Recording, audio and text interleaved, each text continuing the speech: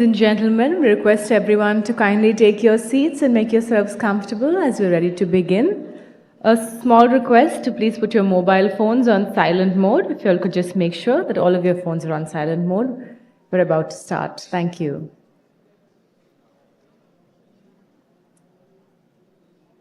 Welcome once again to Umagine TN Day 2, a day of information, inspiration, and innovation. We're going to dive right into our first session. We had some very interesting speakers and interactions yesterday. So we hope to see an equal amount of interaction from the audience today as well. Our first session is a masterclass, Unlocking Creativity, applying Design Thinking for Innovation. We have with us Dr. Anbu Ratnavel, the founder and head of design thinking at Intellect Design Arena, who is a visionary leader in the realm of innovation and technology. With a distinguished career spanning design thinking and technology strategy, Dr. Anbu has played a pivotal role in shaping Intellect Design Arena's commitment to cutting-edge solutions. His expertise in human-centric design has been instrumental in developing innovative fintech products that resonate with users globally. He is recognized for his thought leadership, driving a culture of innovation and collaboration within the organization. His holistic approach to design thinking blends creativity and technology, ensuring that the Intellect Design Arena stays ahead in delivering transformative solutions for the financial services industry. Please put your hands together and welcome on stage Dr. Anbu Ratnavel. Can we give him a big round of applause?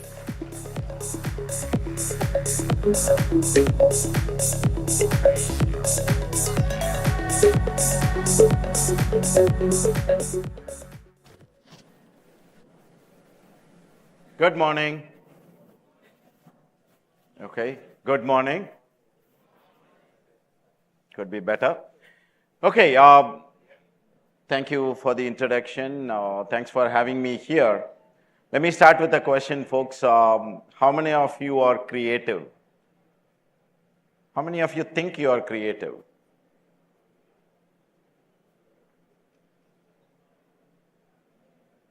You can hear the question there, right? Okay, I'll repeat it again. How many of you think you are creative? There's one, two, it's like,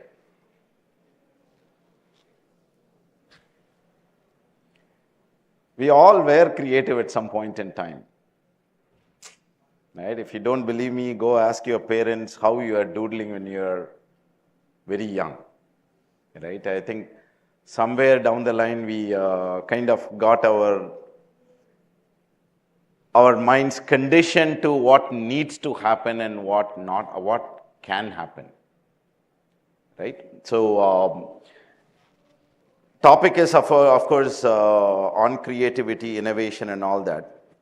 So when we talk about innovation, obviously something that quickly comes to all of our mind is what? Which place?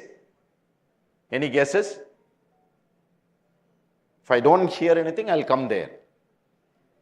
Then that's even more trouble. Research labs, close. Yeah? Creative products, innovative products and solution. Which place comes to your mind? Tesla, very close. Silicon Valley. Apple. Games. Silicon Valley, Airbnb. Why is that some place like Silicon Valley is able to repeatedly come up with creative products, innovative solutions, disruptive products or services?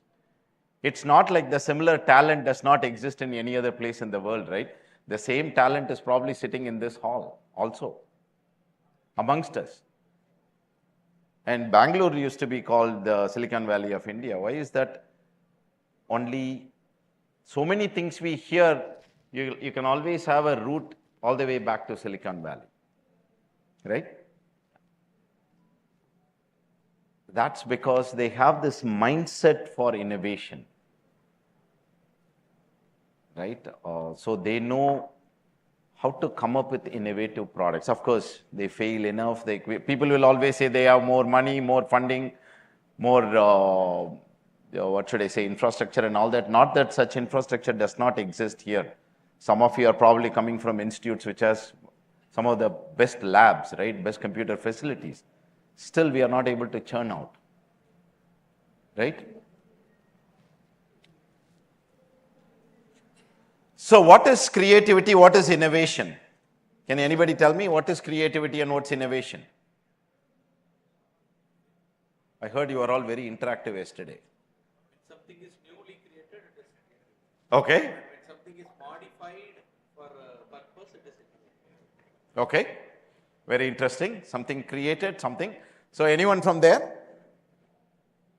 I see only smiles. This is creativity? Agreed? Yeah? And that's exactly, that's putting that to use.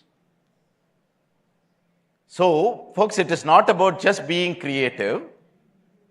Therefore, how do I use my creativity so the larger part of the society benefits from it? That's exactly what happened with all the examples that you gave. Tesla to Apple to games to whatnot, right? Somebody was creative and then somebody translated that into something that the society can benefit from. We all can benefit from. Yeah?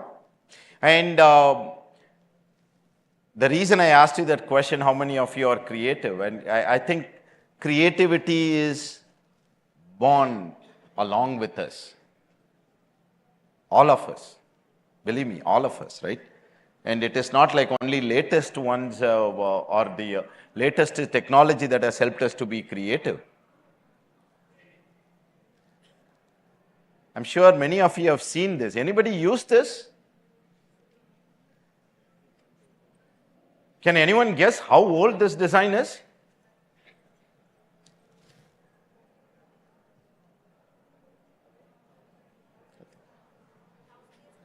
Thousands of years probably, because I think somewhere in Kiredi they got something like this, and the carbon dating of some of the elements in Kiredi goes back 2000 plus years, whatnot, right? And they're still working on that verification. But so which means look at the way they designed it. No gender bias. The way they designed it is a complex problem, a very nice solution. Those days, women of the house, again, no gender bias, because men of the house go for food, right? They have to go long distance to earn for the family. So does the women have to go long distance to get water. And when they carry this, actually translates the entire weight to the entire body. Versus just compare it with a bucket. If you had to carry 3 kilometers, water in a bucket, versus this. Multiple things taken care of with one such design. Even if they are carrying it for, let's say, 3 kilometers and accidentally you trip and fall down, there is still some amount of water still saved, versus in a bucket where the entire water is empty. Yeah? And seasonally, water level goes down in the well, and if you have to use this versus a bucket, this can actually scoop out the water at the top without stirring up the muck at the bottom of the well. So somebody thought of all of this usage and came up with a good design, right? They used their creative juices to come up with a design that stays good forever, right? For thousands of years. The other example I can think of is safety pin. Do you know how old that design is? 1854. No change needed since 1854.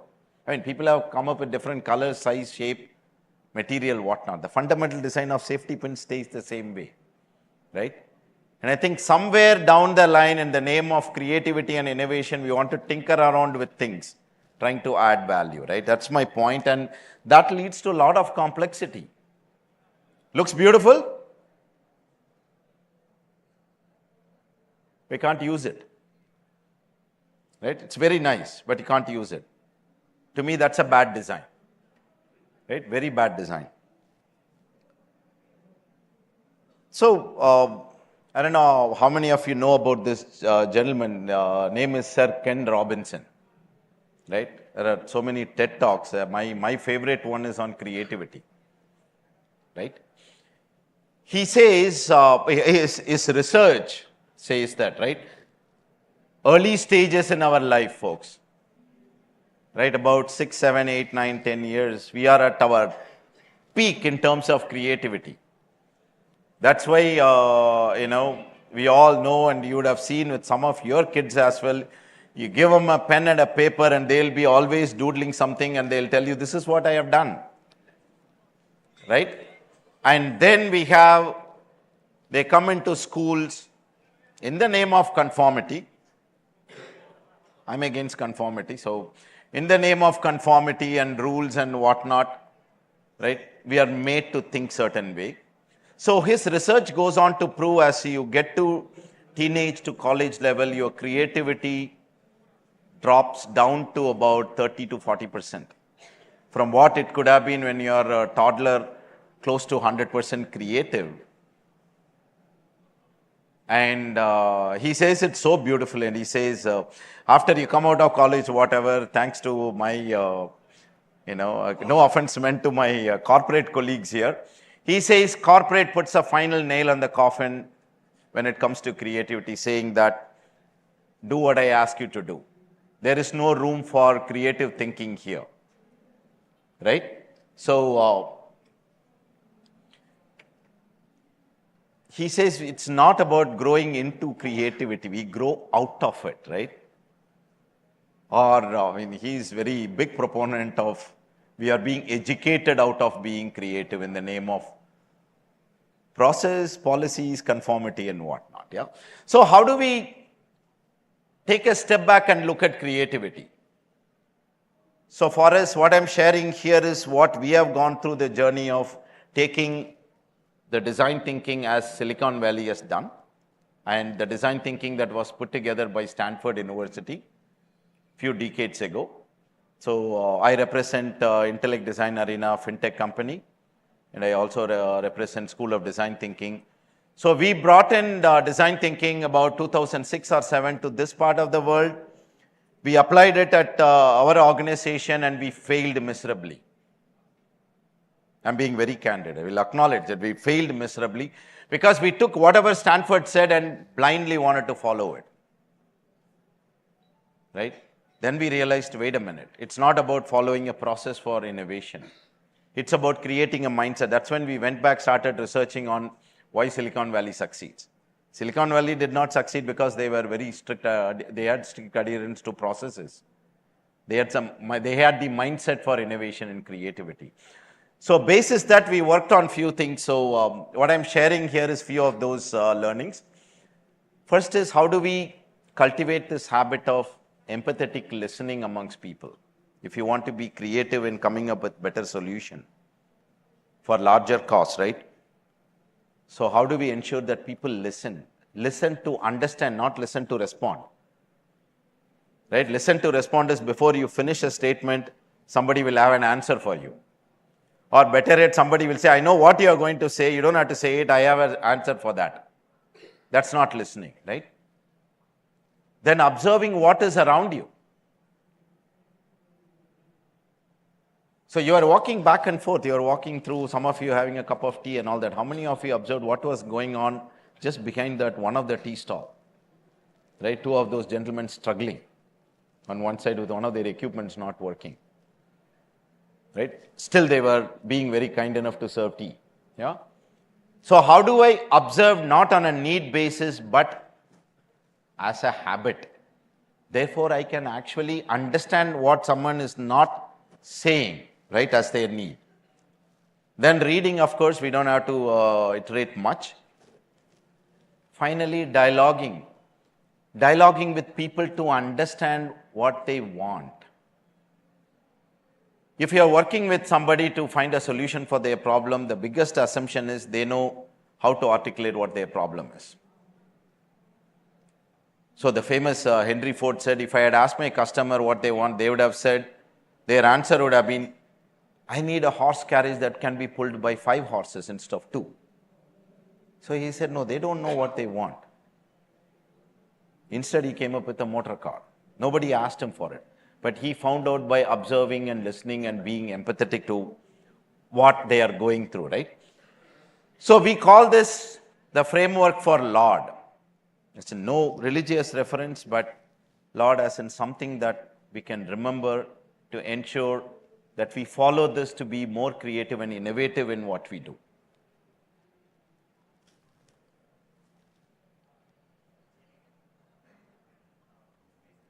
When you do such things, folks, then you start asking deeper questions.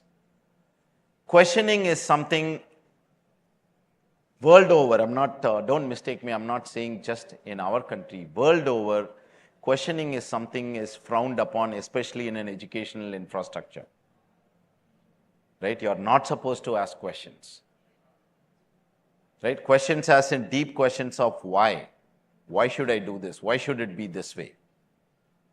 Yet, questioning leads to the deeper, uncomfortable questioning is what leads to greater things, right? So, any guesses what this answer is? Why should you be stuck with a bed if you got an extra mattress? You got an extra mattress. Why should you be stuck looking for a room to stay? The hotels are not available. Somebody has an extra mattress at home. Airbnb, thank you. That's exactly the question college students, 2 of the college students asked. I don't have money to pay for my rent. I have an extra mattress that I never use. The Democratic Iowa caucus happened. People are complaining there is no place to stay for a night. They just need a place to crash. They are not there for vacation. They are there for the Democratic Convention, for elections. Why can't I convert this? And that's exactly how Airbnb started. It's a beautiful one. Some of you may not even have seen it. What if I could paint over our mistakes?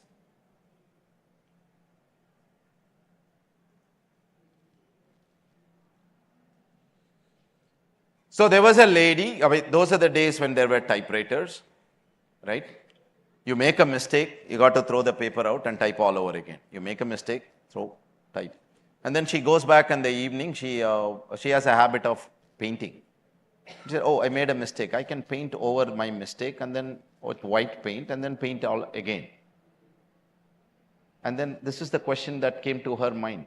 If I can paint over my mistakes in my canvas, why can't I do the same thing in my typewriter paper? And that was when she sold her business was what, $86 million in the 80s, I think. A coach, a football coach observed, my players are drinking a lot more water, but they are not using the restroom often. What's going on? That's your sports drink today, folks. Right? Doctors say, have a Gatorade or have an Electrol. So he realized by asking that question, he didn't stop there. He spoke to a chemistry professor. They said, wait a minute, the players are losing minerals, which the water cannot replenish. So he came up with a business, billion-dollar business. So this is an uncomfortable question, I think 1972 or 74, if I'm not mistaken, Van Phillips asked when he lost his leg in a freak accident. He was going to be an Olympic contender. He woke up in a hospital, couldn't feel his leg because it was removed in a freak boat accident. And the doctor said, oh, you got to live with a wooden block. His question was exactly this. You can put a man on the moon. You talk about alloy material, lighter material and all that. You can't come up with this. He didn't stop at that. So he started asking multiple questions and came up with what today has given hope for many, many, many people. And this we all know, folks.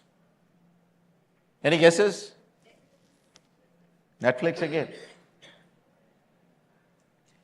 The idea is, folks, it goes back to the listening, observing, reading and dialoguing.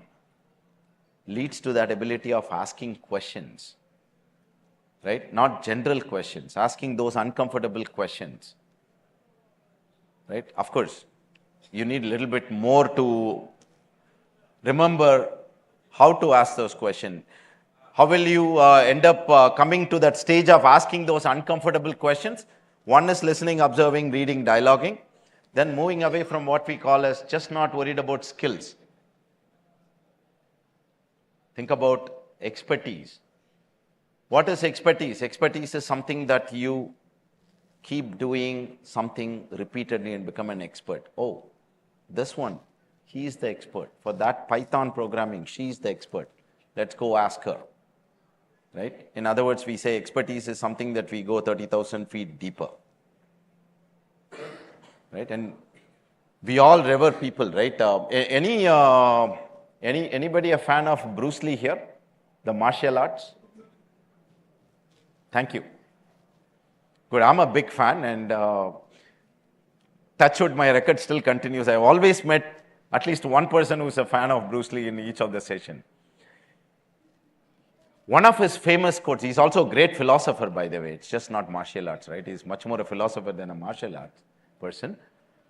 One of his biggest quotes is, most powerful one, he says, I am never scared of somebody who knows 10,000 moves. I'm scared of someone who has mastered one move 10,000 times. That's expertise.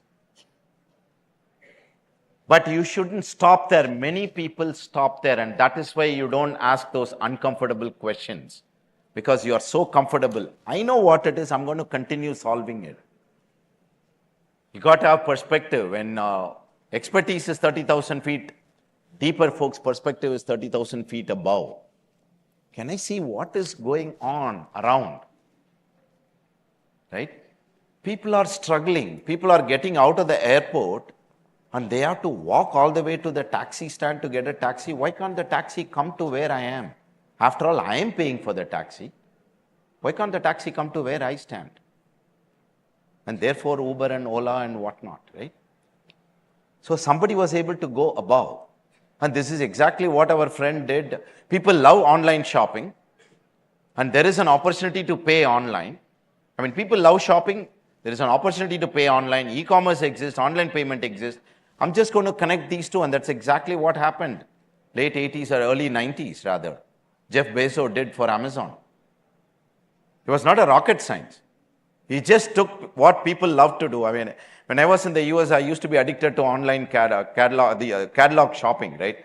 They send the mail order catalog home, in the mailbox, you order, tear the paper, write, send it, they ship it, you use it. He just connected those. That came out of perspective. When you have perspective is when you come up with such ideas as Uber, right? The beauty of Uber and Ola and all of any of those such things, folks, the app is such a simple thing. They said, wait a minute, Google Maps exists where people can navigate, right? I'm just going to take my taxi businesses connected there. So they took the business, they connected the technology. And that's creativity for you. That's innovation. And finally aligning to what you wanted to do, right? Finally aligning to what I wanted to create. Where am I heading? What kind of impact am I trying to create for the society? With that, let me show you what we follow, right? So when you have the Lord in you, that along with what we call as sapia, the skills, expertise, the perspective of what is going on around, then you get into designing disruptive things. When you get into designing disruptive things, you just don't jump in and say, I love this technology. I know customer said this is the problem and I'm going to come up with a solution. Yeah, you can, and people start using, but then suddenly not many people are using it. That's because of the viability, the last circle there. It is not about just desirability and feasibility, viability. What I mean by viability is whatever you come up with as a creative product, an innovative solution, folks, should be viable. We all love to save energy, save money, save the environment. Why aren't we all using solar panel in our houses now, even now? The solar panel as a technology came up 20, 30, 40 years ago. And we have one for the last 15 years just for water heater alone. Because I couldn't run my air conditioning with solar panel. That's viability missing. Then mystery heuristics and algorithm. If you want to come up with impactful solution that can extend to larger audience. This is not about software algorithm. This is about algorithmic look at your solution that can go to people across. Quick example how McDonald's as a business grew, right? Great offerings. When their hamburgers came in, it was a big hit. Until they came up with an algorithm, they couldn't grow beyond California. And we had used that to come up with this model where how do we understand to come up with creative, innovative solutions, services, products, offerings. You got to understand and find out what are the unstated requirements of the end user. Nobody articulated the need for a smartphone to Steve Jobs. None of us did. He looked at the unstated requirements by observing, by listening to people, by observing. One occasion, as the history goes, in one occasion, tourists. There was a tourist in Europe, comes out of the hotel. He was frantically searching for his address book because he left it in the restaurant. His phone is there, his digital camera is there, his music system is there. Wait a minute, my address book, oh my God, run. He was saying all four of them runs on the same technology. Nobody stated that requirement. Why can't you combine all four of them and give me one piece of equipment? He said, if all four can run on the same technology, why can't I just put them together? Right? That's the beauty of unstated requirements. And today, we are successful in our fintech products because we are able to get down to the unstated requirements of our banking customers. Because many times they don't know what they want. Right? Only when you dialogue with them, you will understand what they want. Right?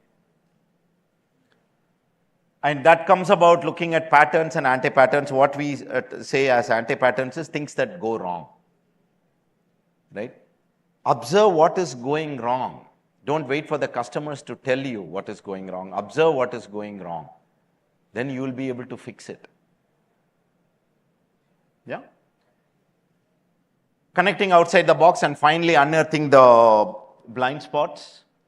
Right? When we do this unstated anti-patterns connecting, you end up unearthing blind spots that even the customers don't know and you also don't know. So when iPhone came up with this feature that you can record your video that can automatically gets uploaded into your YouTube channel if you have one. Right? Great feature. Why not? I love to showcase, so go. It goes, right? Then suddenly about roughly 5% of the population was complaining, my videos are upside down. Any guesses why?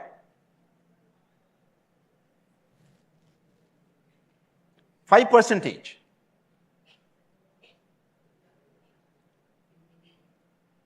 So they went back and looked at the anti-patterns and they realized the 5% of the population was left-hand user. So they obviously flipped the phone, right, to record. And they were like, oh, that's a blind spot. We didn't account for left-handers. If you go a little deeper, folks, you will realize, right, this particular one, when there is a women speaker who chooses to come in a traditional Indian attire, where will they carry this? To me, it's a bad design. Right? Have you seen great women speakers holding this and walking? Right? Or the school bench, left-handers, they struggle. You'll always see left-handers squirm to this corner and most of the left-handers, right? How many of you are left-handers here? Yeah? So they prefer to write this way, which means they have to move. So somebody is still trying to figure out that anti-pattern. So That's the beauty of observing these anti-patterns and identifying blind spots, folks. Yeah, so if you are looking at creative solution, it is not about just because I have the technology, there is a need, I'm going to come up with something creative. It may sound creative, but it will not sustain. It will not go for the larger audience unless you sort out some of these things, right? One quick example before they ring the bell. I'll just give you one quick example, and that's my last slide. There was, this is a classic case study, Noura Health, you can Google up, right? I do suggest Google up some of these things, including Sir Ken Robinson's video and this. And the Google, and the classic case study for the last design principle that I showed is also Gillette, how Gillette failed when they launched in India because of the blind spot, right? Yeah, so please read up that. You will get an idea of how creative solutions don't take off because you miss certain things, yeah? So here they had in the hospital that takes care of cardiac patients, there was sudden increase in outpatient crowd, right? Kept on increasing quarter on quarter, quarter on quarter. They were like contemplating starting another outpatient building itself. Then they got a consultant. The consultant got roped in few of the business school students from the US. And the student said, yeah, all the data that you are showing, all that is great, but we don't understand what's going on. We have to be there. They were like, no, everything you need to know is here in the report. Come up with a solution. They said, forget it. They went, they camped in the hospital, right? Just sat, I think four students. They just sat there, observed what's going on for a week. Then they started talking to some of the patients and the attenders. Then they started understanding the anti-patterns, and they were unearthing so many things, folks. Their final conclusion was, because it is a cardiac hospital, cardiac care hospital, after an open heart surgery or any cardiac procedure, the elders go home. First sign of any discomfort, they bring them back to the hospital. And along with it, 2 attendants come in, so there are 3 people crowding the outpatient department. So they took care of these patterns, they documented. Finally, the solution they came up with was, you need to run an awareness session for all the attenders before you discharge the patient.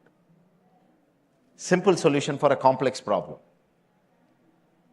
They said, give a checklist of things. Tell them what to expect, what can happen in the first 3 days. When to call the doctor or the nurse, and when to bring them to the hospital or when to rush them to the emergency room. And when not to come to the hospital. Including the first 3 days, expect the fever to go up to 101. It is okay. Give a paracetamol. If it reduces in 3 hours, it is safe. Nothing to worry. Within 3 months, the crowd reduced by 75%. Reduced by 75%, or 60 to 75%. And so these students went on to open or have a startup done. The last we checked, 2020, I think.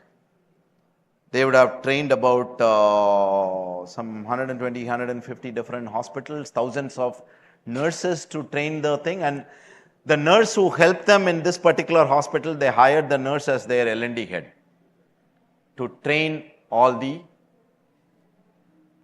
caretakers, the attenders. And that's all there is. Creative solution does not necessarily mean you got to break everything, destroy everything, and start all over again, folks. And creativity and being innovative does not mean it has to be product and service. It can be in anything.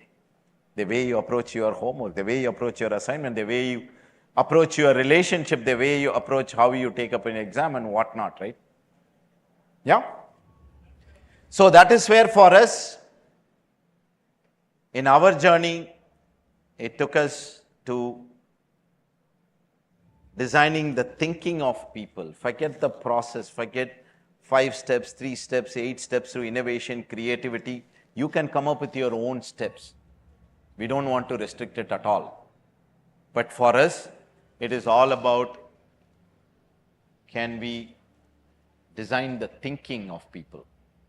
Then the rest can take care of itself. We all are creative in one way or the other. It is just that our journey is how do we kindle that creativity.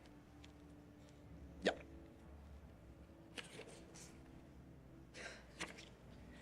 There was no bell, there was a note. Thank you. Okay. That's all I had to share, folks. Thank you.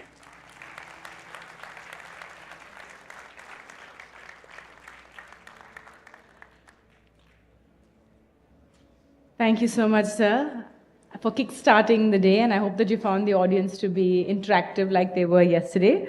I'd like to request Mrs. Tina Kumari, the District Revenue Officer, Government of Tamil Nadu, to please come up on stage and present a memento as a token of our appreciation. It's something special from today, so I hope that you'll like it.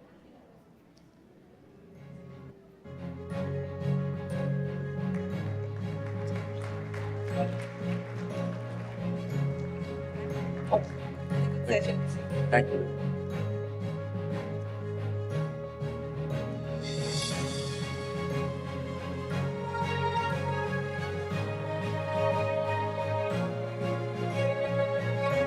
Can we have a round of applause once again for Dr. Anbu Ratnavel for a wonderful first session.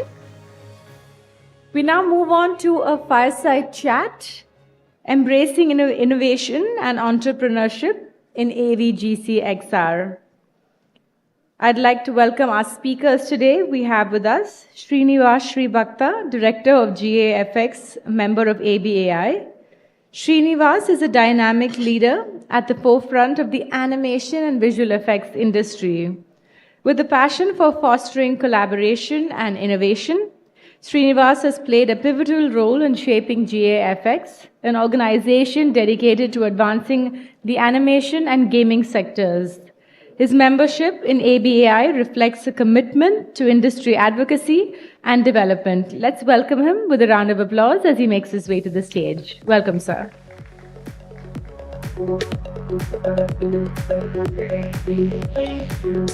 We also have with us today Arjun Sarode, CEO of Image COE at STPI, who is a strategic leader driving advancements in India's technology and innovation landscape. As the Chief Operating Officer, Arjun's expertise contributes to the success of Image COE, promoting innovation and providing crucial support to startups and businesses within the software technology and animation domains. His leadership underscores a commitment to shaping the future of technology and fostering a thriving ecosystem for digital innovation and entrepreneurship. Can we give Arjun a round of applause as he makes his way to the stage?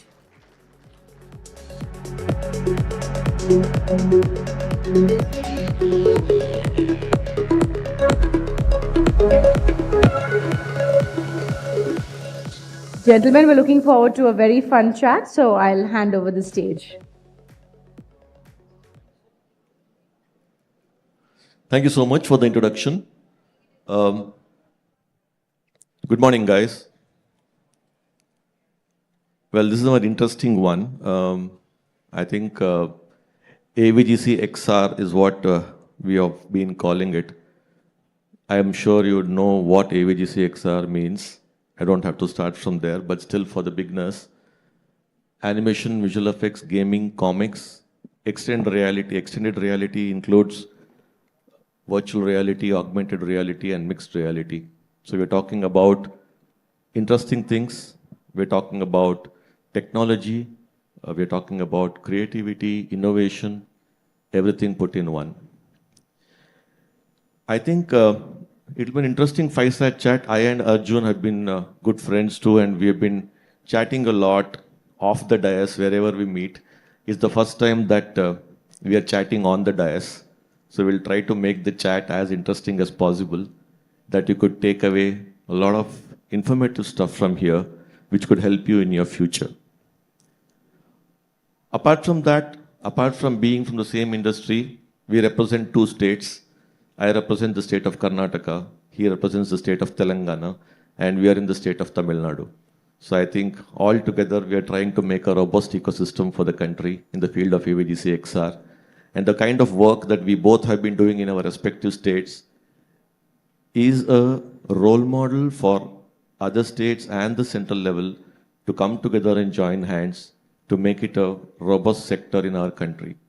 I think we have a couple of videos to Arjun. First of all, welcome to the five-star chat, Arjun. Nice to see you with us on the dais.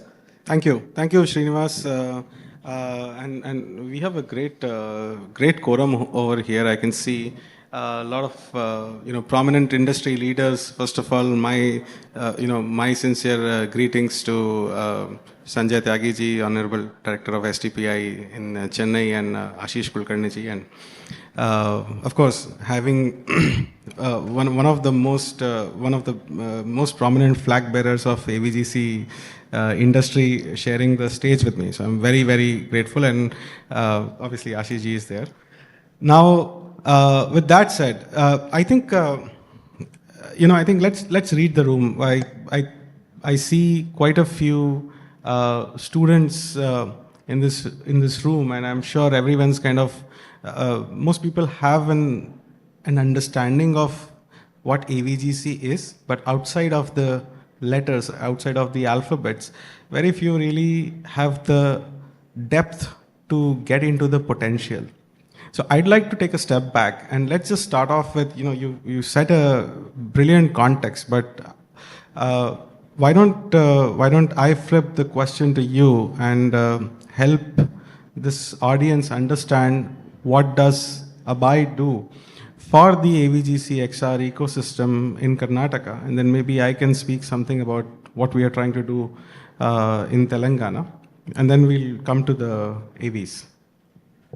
Great. I think before getting into the Abhay story, I would like to get into where I started from. Probably like one among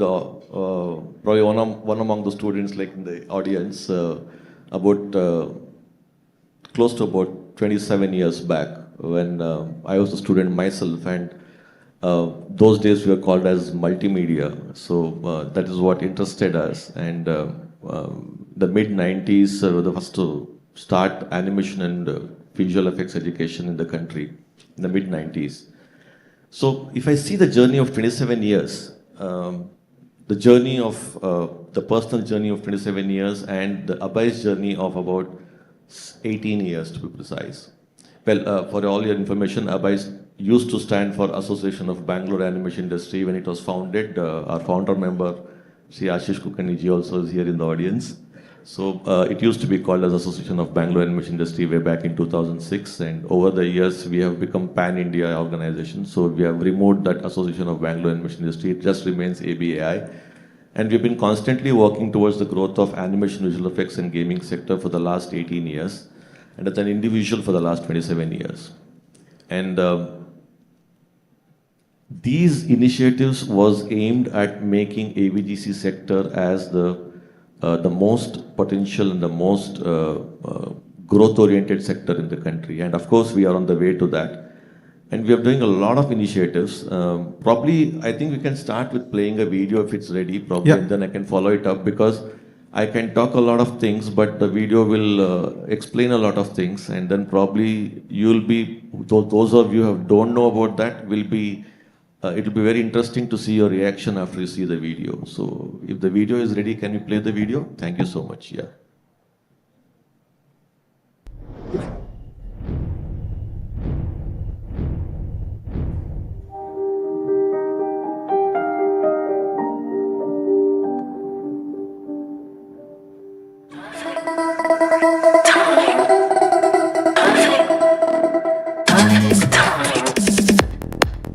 Hi, this is Lokesh Gangaraj. I'm a film director. This is the first time I'm visiting AVGC, Center of Excellence, and motion capture and scanning technology. For this film, Vikram, we are exploring this technology, and I heard that this is the biggest thing in entire Asia. It was a very nice experience. Thank you so much. Hello, Namaste. This is Arjun Sarja. This is a very, very nice place with a lot of technicalities in one window. உண்மையில ரொம்ப சந்தோஷமா இருக்கு அபய் சென்டருக்கு வந்ததுல. இந்த film industry வந்து ஒரு next லெவலுக்கு போகுது அப்படிங்கிறது வந்து இந்த அபய் ஸ்டுடியோஸ்க்கு வரும்போது we can actually realize that. The biggest facility in our country also. So thank you for being part of it. I was impressed with the facilities there, including the motion capture, facial capture, and the virtual production studios, and the photogrammetry setup. We look forward to working with Abhay. In all probabilities, I'm sitting in the future in terms of how filmmaking and entertainment is going to reach all of you. A huge congratulations to the entire team here for building a facility so awesome. ಎಲ್ರಿಗೂ ನಮಸ್ಕಾರ, ನನ್ನ ಹೆಸರು Vihaan. We all should feel proud about this, that ನಮ್ಗೆ ಈ facility ಎಲ್ಲ ಸಿಗ್ತಾ ಇದೆ ಇವಾಗ ಕ್ರಿಯೇಟಿವ್ ಮೂವೀಸ್ ಕೊಡ್ಬೋದು. Hi guys, my name is Prajay. I'm CTO at Umagine. I've heard about Abhay a lot, especially for a project like ours, which we are working on, and I would love to come here more for my other shoots. Just a quick shout out to AVGC Center of Excellence in Bangalore. The whole team was amazing. They were very supportive. So I look forward to working with them again in the future. I had the opportunity to shoot in AVGC Center of Excellence. They have amazing facilities that will give the creative production a big support, and they have a finishing school program which can bring a big revelation to students, molding them into the personalities that they aspire. Abhay has become the thought leader, and I wish all success to this technological revolution. Thank you. It's one solid center, a place where so many things could be achieved. It's a pleasure to see such a fountainhead of technology in one location. I wish you do more improvements and make India proud. Thank you.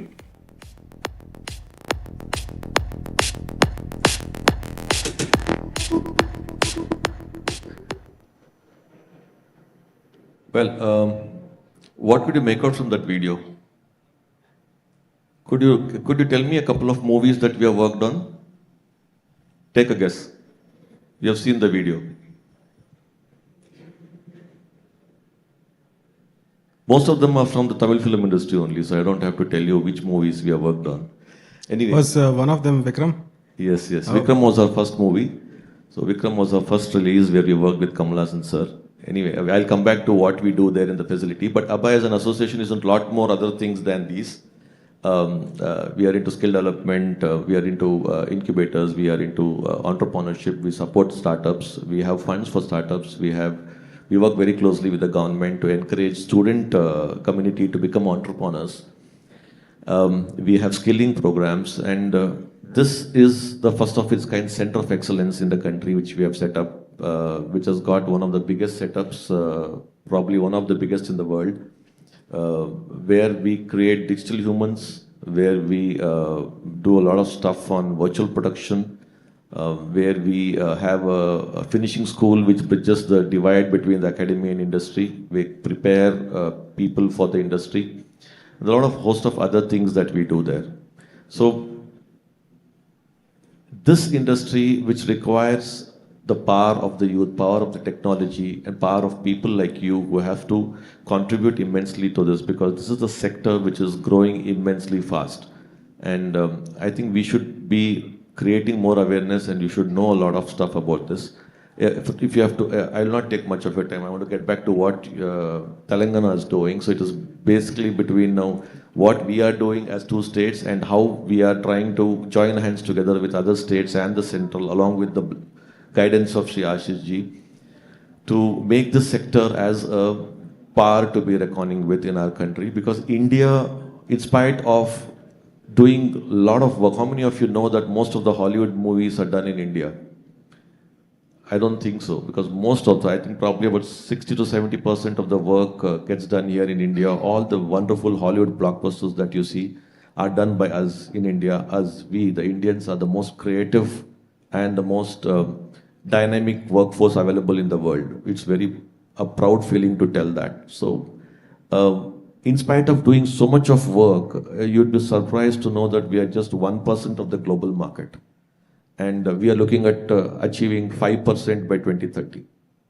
So that's the potential available. I don't have to tell anything. In spite of doing so much of work for the world and for ourselves, we are just 1% of the world market. And we are aiming at 5% to reach 5% by 2030, which is still very less. So that's the scope of potential available for you guys. And I think the movies that we did, naturally, whatever you do in any other industry, the kind of mileage that you get when you do something for the movies is different. So till we did work for Vikram, many people didn't know about us. Once we did Vikram and Vikram became a super duper hit, after that people came coming in. So we did Pedia with Varun Dhawan, we worked with Prabhas and Rajmouli, we worked with Jayasuriya, we worked with Mohanlal recently. One of the movies that got released, Malaikota Valiban, has been done by us. We have worked on Salar, we have worked on so many other movies. Most of the people that you saw here and many more who couldn't give the bites due to various reasons. But many of the movies that are doing, all the big budget movies that are happening across the country are utilizing our facility. So we are a part of every big project that happens. And what do we do is what you saw in the video. So without wasting much time, I think I'll go back to Arjun now, and then I'll come back to tell you what more we do. Arjun has been handling the Image Star and the biggest, I think the most ambitious project of Telangana, which is the Image Star. I'm not sure that he will talk about what they're planning to do. Apart from that, same as as I was talking about supporting startups, supporting entrepreneurship, encouraging students to become startup successes. Here, they have a lot of success stories to talk about how gaming startups have become successful, and many other facilities and initiatives that they have. And with due respect to all the other states in the country and to the central, I think Karnataka and Telangana have taken the first major steps in this industry, and they are working together and working very fast in reaching this sector to a new height. So I think I would like to hear from Arjun. Arjun, being the dynamic leader of the Telangana and the Image story there. Why don't you throw some light on what you do there, and probably we can club a lot of things that we are doing with each other, and then probably people can take some ideas from that. And yes. So over to you, Arjun. Thank you, Srinivas. And by the way, great video. I think I'm going to make sure that the next time when we are both together on the dais, I will play my video first, so that we don't have to feel awkward. I'm sorry, your video has to play. No, it's fine. We'll go for it. I'll tell you when it is. But we don't. Our video does not have any film stars in it. So I'll give you a little bit of a sneak peek. But folks, my name is Arjun. Like Srinivas mentioned, I've come here from Hyderabad. I run a facility for startups into the AVGC domain, animation, visual effects, gaming, comics domain. And outside of that, I also volunteer as a policy lead for the government of Telangana's image policy. Now, we've used some, Srinivas and we have tried to give some context. We've showed you some movie stars to get your attention, etc. Let me have a chat with you. I mean, I can see that this group is, very likely college students. How many of you play games? I mean, not Dream 11, but like actual Call of Duty, Dota, Free Fire, please raise hands. And please raise hands as if you're proud. Yeah.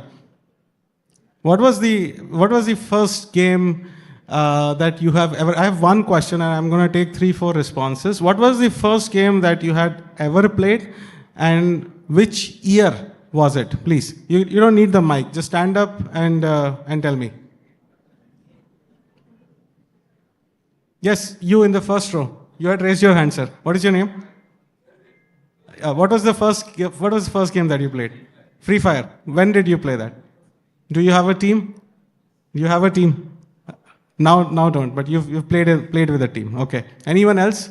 I'll start code calling. I remember everyone who had raised their hands. So yeah, that gentleman. Yes, sir. You. No. You. Yeah.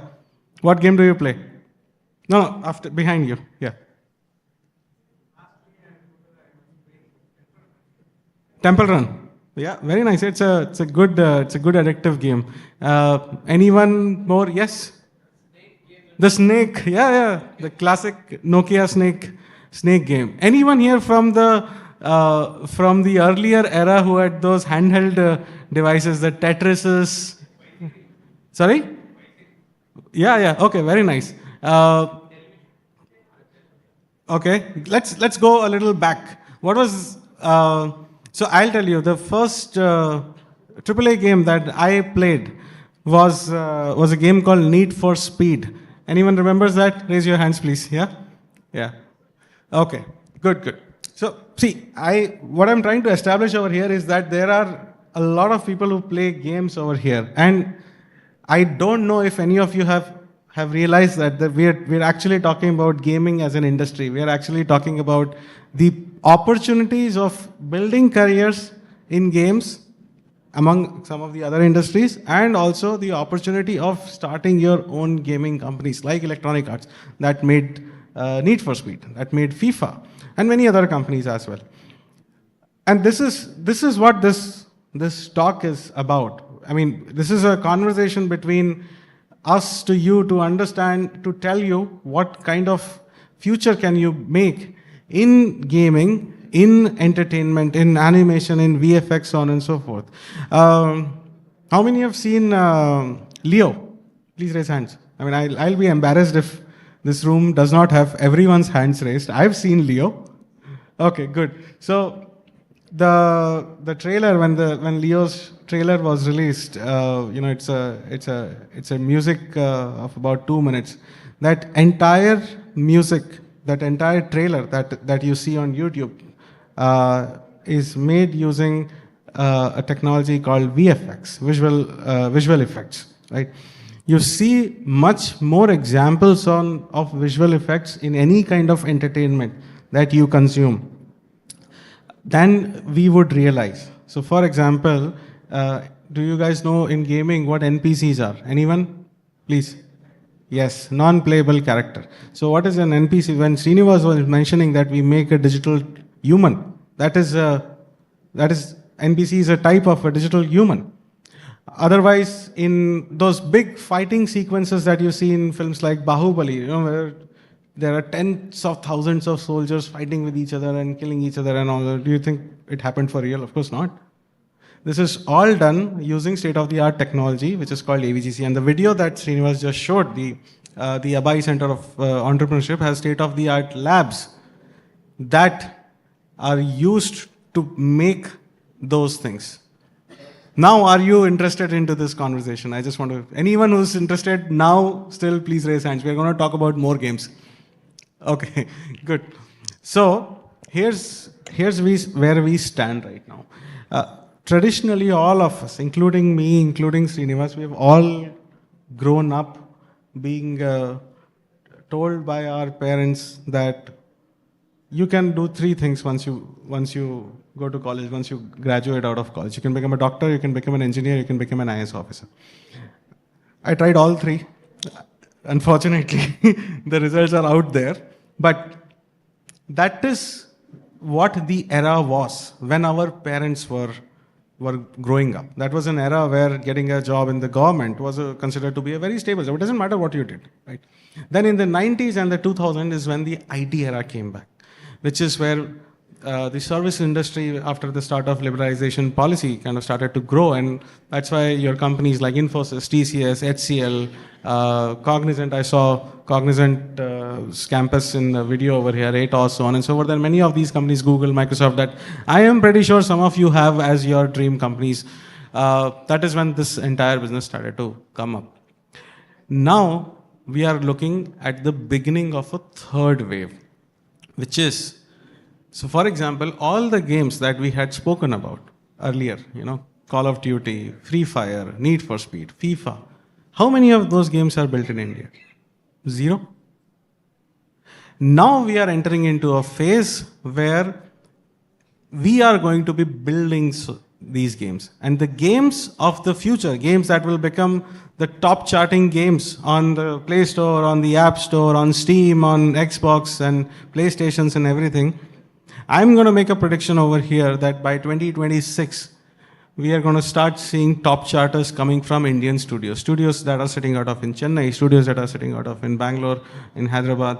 And maybe in another 10 or 12 years, we'll probably have studios that are sitting out of smaller towns, like Madurai, like Tiruchirappalli, to create world-class games, to create world-class facilities for media and entertainment. And let me just take a minute to grab your little attention. This is a space right now which is ripe to build a career, because this is a space where, as Srinivas was saying, there is a lot of potential. We are the headquarters of services in the media and entertainment business. Chota Beam, which is proudly a company that is out of that is based out of Hyderabad, is one of the most popular kids IP in the whole world, not just in India. And that's an Indian-made story. And there are so many other Indian-made stories that are now going to the world instead of just being consumed in India itself. And that is what the crux of this conversation is about. How do we make more outstanding products? How do we make more outstanding IPs, intellectual property? Like Chota Beam is an intellectual property. The cars in Need for Speed is an intellectual property. Bahubali, the characters are intellectual properties. How do we make more of these stories that are going and winning Oscars, that are going and winning Emmys, that are going and winning gaming awards? Now, the first step to that is to have an educated and trained workforce that is able to serve the industry that is, that the tailwinds that are raising. So I'm sorry I took a little longer, but I want to get back to you now to the point of.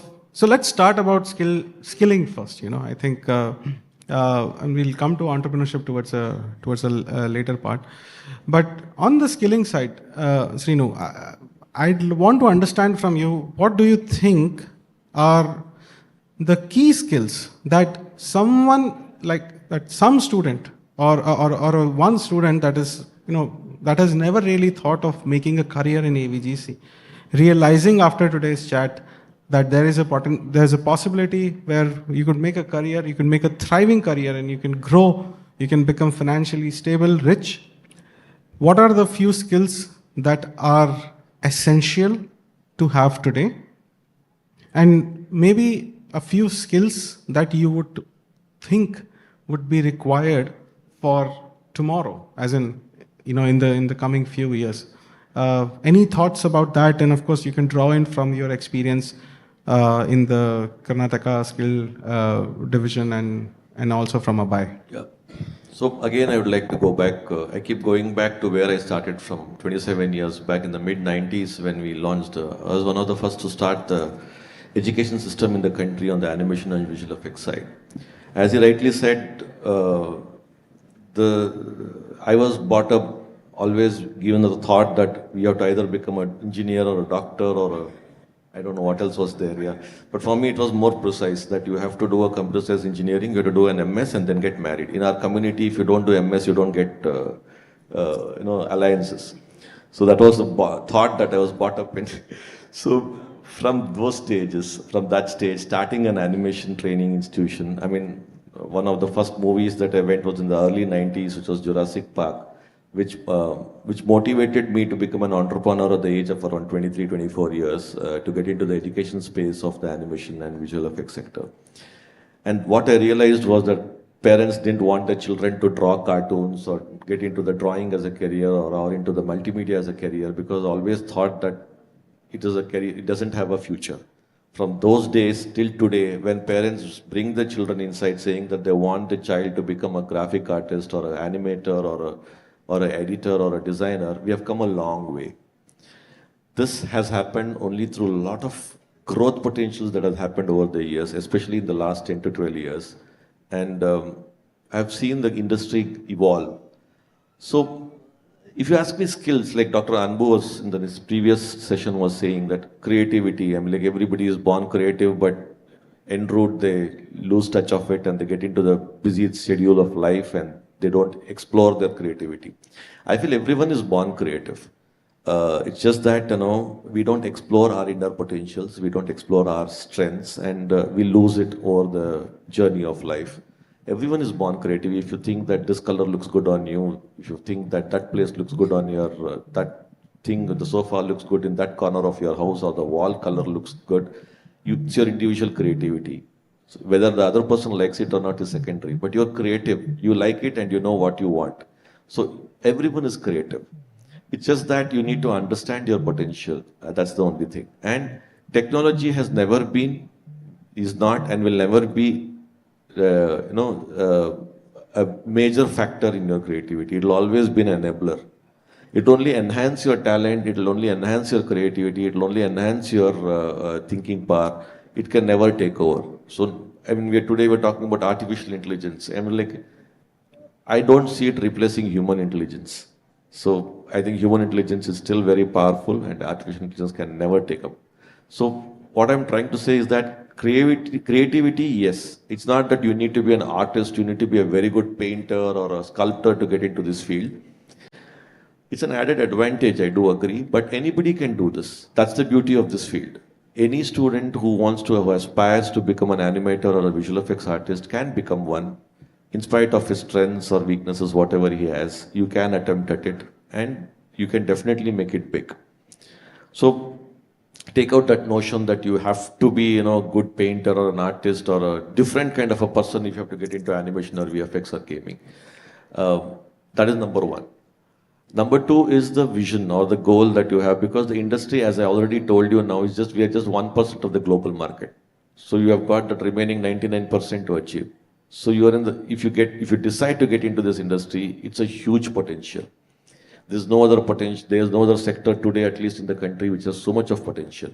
Especially the gaming. I think it's growing at a CAG, a growth of about 22%. Yeah. So thanks Arjun. 22% growth, which is, I think, probably one of the highest growth rate in the country for any sector. So I saw so much of enthusiasm when you raised your hands when he asked you how many of you play games. So how many of you make games? Okay, good. So see the difference. How many of you play games and how many of you make games? That's the divide. That many people are there. See, in our country, on an average, per day, roughly about, you'd be shocked to know that, around 36 crores of people play games every day. 36 crore people play games on their mobile and their daily lives. And imagine the kind of growth potential if you are into developing games or making games. It's a huge potential. I'm not trying to advocate gaming that it's a very good industry or to get into that. I'm talking about the creative part of it. I'm talking about the games of, what do you call it, as game of skill.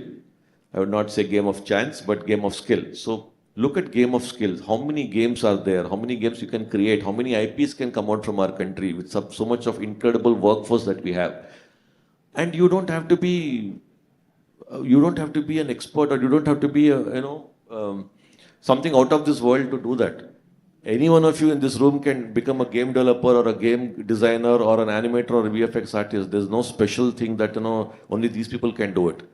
So I feel these factors will propel you or motivate you, and we are exactly here, chatting here to understand and to explore and to tell you that this industry is the industry to be in. If you have still not made up your mind, I think this is one of the great options that you have if you want to make a career, because the kind of growth rate that you have in this is possibly not there in any other sector in the country as on today.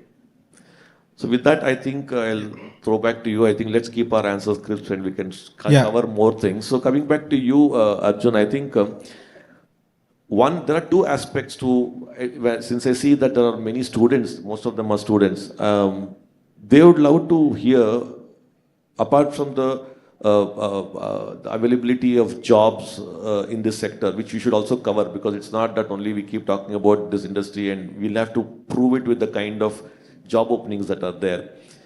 Addition to that, how we as states are encouraging students like these to become entrepreneurs.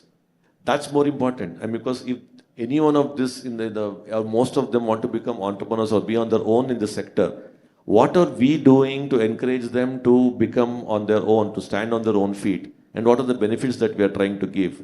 And now it will help them in going a long way. So I think that we need to educate them about. Yeah. So we'll take the segue into entrepreneurship. Thank you for that cue. But here's my parting point on this topic that we were talking about, folks. We are at the largest tech event, not just of Tamil Nadu, but arguably India's largest tech event. There were so many people over here yesterday that the mobile network had stopped working. And I'm not sure how many of you are even aware, but there are some great companies from Tamil Nadu that are doing good work into this industry.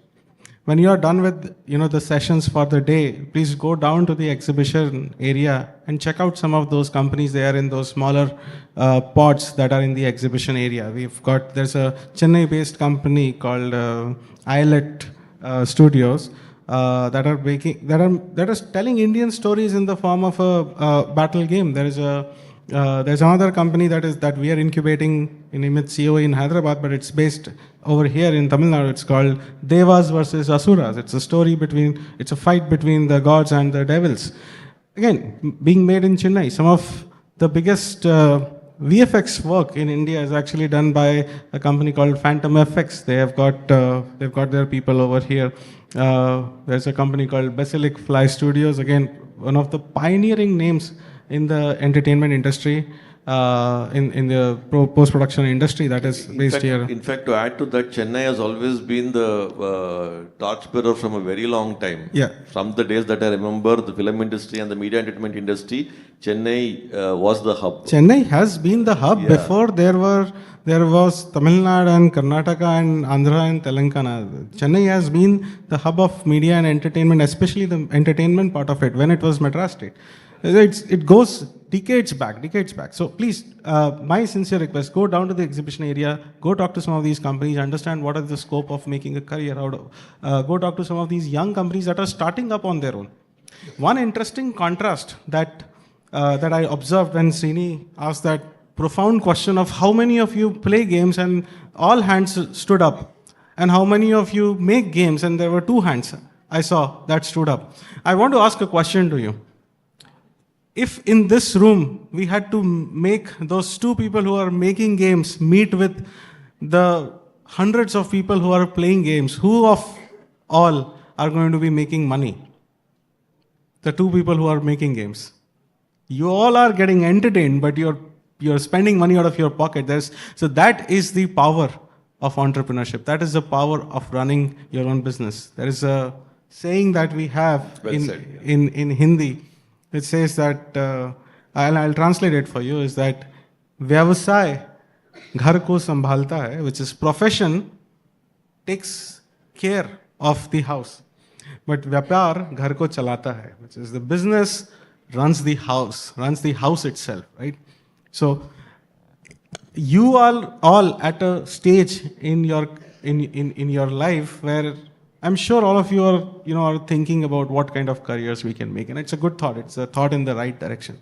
But now is the time for a lot of you to also realize that we are living in 2024, where systematic support for entrepreneurship is much better than what it was in the 1990s or the 1980s or even before that. And I want to tell you the difference between having a systematic support and an idiosyncratic support. And that is the reason why historically you see very few, big Indian business families. There is just a handful. Like you can count on your fingertips, on your 10 fingers, these 10 big Indian business houses. But if you go to the West, if you go to the US, there is a Fortune 500 list that comes out every year, or a Forbes 500 list, and you'd have heard of every name over there. All the names that Dr. Anbu was saying, you've heard of those names.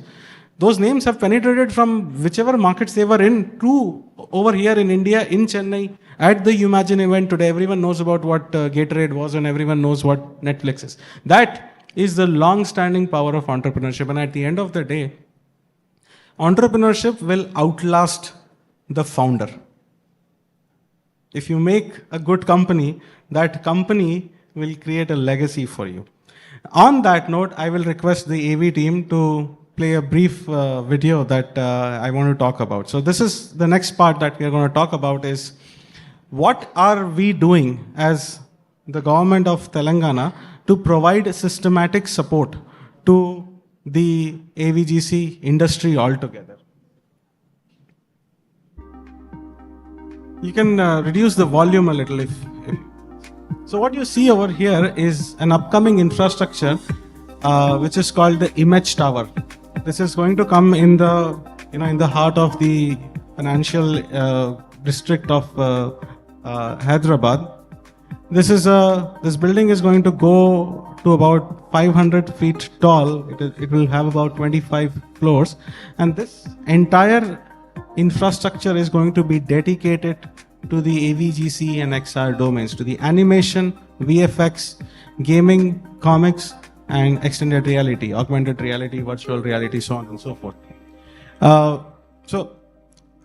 This is a very beautiful video, by the way, and just to bring you up to speed, what you see that this building is still under construction, but what you're seeing, a realistic twin of the building is being made using the VFX technology itself, and that is the power of the technology. But what you see over there is on the lower floors of this facility, what we are going to have is a few more state-of-the-art labs, such as the ones that Srini had shown in his video. So this includes motion capture. Motion capture is essentially what is done to make realistic effects in films like Bahubali or Game of Thrones or Stranger Things, etc. It is going to have digital intermediaries which are used in the editing stage of making a film production or an animated show production. It's going to have a sound mix room. Of course, sound plays a very important role. I'm sure all of you understand. Think of the last movie that you saw and imagine if they did not have any sound during the mass entry of the hero.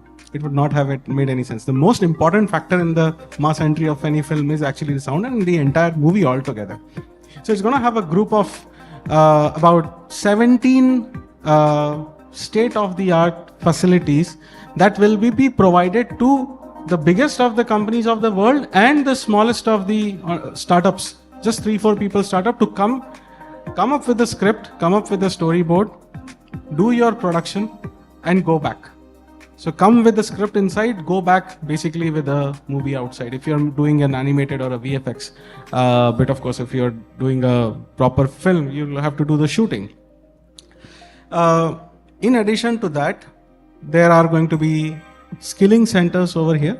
So how do we, all of you are doing, commerce or management or engineering or something or the other, right? So like Srini was saying, the skills are in everyone, but everyone needs to have the foundational training of what exactly is to be done to make a video like this, for example. So that skilling is going to happen over here by bringing in state-of-the-art professors and courses from IITs, IIITs, and even international institutes.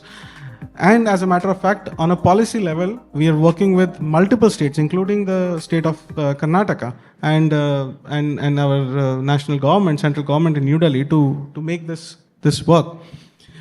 And lastly, the last point that I want to get into is that there is going to be a center of entrepreneurship over here. Now, I'm happy to inform you that that center of entrepreneurship is already active in Hyderabad, and that is what I lead. That is called the Image Center of Entrepreneurship. And this is one of the centers of entrepreneurship that has been established by a central government body called Software Technologies Parks of India, STPI. And they have established about 25 such centers of entrepreneurship all over India. As a matter of fact, there is one here in Chennai that is focused on fintech as an industry. So that COA is called FinBlue. There is one in Bangalore that is focused on IoT. There is one in Hyderabad that is focused on AVGC as an industry. So altogether, and there are common benefits that are available to anyone. So now, if you're based out of here in Chennai, you don't necessarily need to travel to Hyderabad or you don't need to travel to Bangalore to get the knowledge. The knowledge is available on a hub and spoke model. And eventually what I envisage, Srini, and the kind of support that we have seen from ELCOT and the government of Tamil Nadu, I have no reason to believe that it will not happen, is that states and the central government can all work hand in hand to establish a hub and spoke model. So for example, if Abai has a state-of-the-art motion capture facility and Image will have a state-of-the-art virtual production studio, a small studio of 5 or 6 people that is working out of Chennai can very easily get access to all of these facilities, can just take a bus to Bangalore or take a flight to Hyderabad and do their shooting in one day and come back. And all the other benefits such as licenses, such as data storage, such as cloud computing, etc., can all be made available by their own state. So that is the grander vision that I have. I will hand it over to you for any final thoughts, and then maybe we can take a few questions. I think we have about 5 minutes left. I don't know. I think we should have more than that. Probably we started late. We should finish. We should finish before they hand over the letter to us. Yeah, I don't want that letter coming up to the stage. Okay, jokes apart. I think, as you rightly said, entrepreneurship has to be encouraged, and we as respective states are encouraging. Like Telangana has this, Karnataka has the startup fund called Elevate, which encourages students to become entrepreneurs, where you get an idea to POC grant up to 50 lakhs to just develop the idea that you have. For example, you have a game plan on hand, you have a game plan on paper, which you know what has to be done on paper. You can show that plan, and that idea can be, funded to arrive on the proof of concept. And later on, there's also a fund which allows you to go to the national and international markets to pitch this POC that you have created, proof of concept, to various people across the world. And upon getting an interest from them, you can again come back and claim, you can apply for another fund which can help you in building that game or building that movie or whatever, building the animation series or anything. And this, we encourage startups or encourage young students like you to become entrepreneurs, and we support this from the state inside. I mean, obviously you need to have a registered company in the state. That's the only requirement that is there. So my thoughts on the entire thing is like, we are talking about embracing innovation and entrepreneurship in the sector. And as states, we are doing a lot of things for the last so many years. And Mr. Ashish Ji has been working with, I think, almost 15 plus states, if I'm not wrong. Yeah, 15 plus states to combine all these things together, apart from working on the national level. So we as an entire team, we are trying to bring the entire country together, because the state system and the central system working together will encourage and give benefits more, and both the incentives could be availed from budding entrepreneurs like you, if you are interested in making it. So I think we've covered most of the points. Did we leave anything? I think there's just one. Oh, we've got the letter. So, I told you I don't want to see the letter. Okay, so we'll just take maybe one question, if anyone has, about entrepreneurship or skill development. Otherwise, we will vacate the stage. Anyone who has any questions, thoughts in mind, please raise hands. Otherwise, we're going to be around after this. The first thing that you need to do in your journey of success is to stand up and speak. From there, your journey starts. If you're not able to stand up and speak for yourself and ask something, I don't know how you will go forward. So stand up and speak. Anything is there in mind, don't think it might be a stupid question. I mean, you might consider it probably, but even if you feel like that, you can still ask. Get up that courage to, ask something. Yeah, please. Yeah, good. Very good. I think you should clap for him, yeah? Clap. Yeah, good. Very good. That's good. So, what is the first step for making like AAA games or mobile games, or for the first step in the VFS category? So, what is the first step? Are you asking from a perspective of what do you need to learn? Yes, sir. What do you need to learn? Okay, let's take one step back. Let's talk about the 0th step. First of all, understand what the ecosystem is like. So play games if you haven't, or if you are, then play more games to understand what are the different kinds of games. So if we are talking about games, right? So games can be broken down into verticals and horizontals. There are mobile games, there are PC and console games, there are games that are real money games, so on and so forth. So understand what are those games and what is it that interests you, first of all. And secondly, what is it that what interests you is also how much of that is interesting to the other people. Because when you're going to make a product, you want to sell the product, right? First, do that before driving into the skills. The second thing is, so there are specific technologies and toolkits that are available that are very advanced already. So for gaming, for example, there are two main gaming engines. One is called Unity, the other one is called Unreal, right? Just download those engines, everyone has a free plan or something, and start doing something vocational. So think of it this way. So because you mentioned a AAA game, making a successful AAA game is like getting a PhD. You got to first start with your first year college. So start there first. But my advice is, instead of aiming straight that the only one thing that I will make is a AAA game, that approach is going to fall flat on the ground terribly. Because for that one success, you have to learn, fail, again and again. So start off small, make a small game, make a game like Snake, make a game like Bounce or a Tetris. Make that game and then understand what are the areas where you want to learn more, what are your weaknesses.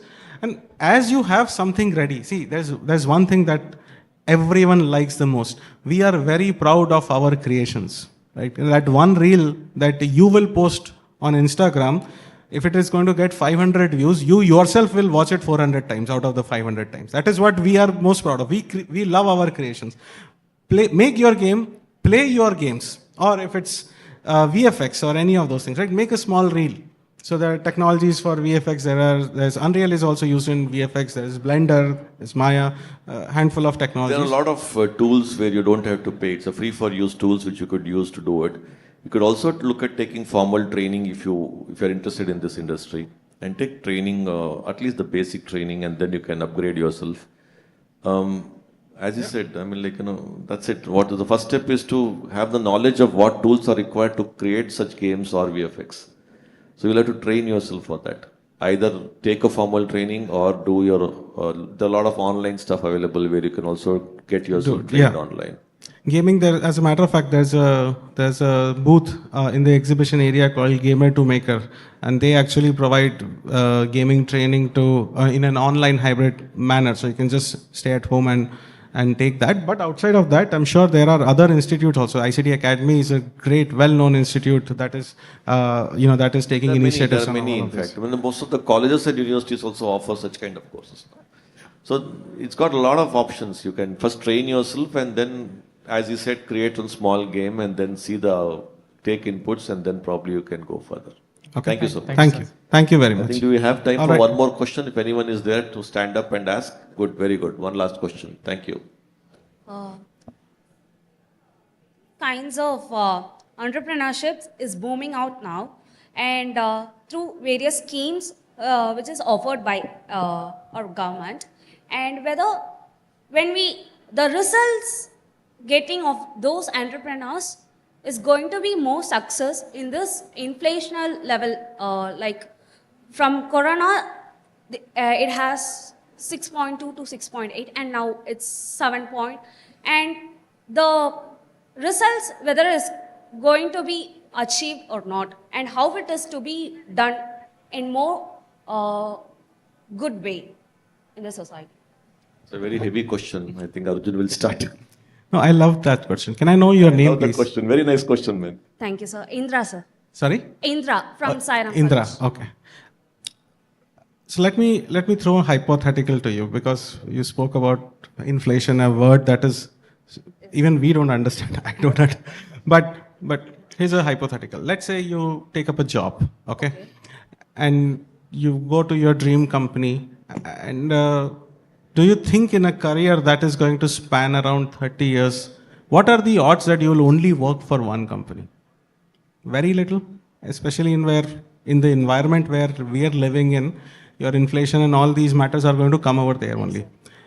It is inaccurate to look at entrepreneurship as a one project. It's not a semester project that you do and maybe you will get an A or maybe you will get a C. It's not. Yes. it's differ with persons to person, but there are some key points where each and everyone should follow that. Yeah. So that everyone can a way to win. No, exactly. So that's what I'll tell you out of experience and out of Yes, sir. perspective. See, I've been in the space for about 18 years now, Yes, sir. and I've also had a fairly successful stint as an entrepreneur. The key part, and this is a very small one sentence learning that I will tell you, that is a summary of whatever I've learned. If you stay on the table for long enough, the chips will come to you. I agree that everyone has a different approach. Some people are optimistic, some people are pessimistic, but if you look at the horizon of time, so when I started my business, my father-in-law gave me a hypothetical. He said, "Are you going to be comfortable living on a paycheck of 25,000 rupees for the next 5 years?" To a lot of people, the answer to that is unfortunately no, but I was comfortable. I said, "Yeah, sure, I will manage it." And he said, "Then you will succeed, don't worry." And eventually what happened was that, sometimes you get wins, sometimes you get losses, sometimes you get clients, sometimes you don't get clients. But eventually the chips will come back to you. You get to a point where you start with first getting your own wants fulfilled, then you start having a staff, then you start having an office, then you take to the next steps. So it's not a game of win and loss. It's a game of staying within the game. That's entrepreneurship. I hope I was able to answer your question. Yeah, good, very well said. An entrepreneur, once an entrepreneur, always an entrepreneur. So we always keep looking for ideas, we don't stop. That's why you would have heard the recent term, serial entrepreneur. So we keep doing something and all. We don't stop at one. I mean, if you ask me, I have done 100 different things. Some has worked, some hasn't worked, but I've not stopped. Even today, if I see an idea, I invest my time on that. So idea has to keep coming. I've been an entrepreneur for the last 27 years. And I'm still continuing being an entrepreneur, looking for new ideas. So an entrepreneur always remains an entrepreneur. Not necessary that everything will work, but your ideas should not go out. Your quest for learning new things or seeing for opportunity should not go down. So that's the beauty of being an entrepreneur. You have the liberty to do so. That freedom of mind you should carry within yourself. So it will never fail you if you have that confidence. I think we should. Yeah, I think Ashish wanted to add something quickly on this, and so we'll wind up. Sorry for the 5 minutes delay. Yeah. I'll make it very simple for you. There are very few things. I've sold 3 of my companies. I'm going to sell the 4th one right now.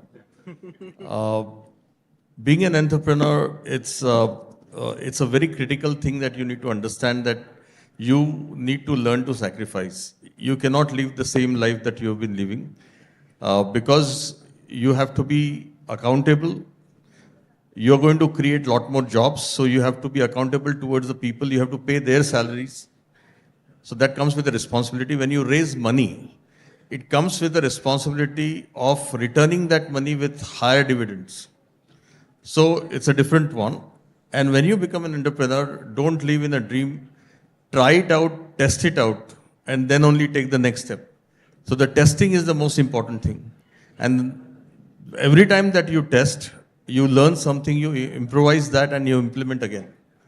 So you have, as Arjun said, you have to test it, you have to fail, and you have to learn from that and go to the next step. Other important thing that you do is the discipline. Don't live in a dream. Follow the discipline and make sure that it is relevant to people for whom you are building a product or a service. And if you don't test that out, you're going to fail. Most important thing is that you're bound to fail most of the time. So you need to create an ability of self-motivation. So a great entrepreneur is the one who can self-motivate himself or herself, so that they can stand next day again and say, I can do the next big thing. So that's how you learn. Well, over to you, ma'am. Thank you so much. Thanks, folks. This was a great chat, and I hope the next time we get a chance to meet, I'll see some of you as pursuing entrepreneurships, and good luck and best wishes for your endeavors. Thank you. Thanks to the government, the honorable ministers, Elcott, and everyone who has had us here. It gives us immense pleasure to be a part of this event and representing our respective states. Thank you for being a wonderful audience. Thank you so much. Thank you. Thank you so much to our dignitaries, and thank you to the audience for being so interactive as well. We have a small memento, a sort of a keepsake from this occasion. So we're going to do what we did yesterday and have you all present each other with this special memento. We hope that you like it. So if you do the honors.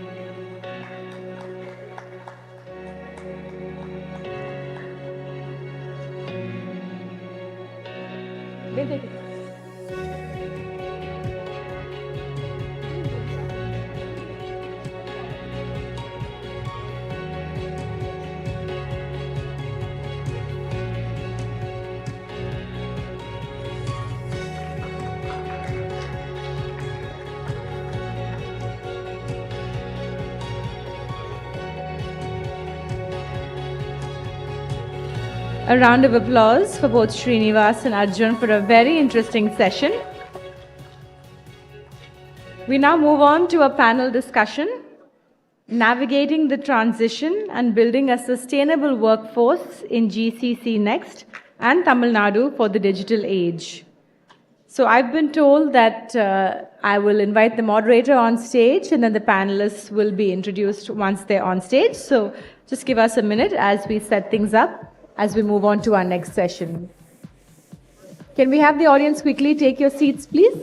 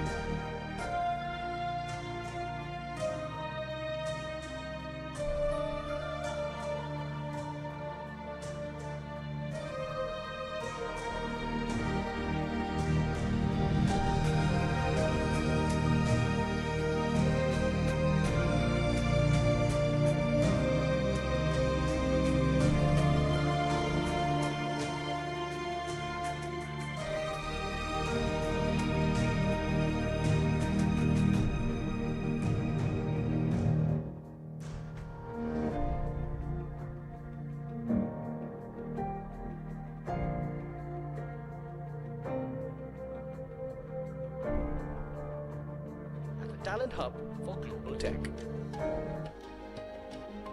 Welcome to Umagine, where 2 days are dedicated to captivating keynotes, engaging fireside chats, and enlightening panel discussions.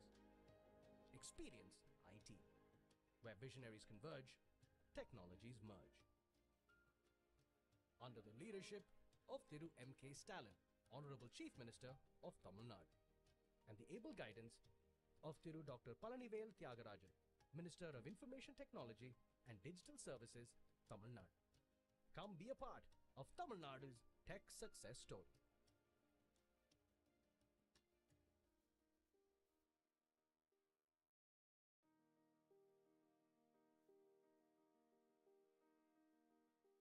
Welcome to Tamil Nadu, where culture, heritage, and economic dynamism converge. Here, your vision meets reality. Explore a world of limitless opportunities. Tamil Nadu boasts an unmatched pool of skilled and educated talent, ready to drive your business forward.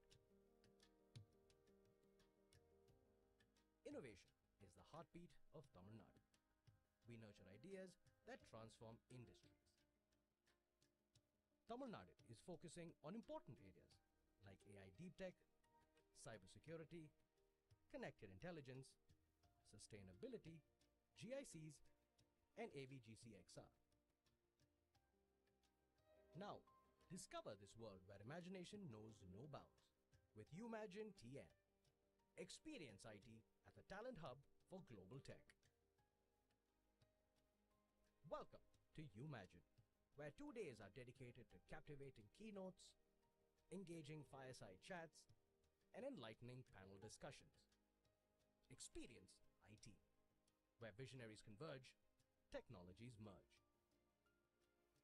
Under the leadership of Thiru M.K. Stalin, Honorable Chief Minister of Tamil Nadu, and the able guidance of Thiru Dr. Palanivel Thiagarajan, Minister of Information Technology and Digital Services, Tamil Nadu.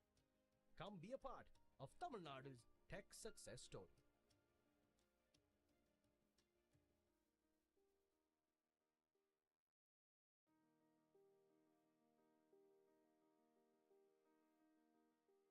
Welcome to Tamil Nadu, where culture, heritage, and economic dynamism converge.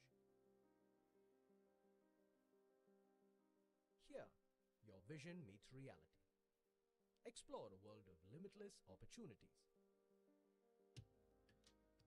Tamil Nadu boasts an unmatched pool of skilled and educated talent, ready to drive your business forward.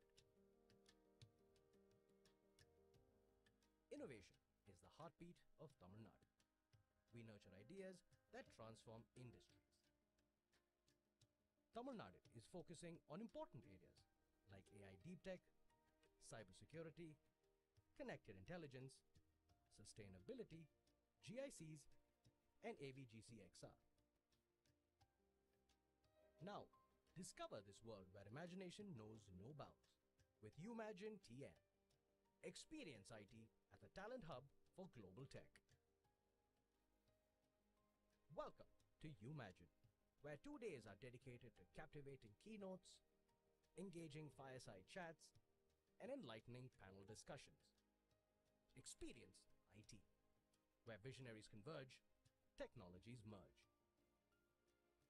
Under the leadership of Thiru M.K. Stalin, Honorable Chief Minister of Tamil Nadu, and the able guidance of Thiru Dr. Palanivel Thiagarajan, Minister of Information Technology and Digital Services, Tamil Nadu. Come be a part of Tamil Nadu's tech success story.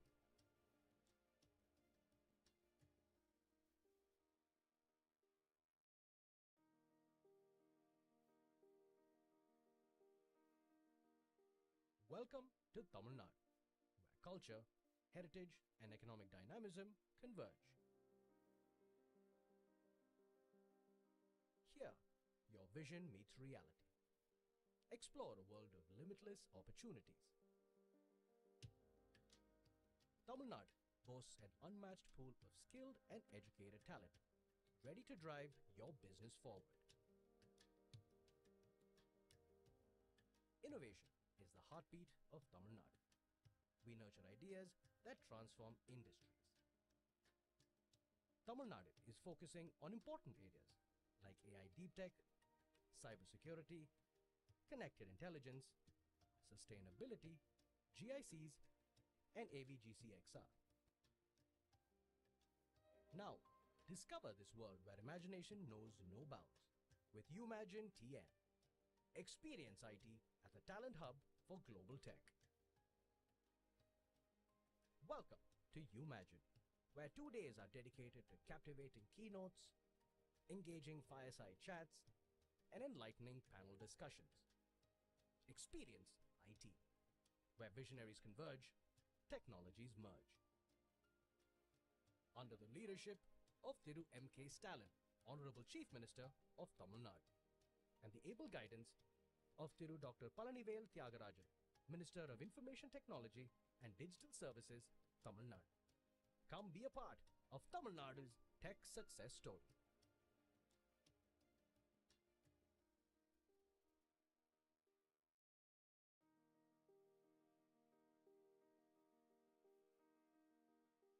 Welcome to Tamil Nadu, where culture, heritage, and economic dynamism converge.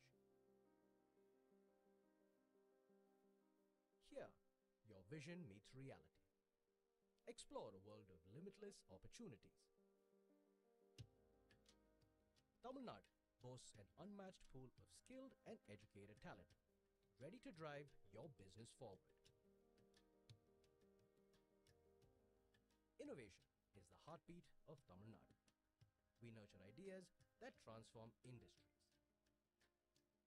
Tamil Nadu is focusing on important areas like AI deep tech, cybersecurity, connected intelligence, sustainability, GICs, and AVGCXR. Now, discover this world where imagination knows no bounds with Umagine TN. Experience IT at the Talent Hub for Global Tech. Welcome to Umagine, where 2 days are dedicated to captivating keynotes, engaging fireside chats, and enlightening panel discussions. Experience IT, where visionaries converge, technologies merge. Under the leadership of Thiru M.K. Stalin, Honorable Chief Minister of Tamil Nadu, and the able guidance of Thiru Dr. Palanivel Thiagarajan, Minister of Information Technology and Digital Services, Tamil Nadu. Come be a part of Tamil Nadu's tech success story.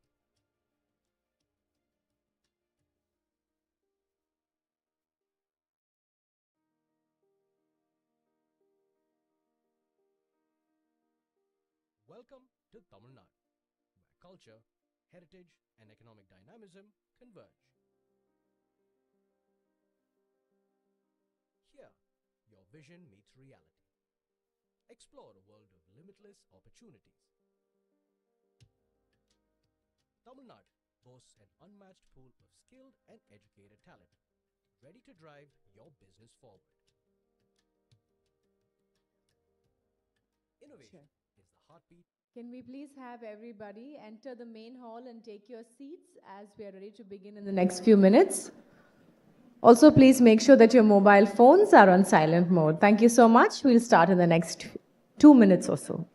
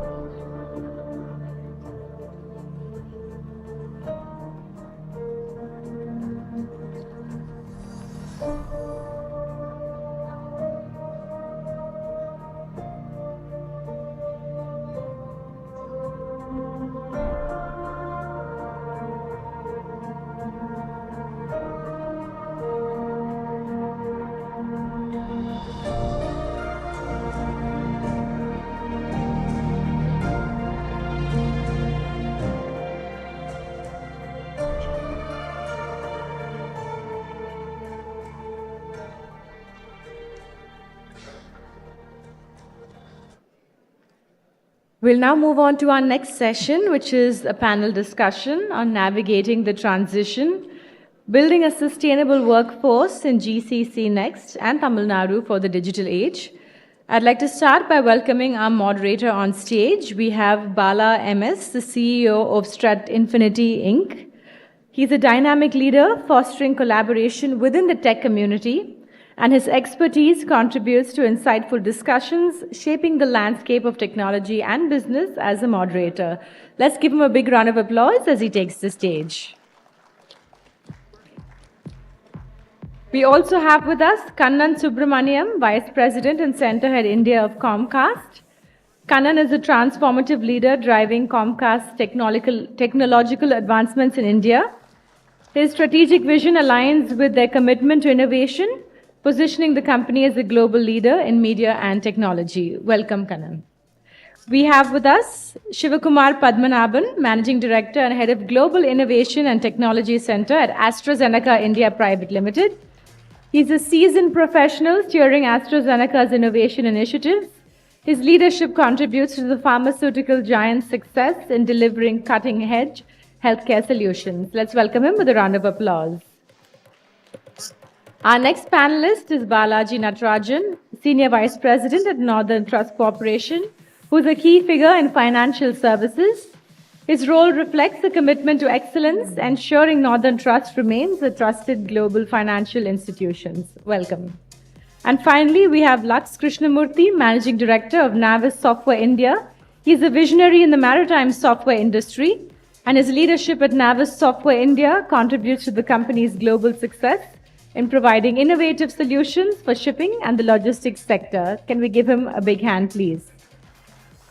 Bala, over to you for this session.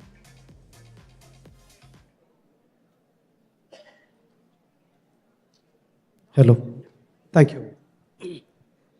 Good morning, everybody. I think, no, not audible. Good morning. Awesome. Thank you so much. It's been a pleasure to be here at Umagine 24, and this is going to be a top-notch, interesting panel for the reason because you would have seen the panelists, Kannan from Comcast, the telco, and you have Shiva, a known leader, GCC leader from the healthcare space. You have Balaji from the financial service, and you have Lax from the deep technology for GCC. And just give a quick introduction that's very important because being the audience, more than hearing the thought process of each of these leaders, you should also know where we come from and what we do. Probably each of us will take a quickly 1 minute of introducing about ourselves and our organization. We'll start from Lax there.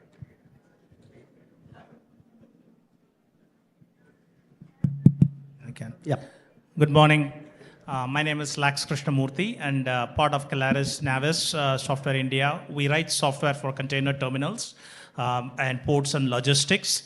We've been here in this area for almost 20 plus years and about 350 people right now.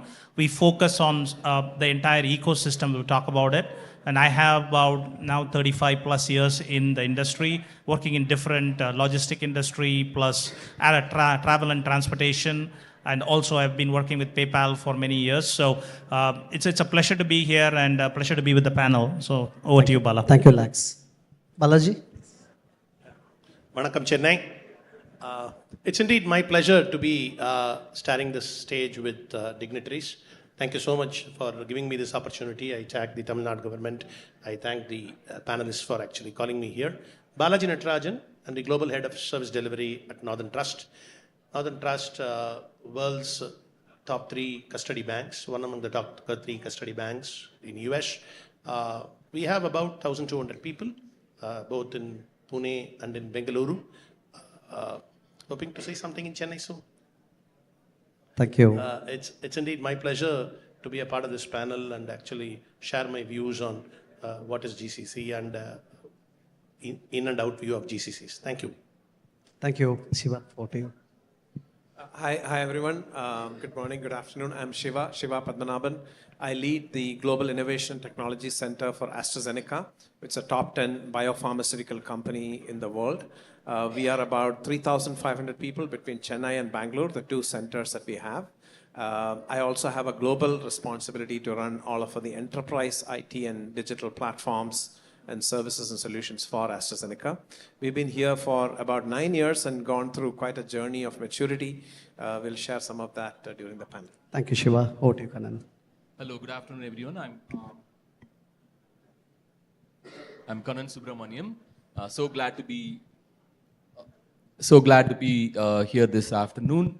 I'm not sure how many of you know Comcast. Comcast is a leading telecom and media company in the US and Europe. We have brands like Comcast, Sky, as well as Universal Studios.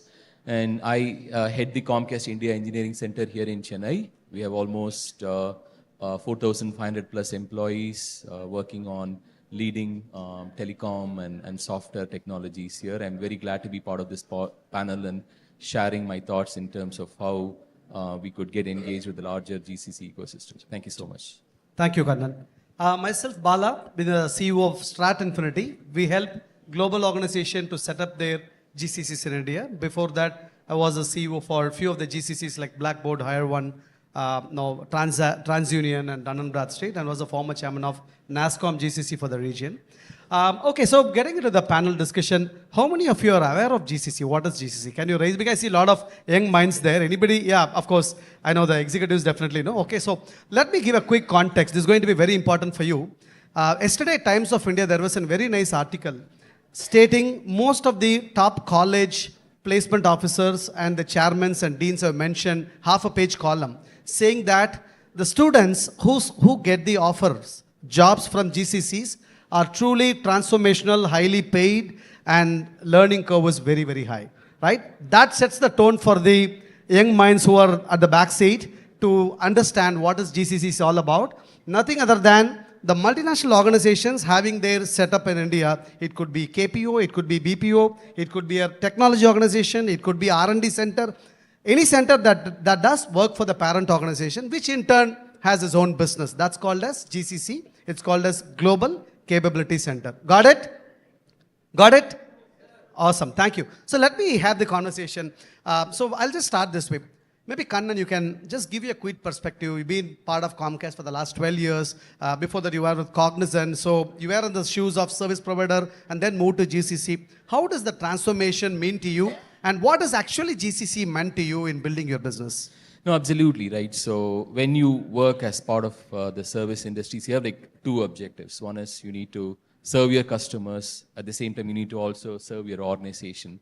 One of the big changes that I felt when I moved from being a service organization into Comcast is that the goals are like one goal, right? You sort of work towards one goal.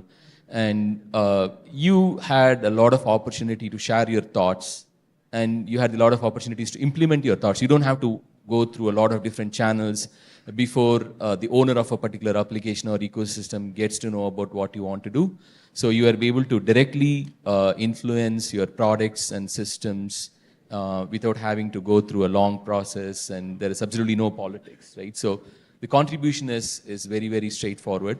The fact that you're part of the larger ecosystem in the US, you're able to see the impact that you can make on the customers from here without having to worry about anything else. Awesome.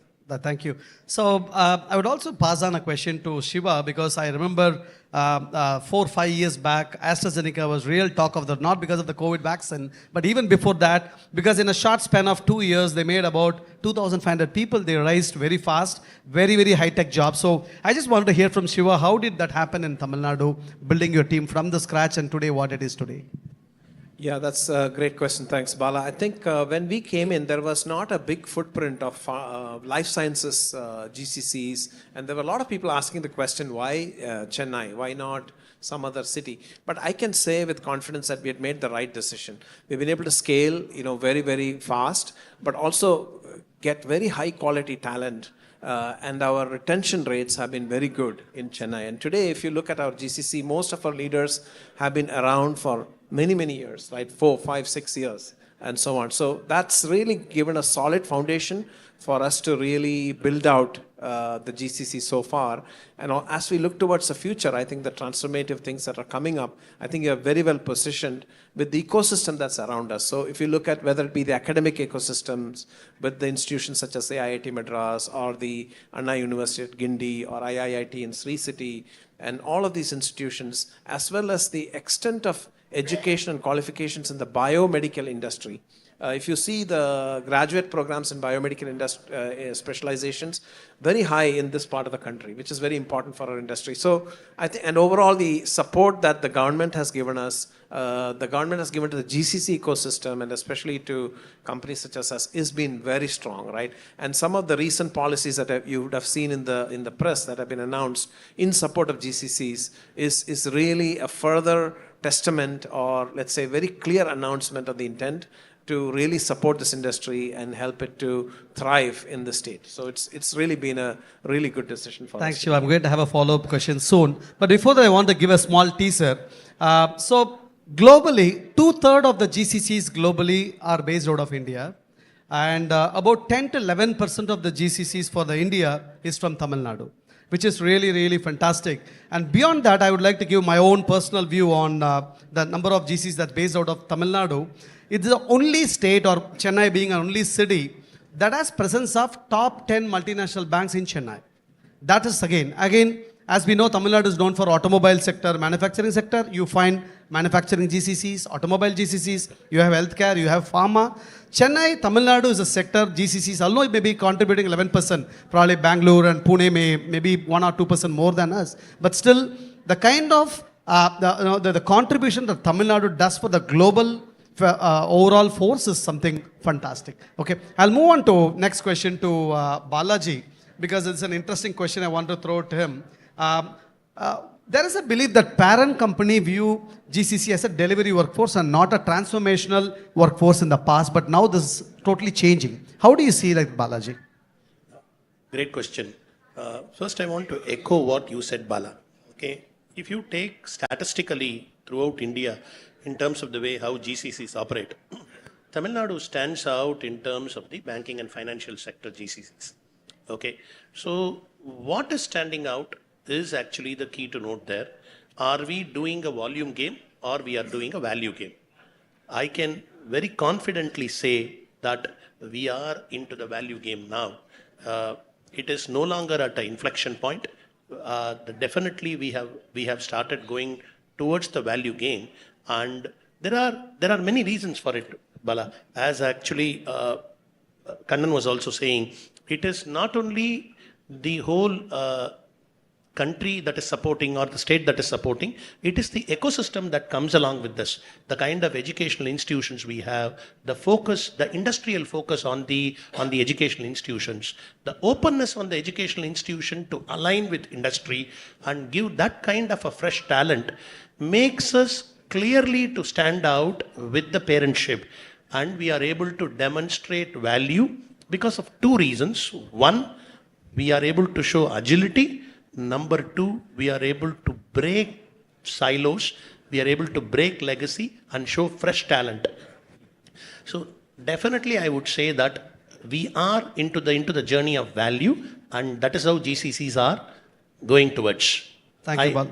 Yeah. Thank you. That's a great thing. Value is very important than volume. In fact, it's also important for the audience at the backside, because the days were gone where 500 people used to hire by a company. Today, we hire 5 people. What is the value delivered by 5 people matters a lot. So that's really a great point. Moving on to Lax. So Lax, probably you can take a step back and could you correlate the need for GCC in the past? Because initially it was a cost arbitrage, then moved to efficiency, effectiveness and value creation. Now where are we heading towards? That's something, maybe different stage of GCC you can mention. Yeah, thanks Bala. So as Balaji was also saying, the continuum is people start with the cost arbitrage, you keep moving up the value chain, co-creation of values, then you start looking at developing your things on your own independently, and each phase you provide a different value. Each phase you have a different set of people who are helping you going there. Then we get to a point where you start to even work with business here.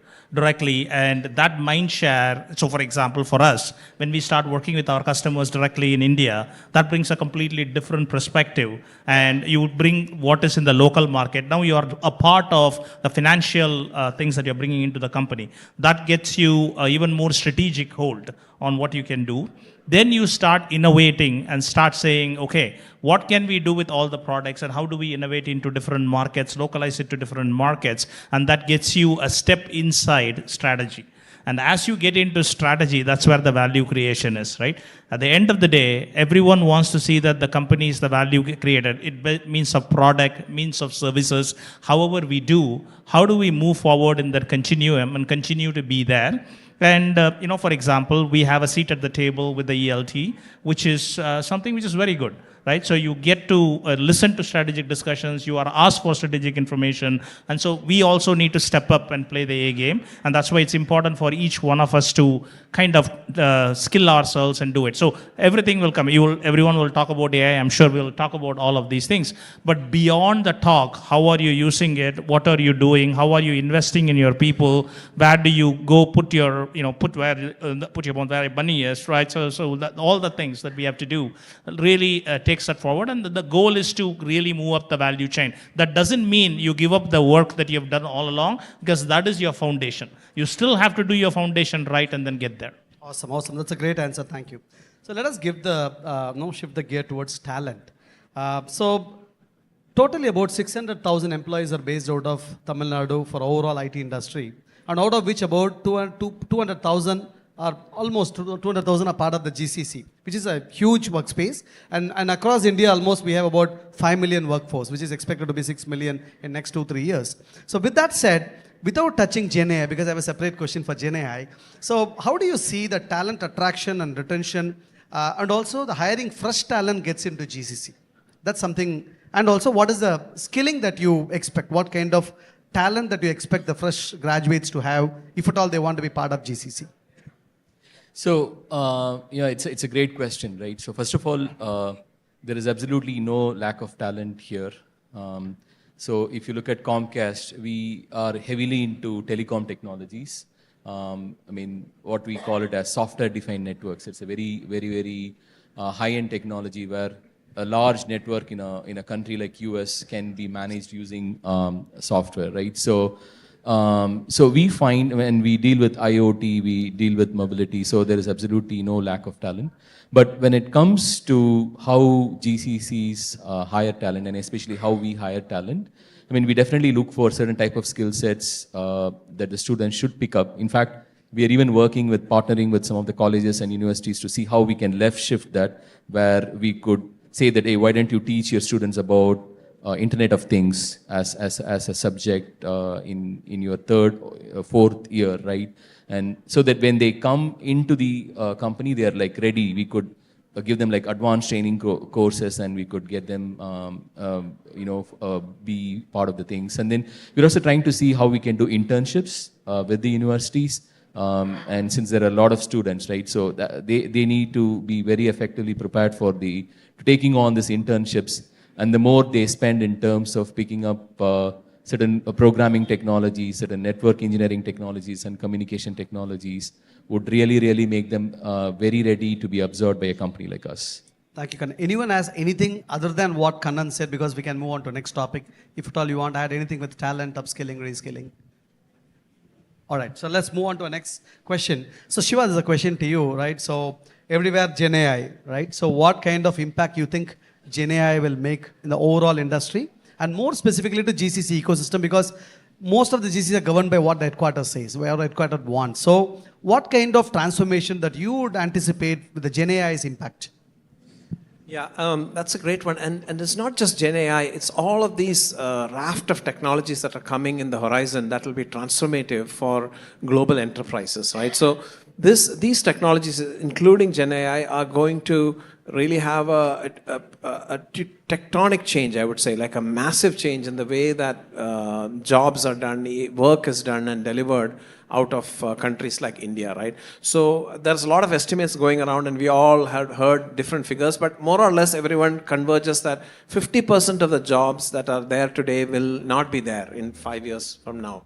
The other 50% will be dramatically different from where they are today, right? So that's the sort of transformation that we are expecting. So if you just look at a few examples, like what does the industry today do? They do application support. So when you have self-healing applications, you need application support. What do the BPM industry do? Business process, running business process. And so when automation and intelligent automation come, those things won't be needed anymore. If you look at literally everything, like software development, when you have Gen AI developing code, that is also going to be dramatically transformed. So literally everything we do today, I think at least 50% will either be gone or will be dramatically different, say 5, 6, 7 years down the line.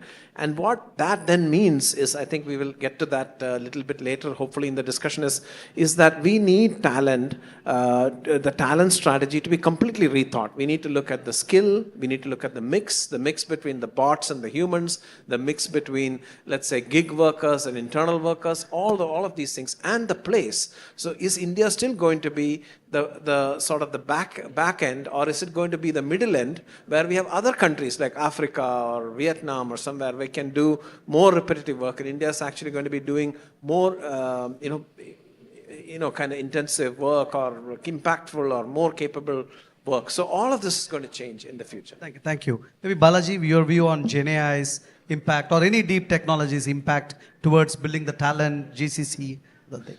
Yeah, I would actually say a complementary view to it. Okay, so while I completely align with what Shiva said, I want to say from moving to the volume game to the value game, I want to talk about 3 levers. Normally, this is what we do in our boardroom. We talk about define, design, and deliver. What do you need to deliver? You need the workforce strategy. That's where the GCCs come into picture. Now we are talking about moving how you move up in the value chain. That's the tectonic shift that what Shiva said and what actually Kannan was actually defining in terms of the elements of it. We actually get that. I'm going to talk about a mantra that makes you to get the design at the table. What actually you were mentioning, Lax, in terms of how do you get into the ELT. I have 2 mantras for it. One is the business empathy and the second is the cultural alignment. If you get these 2, Bala, it actually gives you 2 direct benefits. It gives you reverse migration and pyramid inversion. You see this actually terminologies, you see these actually mantras very largely spoken everywhere.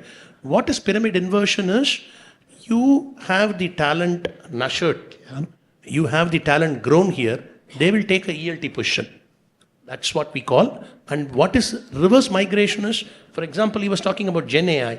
Imagine the same thing. You have a large development workforce sitting in US and they want to do they don't want to do a bot, but they want to do something which is closer to that. Using Gen AI techniques, they want to have a kind of a service desk being built in.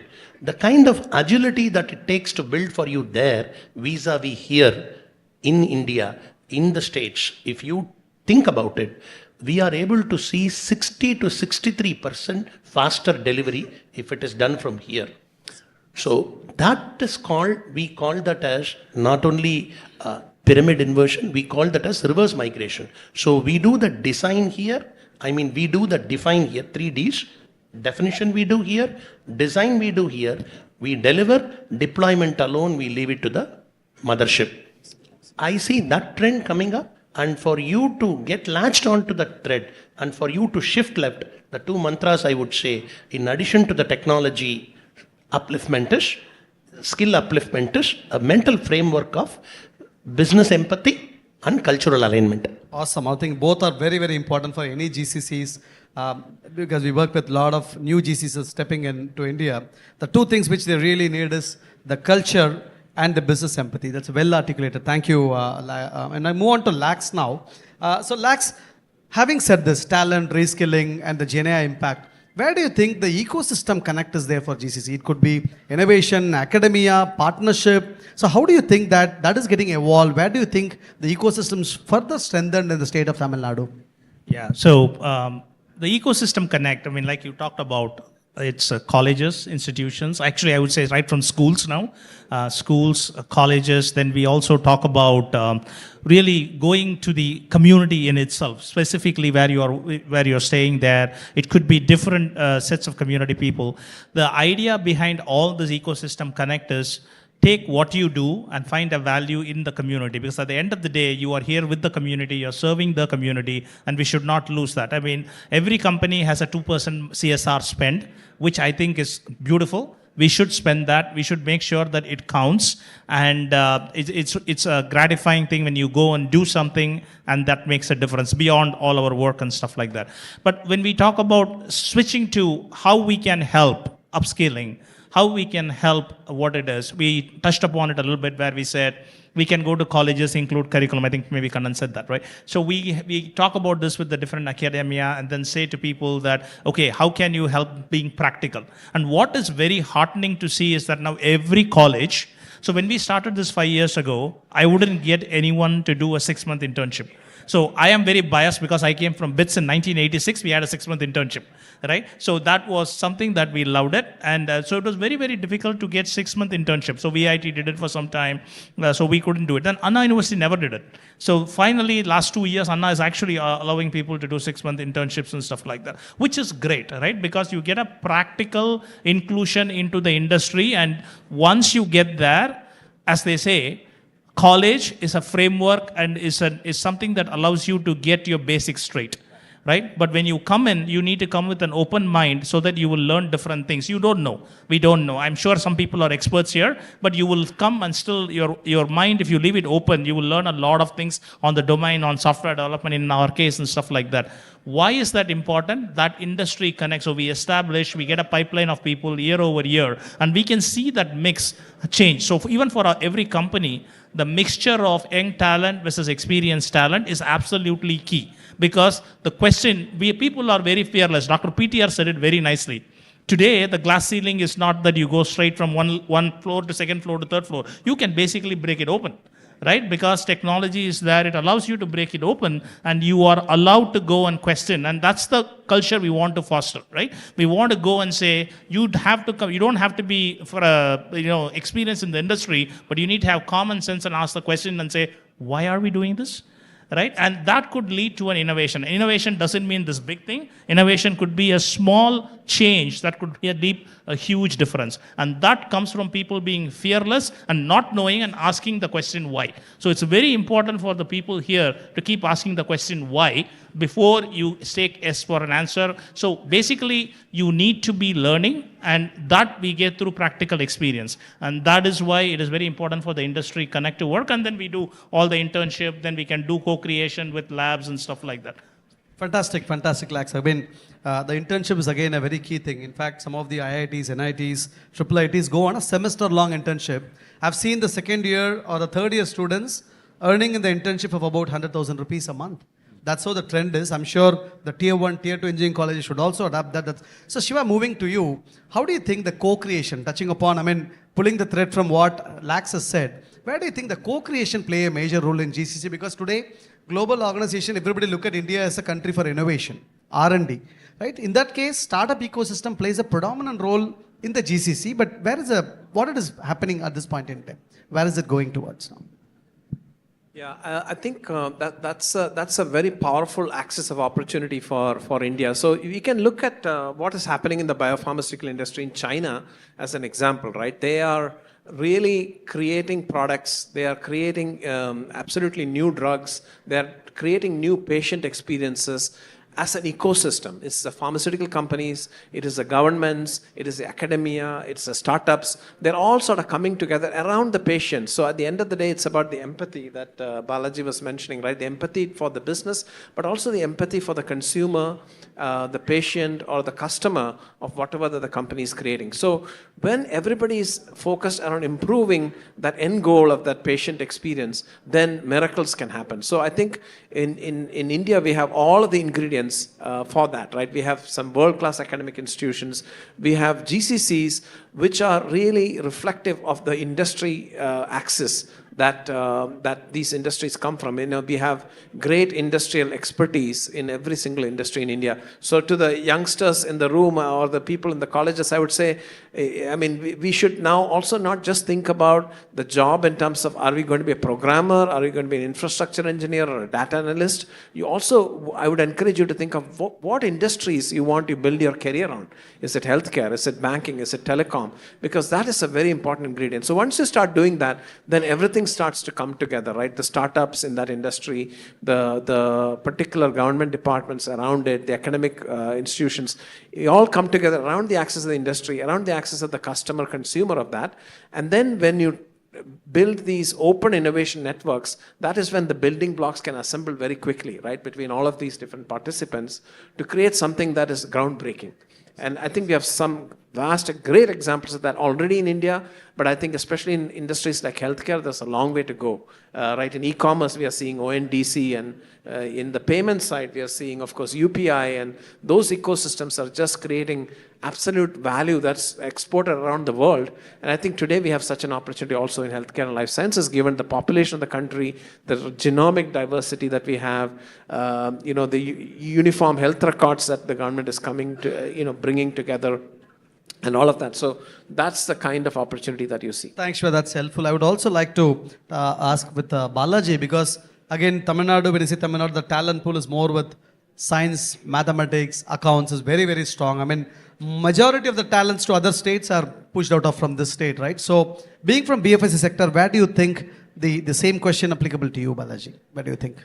See, out of 600,000 IT professionals that we have in Tamil Nadu, this GCCs, the Global Capability Centers, having more than 35% of the population is an actually marquee number. And I'm sure we are leading the way and the days are coming. What I would take this opportunity to request our actually Honorable Minister and our Honorable Chief Minister, the Tamil Nadu government would be, what Shiva was saying is predominantly the ecosystem. I think the government is definitely doing that. This Umagine is actually one such initiative. I want an actually extension of that, where you were talking about the interns forum, right? It is the most powerful tool that is available for you to penetrate into not only to the GCCs, into actually any industry and create a difference, because there is no legacy, there is no, I would say there is no fear, as actually what Lax was saying. And more than that, there is aggression and there is assertiveness to prove something. If the government can give a platform which will enable people to incubate, they don't need to invest anything. It is a consortium platform.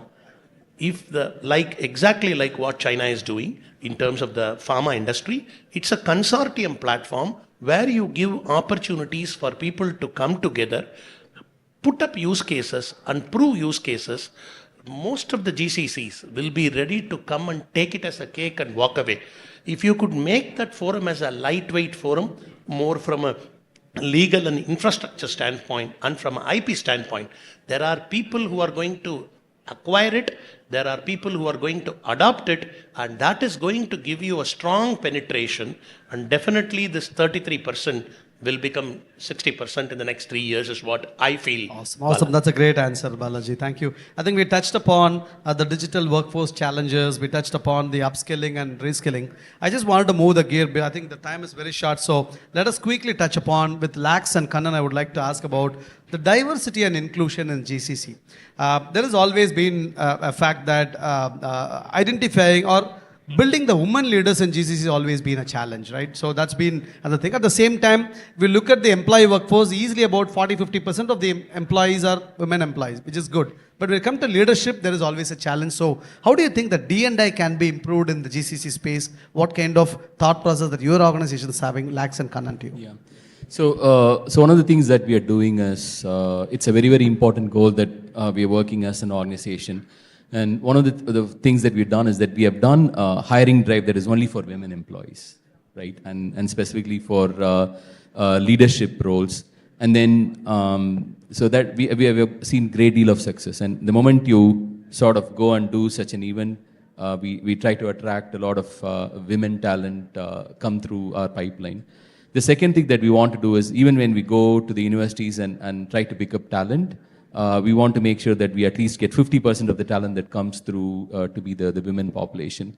And what you have seen is that while we do a good job of hiring women engineers from the universities through the internship process, a lot of them drop out of the industry like 2 to 3 to 4 to years, right? So, and what we find talking to them is that the moment your company provides more flexibility, say someone gets married, they want to go with the spouse to a different city, it's always the women employees that tend to leave the job, right? So we want to try and see if we can provide more flexibility in terms of allowing them to work from where they are. And even at the leadership level, what sort of flexibility can we provide? And how can we even improve our healthcare and other plans to see we can retain more women employees. So those are the things that I believe we are doing, and I'll add it over to Lax too. Yeah. So, I'm not going to repeat what you said, but in terms of improving the funnel, that's going to the, to colleges and getting people. In terms of nurturing, that's where after 4 years, 5 years, life, their life events take over, people move, people do that. Flexibility sometimes works, sometimes doesn't. But also, more importantly, is highlighting people who are really doing well. And what we found out is people have all the technical skills, but might not have all the soft skills to move up. So nurturing them, giving them, we did a program called She Evolve with some of the women there, and we see a dramatic improvement in some of them in terms of then continue to nurture that, identify and nurture that talent. But more importantly is give that subtle push for them to stand in front, do the things that they need to do. And you can give all the opportunities, but sometimes you need to push people to do that, right? And so that in itself will take, and then as you increase the pool, as you increase and you make a focused effort on it, we see that it will improve. And in diversity, one thing that at least I faced when I joined in Navis is diversity is not just about women, men. It's also about the culture that you have inside, right? So we predominantly, if it was a conservative company, you have probably 90% only from Tamil Nadu, right? And that doesn't work because you think the same way. So to change that mix, we did that. And now I'm very proud to say we are probably 60-40, whatever. But it is a huge change for us that we are doing. And that has also women, of course, there, men there. Thinking is different. Some are bold, some are conservative. So when people start interacting with each other, that makes a big difference. And then you see people step up. And you can offer all the tools and you will see a group of people who will step up. Now it's our job to make sure they get the right due, they get the right recognition, and then keep them moving forward. Excellent, Lax. I think in the short of time, we have an interesting rapid fire question. Before that, I just wanted to have one question and then maybe open the floor for questions. So where do you think our government of Tamil Nadu is helping or have to build a momentum to help GCC, especially the policy which was launched a few days back? There are going to be 30%, the salary cost is going to be incentivized. This is a great thing. Of course, further details we have to publish, but where do you think government support is really helpful, or what has to be done in the future? All four of you can quickly share. Yeah, so I think that's a great thing. It is going to have a huge positive impact on the operational expenses. And I think they also rolled out a similar scheme where they are going to provide subsidies for setting up new or expanding facilities. I think that is one of those great things. What I would also say is that the way it is being perceived by the big fours. So recently we did the study. It was initiated by our headquarters, understanding the landscape of India. There was those leading consulting firms that had sort of called out Chennai as a tier 2 city, and that it is not a tier 2 city, right? So I think there are some aspects that the government can work in terms of how they can influence some of these big consulting firms, maybe educating them about what we do here. A lot of these great work is happening, but it's not necessarily coming out in the open. Maybe we should give visibility for ourselves. We should pat ourselves on the back in terms of all the great work here and all the great talent that we get. Right? I think that is going to create a huge positive visibility to the West in terms of how they can better leverage Chennai. Shiva? Yeah, I would just quickly say that in addition to attracting brand new GCCs into the state, right, I think we can be equally focused on being a second city or a third city for GCCs that might already be in other cities, and also for existing GCCs in Chennai to grow further. So to the extent that we have to study the detailed fine print, of course, but to the extent that the salary subsidies and incentives like that can also be provided for existing GCCs that are putting net new jobs either into Tamil Nadu, either growing or as a second location, that would, I think, be very Fantastic, Shiva. Balaji? I'm not going to speak anything different from what dignitaries on this dais are saying. Just want to say what Shiva said. There is two fundamental concepts in our business, all of us are aware. One is hunting, another is farming. I always believe farming is where you see a lot of potential. True. As Professor C.K. Prahalad says, there is always gold at the bottom of the pyramid. Absolutely. Right? Absolutely. So when you go for farming, fundamentally what the government can do to actually improve farming here, that is get the second GCC location or the third GCC location into the state will be extension of academia. What I said previously, right. Extension of academia, provide an actually lightweight platform for incubations where you, because I always feel, I'm very proud to say, I am born in this state, brought up in this state, and I have settled in this state of Tamil Nadu, in Chennai. So I am very proud to say that I am a Chennaiite. I know the kind of talent that is available here, talent abundance. Let's give a lightweight platform to them, which gives them an opportunity to demonstrate fearlessly. So instead of attracting the volume game, you can go to the value game and create a second GCC or a third GCC within the country here. Perfect. Ask from the government is simple, extension of academia into a lightweight incubation forum. Right. In fact, Tamil Nadu is the only state that has about 4-5 tier 2 cities and about 6-7 tier 3 cities as per the classification. That's really great. Lax, your view on that. Yeah, so saying a different way, I would say non-mudalvan on steroids. Okay, so not just internship, but actually with co-creations and stuff is one. Second is, we talk about all this, but the government is the entire government. It's not just about IT. The infrastructure, roads, everything, they still need to be a lot more focused on that. I get comments when people come here and say everything is good, but it's just a nightmare to get through and the roads are not good and stuff like that. So, we visited multiple different countries during this visit here, and it was very apparent. So these are small things, but they play a big role when people make decisions on where to invest and stuff. So as we make the infrastructure improvements, it would really help. Thank you. All right, so we'll go with a rapid fire question. So I'm going to give 2 or 3 options for each question. Each one of you will answer, and you should not be even thinking. Just you need to give the answer immediately. I'll start from Lax. Innovation, invention, curiosity. Innovation and curiosity. Maybe with Mike. Yeah. Innovation and curiosity. Cost, efficiency, digitization.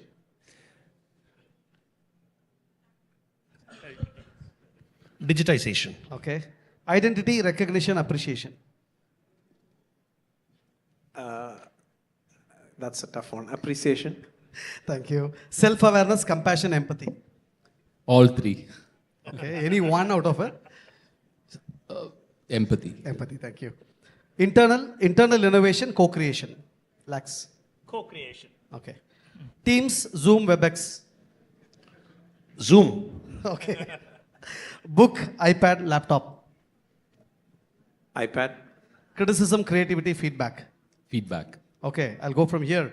IQ, intelligence quotient, emotional intelligence. Emotional intelligence. Flat hierarchy and matrix. Matrix. Adaptive culture, risk-taking, fast decision-making, executing unique opportunities. Adaptive. Thank you. Last but not the least, Global In-House Center, Global Capability Center, Global Innovation Center. Oh, come on. That's GCC. Awesome. Put your hands together for a wonderful panelist for having an excellent rapid fire. I have one more question pending, but I'll open the floor to the audience before I close the panel. Please give the mic. In the interest of time, let's make it fast. Okay. So my name is Rajesh. I'm from MX Techies. I think first I would like to thank you all. I think by far the best presentation or the session that I've attended for past 2 days. I think one of the best hosts as well. I think the question goes to all of, all the GCC Global Captivate Center.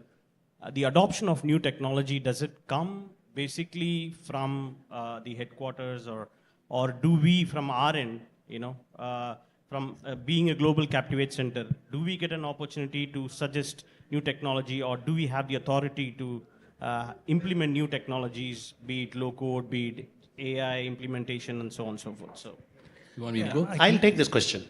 Okay.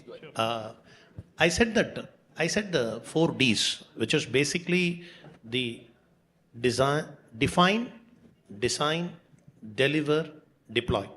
Okay. So it is up to you as an actually entity. You need to have the conviction to stand up and say how you are going to differentiate. It's not that you are going to challenge anybody in the parentship. You need to first have the right business empathy, understand what the parentship does, what is the need of the parent. There is no one size that fits all, right? So if you may be the best in technology, you may be extremely right in your design, but is it going to adapt for my culture? So if you have these 2 levers set, definitely you can start defining. It is happening and it will continue to happen. I'm thoroughly convinced and I have my strong conviction on it. Yeah, there is, sorry, you want to go? You go ahead. No. There is no one stopping. I mean, like he said, if there is a proper business problem, introduce the technology. Don't introduce technology and find a problem. Find that's what we, when we talk Gen AI, when we talk, when we talk mobile, whatever that was the fad of the day, we always used to say, okay, let's go, we have this technology, how do we change this? That's just the wrong approach. Let's find out the actual problem that we need to solve and see which technologies apply. And that you will have adoption. No one will even ask you why you're doing it. It's just that it gets done. So. Yeah, I would just say another D just before design, right, is the discover, which is what are the pain points and what are the business problems. And that is where you'll need very strong collaboration between headquarters or regions or wherever and the GCC. We can also discover pain points, but a lot of times, we need everyone to work together to discover that. No, I mean, we are at a phase where the GCCs are becoming the headquarters for some of these applications and ecosystems. So all the 4Ds and the 5Ds can be applied from here. So things are changing. There was a point in time when we used to sort of complement and supplement what was happening in the West, but now things are moving in its entirety to the East, and so we have the opportunity to do all the great things that you said. By the way, great new way of saying GCCs, calling GCCs.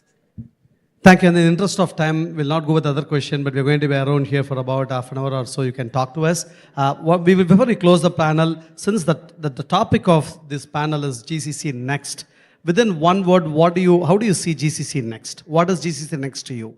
That's the moral of this panel. I mean, the outcome of this panel. What is GCC Next to you? I would say, like he said, for me, GCC Next is being strategic. Awesome. Balaji? Ownership. Super. To me, it's future-proofing your business. Future-proofing. Awesome. For me, it is about transformation. I think you have all the answers told by our panelists. This is what Tamil Nadu, the state of Tamil Nadu is heading towards GCC. Put your hands together for a wonderful panelist. And thank you so much for being patiently listening to us. Thank you so much. A big thank you to all of our panelists. We request our moderator, Mr. Bala, to please present our panelists with a token of our appreciation. We have something special from this session that I'm sure all of you will enjoy.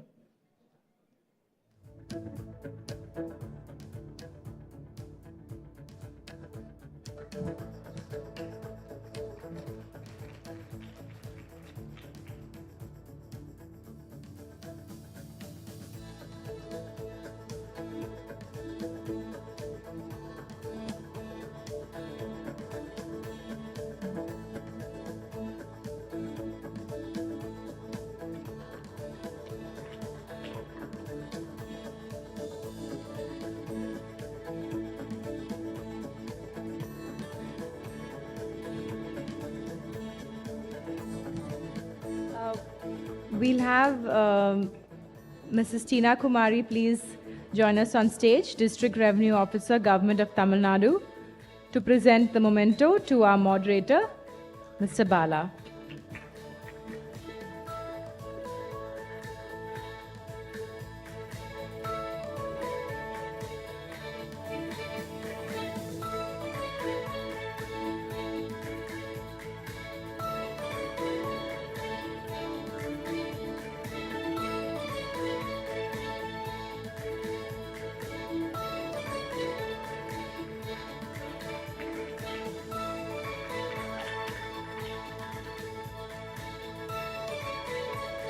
Can we have a big round of applause for all of our panelists for a very, very interesting session? And I'm sure that all of you have taken home many points with you and it's left you with food for thought. So thank you so much, and a round of applause for our moderator as well.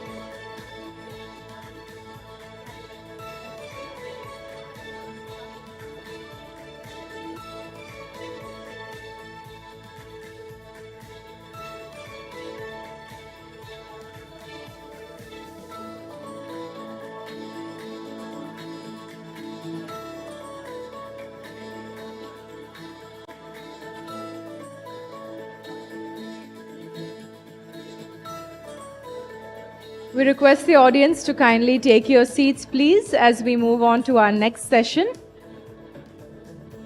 Request everyone to kindly take your seats as we now have a fireside chat.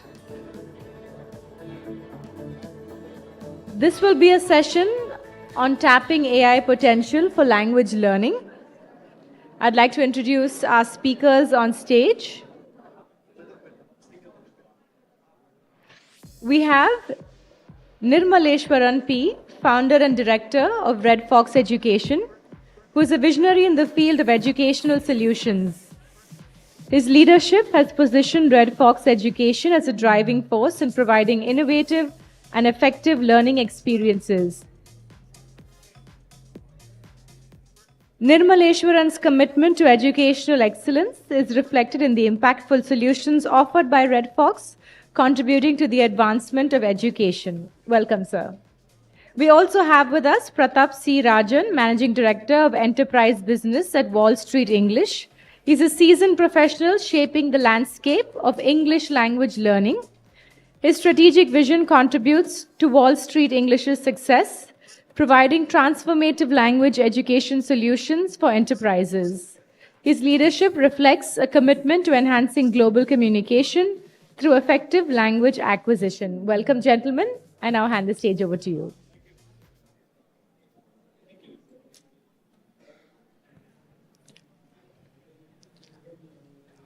Thank you.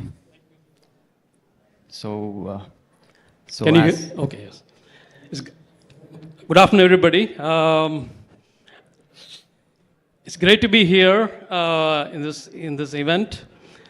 I know it's time for lunch, but we'll try to make it very interesting. It's a fireside chat. It's supposed to be very personal, and our thoughts on AI and how it's enabling people to learn new languages using the AI technology. How many of you have downloaded an app and learned a new language? Please raise your hands. Only 3, 4, 5? What did you learn? English or Japanese? Japanese. Awesome. Awesome, awesome.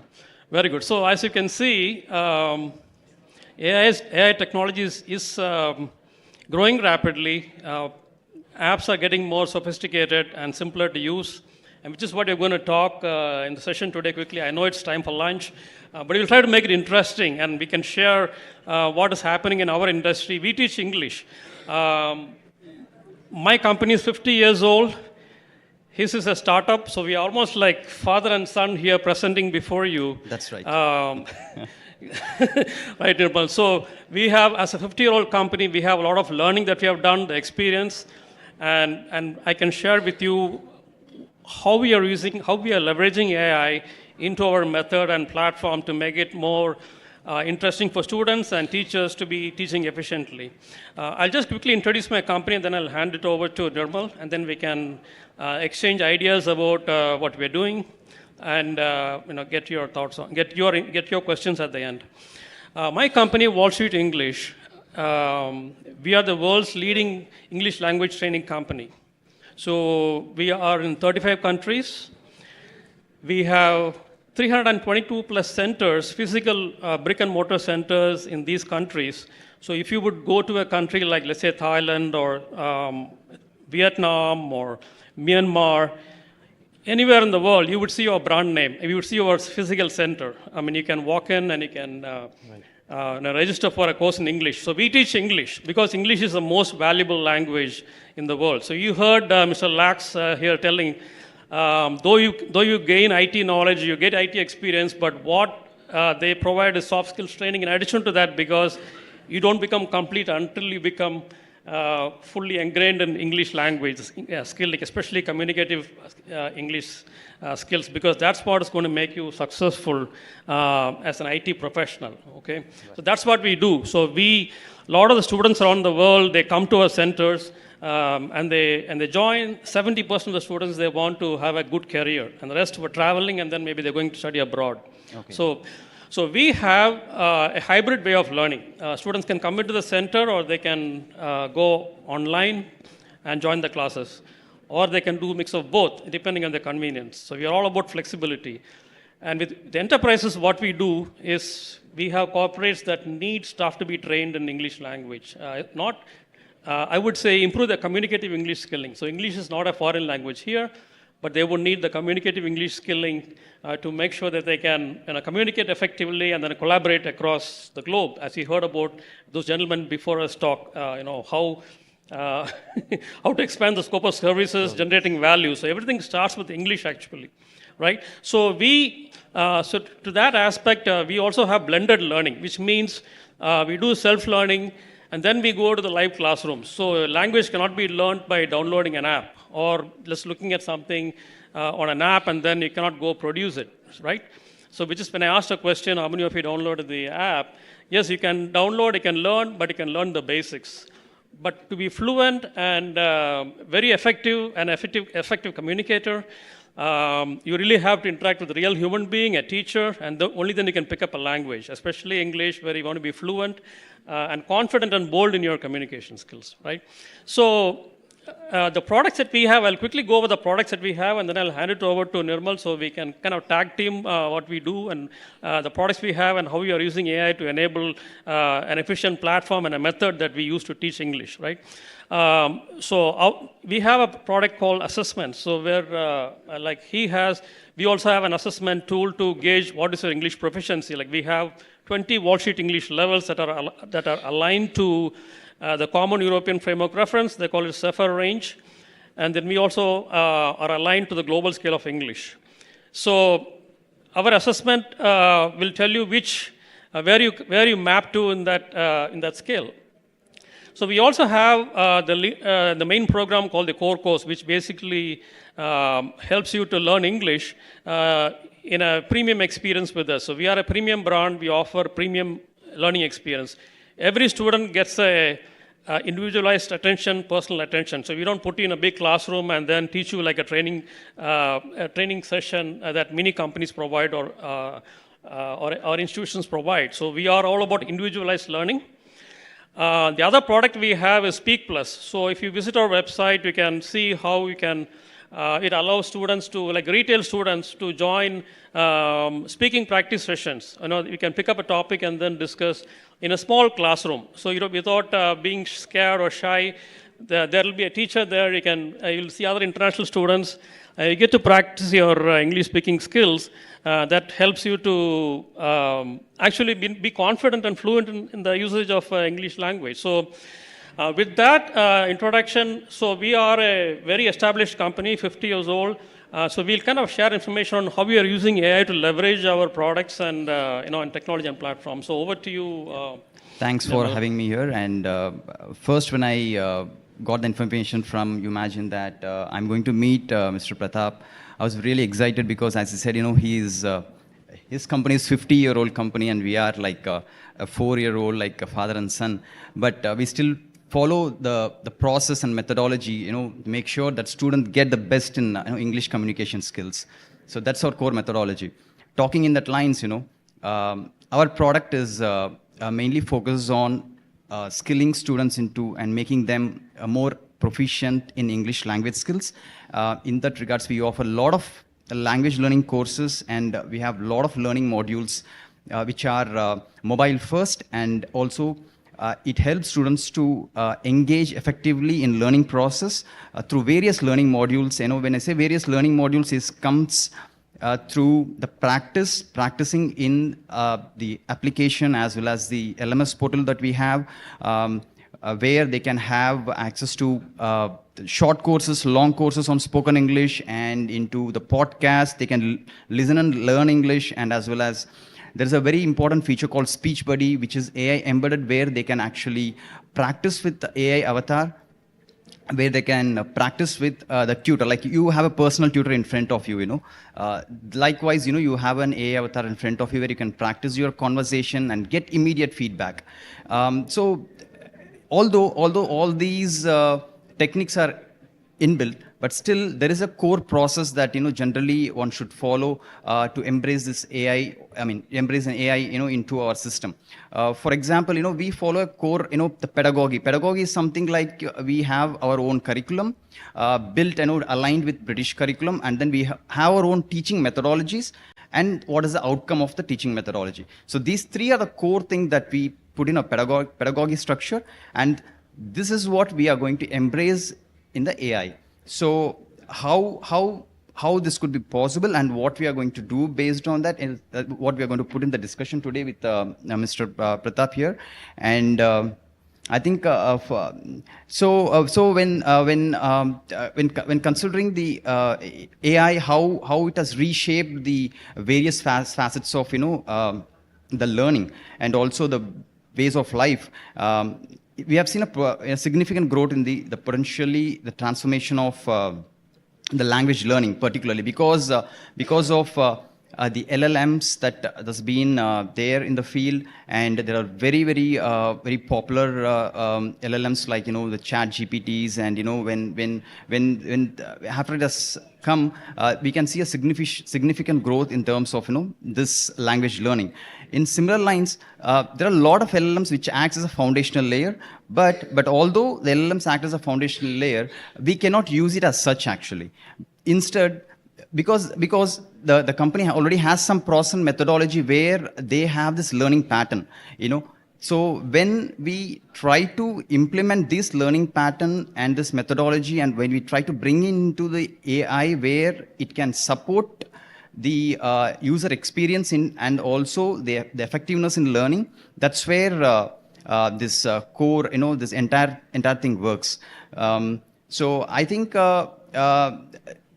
we follow a certain pedagogy structure and then a learning pattern, and which will be like inputting our data into with a huge data set what we have done so far for the last 4 years, and that will go into this the learning models as which acts as an interface, and then filtering down that in where the student gets the better outcomes through their learning process.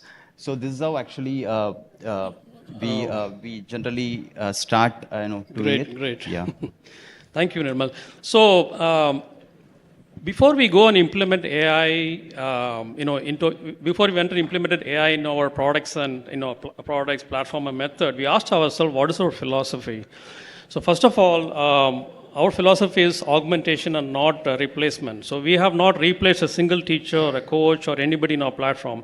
So typically we hear in the news that AI is replacing jobs, but we did augmentation. So as part of that, we didn't just go and go like all guns blazing and make everything AI. So we did very organically. So we just did step by step. So we looked at, so our main flavor is self-study and then live classroom. Our method is very simple. You have to do self-study, and then after that you got to go to the live classroom. So we have about equal mix of self-study and live classroom. Remember I said you need a contact with a real human being, a teacher, for you to learn how to demonstrate your communicative English skills. Because you can't just have an app with an AI to just start speaking fluently. So our method is very, very effective. As I said, it's been developed over a period of 50 years, and it does really work. And it still works, and it's going to continue to work. So the philosophy is that we are investing very wisely in AI tools. So we are investing only in the places where we need to augment in the platform or in the teaching method to make sure the learning experience of the student is high or positive, or it can yield a big result. And the teaching also. The teachers should also have the same experience that in teaching the students, because only then the quality is high and it continues to offer the demonstrable skills, demonstrable experience that the students can have, right? The other thing is the inclusion of AI in our platform and method is primarily to solidify the relationship between the students and the teachers, because all of you can relate. How did you learn certain subjects well in school? Because when you had a favorite teacher, you would learn faster, you would grasp everything, and you can excel in exams because the teacher taught you really well. So that's exactly what happens in our system. When they come into our center or in an online classroom, the relationship between teacher and students are very important. So AI is helping us to ensure that the students have a best experience and the teachers have a best experience. And the other thing is that we don't just simply add AI for the sake of adding, because everybody's jumping in. So we are very selective, and we are organically adding AI into our platform and method, like we call it. And the other thing is AI helps us to be inclusive. What I mean by inclusive is that we have global audience of students. So as I said, we have physical centers all over the world. And we have online classrooms where students from all over the world join. So when you are joining our classroom, you would see somebody from Kazakhstan, Italy, France. So you get a good experience. But at the same time, if you're using AI, it has to make it inclusive. It has to understand the strengths and weaknesses of those students, able to make proper assessment of their skills, and then give the proper feedback to the teacher. So the teacher takes notes in these classrooms, and they can manage as a human being, right? As a teacher, he or she can manage the classroom, but the AI has to be very smart to understand this student is strong, this student is weak, so I can now guide his activity, self-learning in a particular way. So it is an inclusive approach. So, yes. So as we are experimenting with AI, the core methodology that we actually follow is the dialogic methodology, where there is something called peer sequencing. Peer sequencing is something where the students or the individual will be learning with their peers actually, which is a more effective way for any language learning.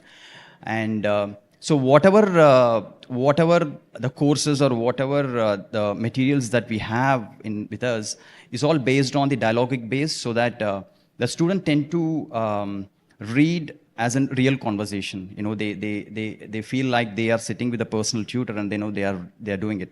So this peer sequencing is something. This is the next step where we want to experiment how to put that into the AI. But this is a process. This is already there as a process that many of them would be following. And so when we say AI, it's not only about how we use it as such. Instead, as said, it has to be embedded, or our input should be there more into it, so that it follows and it's trained on the methodology of what we are currently using, and the outcomes should be based on that methodology.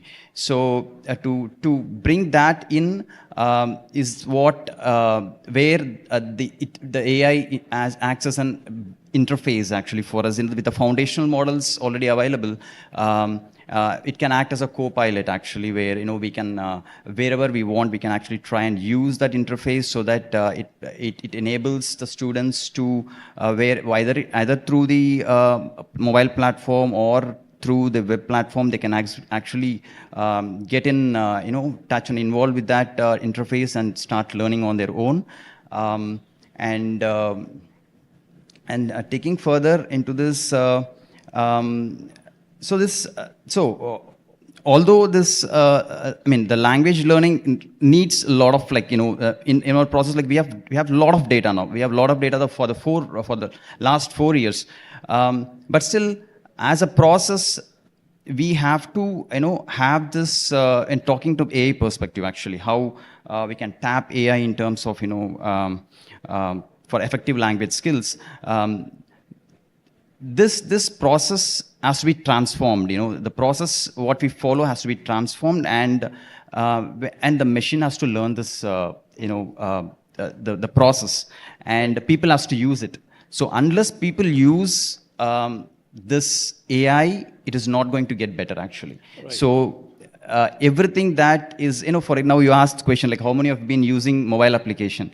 But again, it is all about how much data it's being trained with. I mean, when I say using mobile application, it's like, so there are a lot of application that works on prompts actually, like even as, some of the use cases that we are working on works on prompts, which takes the input from the user and it analyzes it, it patterns it based on your needs and then gives us an output to you in a better way so that it's more effective when you learn through that. So that is the core thing. So this process should be involved from the start, from the industry and to the end user actually. So it is like, as I said, when we have a data, this data or the methodology should be transformed into a process, and the machine has to learn that process, and then user has to use it. That's very, very important. So that's where Absolutely. The AI can, even, we can tap the potential of AI to the higher levels actually.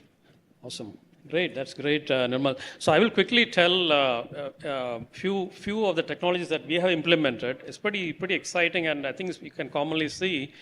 One of the technologies that we implemented is the transcription bot. So as I said, we have a mix of live classrooms online as well as centers. We have physical centers. So we have this transcription bot in the center or online that keeps watching over the whole class. And our classrooms are very small, maximum of 4 to 7. It's not a big classroom of even 10. So this transcription helps the teacher from not taking too many notes during the meetings, during the sessions.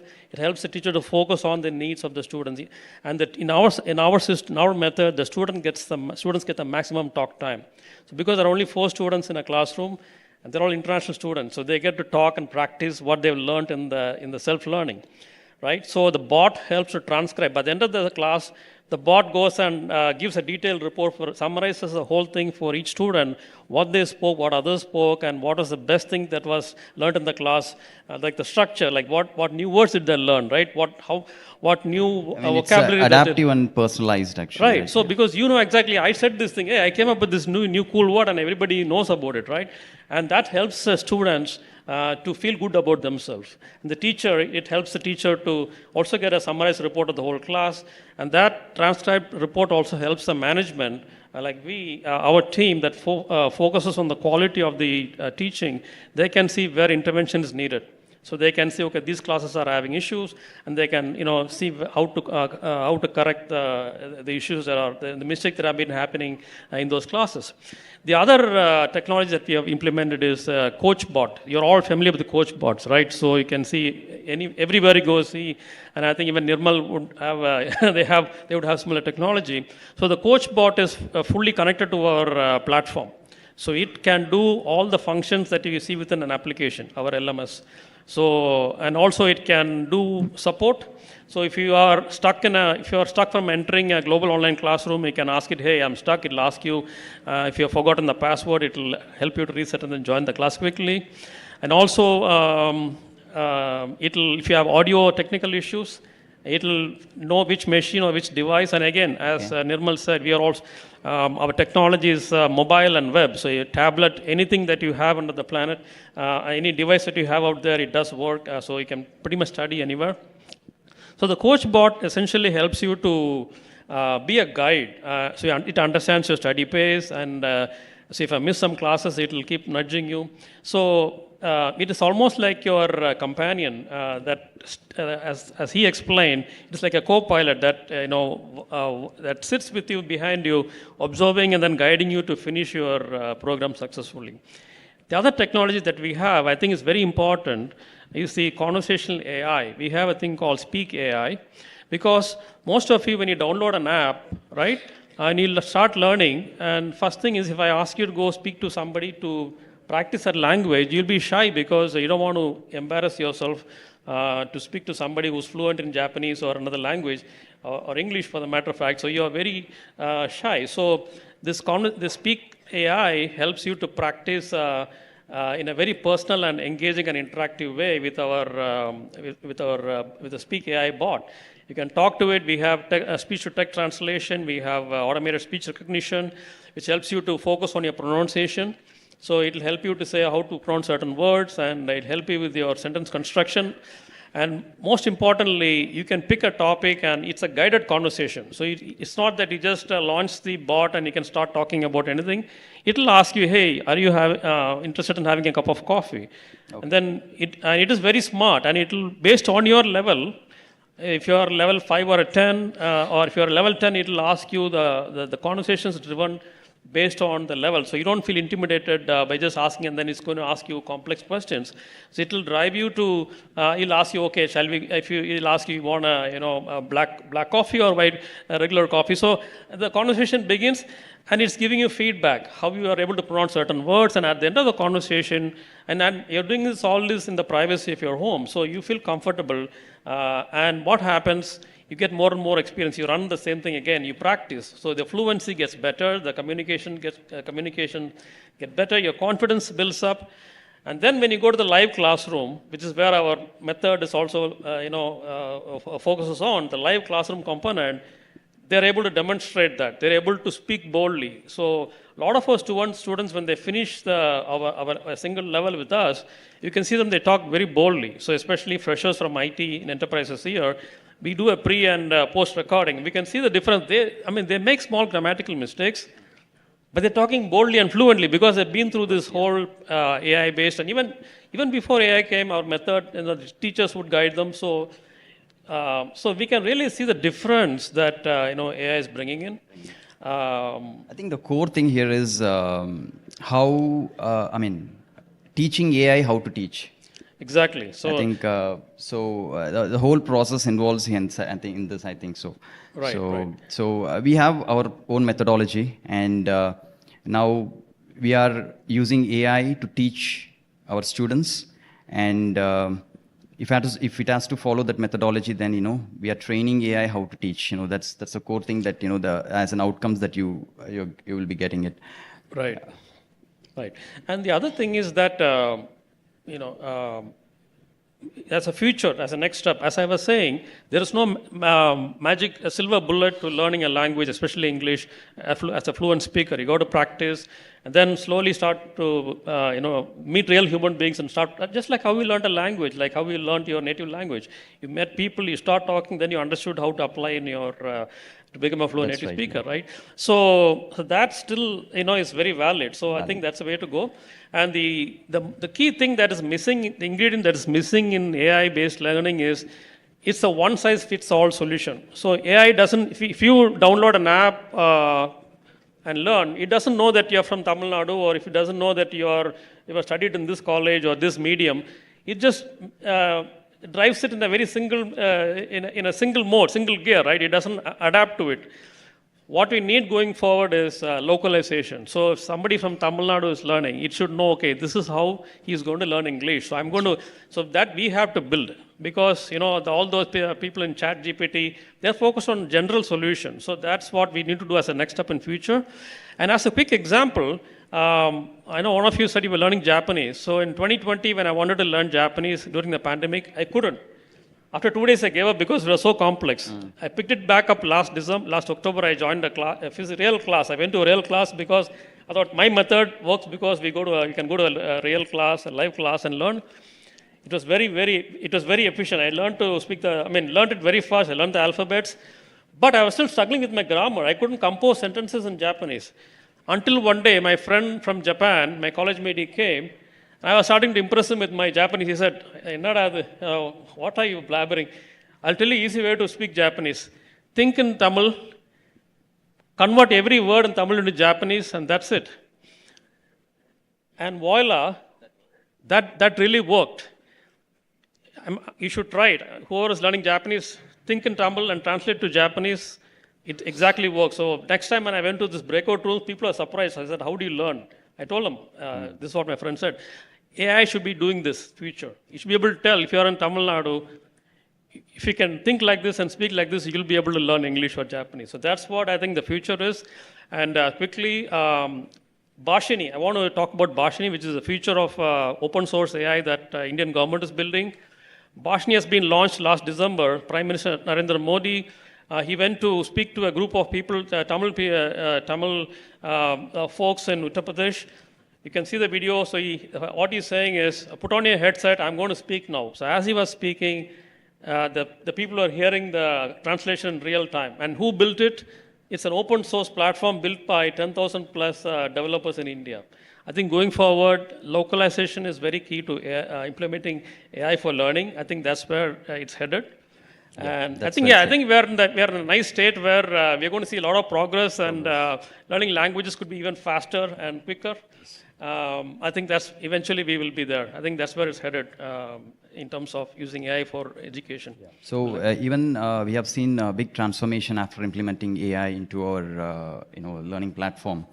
As I said, it really evaluates the performance of a student immediately and gives the instant results based on the performance, where they can reiterate the practice over and over again, and it makes them more proficient in any language. And although AI is well established now, but still there is a lot of process requires to adapt into our methodology. So that's only area that most of the organizations should be focusing on. So in terms of language learning, large language learning models, it's already we have a very good products, but keeping it as a foundational model again, there's a lot of work to be done by every company, like including myself, where to bring in our own methodology and process into it. In that regards, I think there will be a lot of work to be done, and it again depends upon how good the process is and the data that we have. As data is very important, and to talk more about, a few things more about Red Fox and things like we are into online English learning platform, and we do live online classes and self-learning courses that make students to learn English in different platforms. And here again, enabling AI has made a great deal of transformation into the students' learning journey. It has given them, we have students from more than 100 countries actually, and the feedback that we get from them is something, when they learn through the tools and when they use the platform effectively, it makes them more comfortable in day-to-day. They can see a lot of progress in their language skills actually. This is only because the sophisticated technology, AI, and how we show the outcomes to them based on their learning patterns. So I think in that regard, I think there's a great potential still, a lot of things to explore, and still a lot of things to be as a process and methodology to be included in this journey. It should be their part of this, and I think that's a great potential. Right. I think so. We both have the same, and the approach to AI is the same.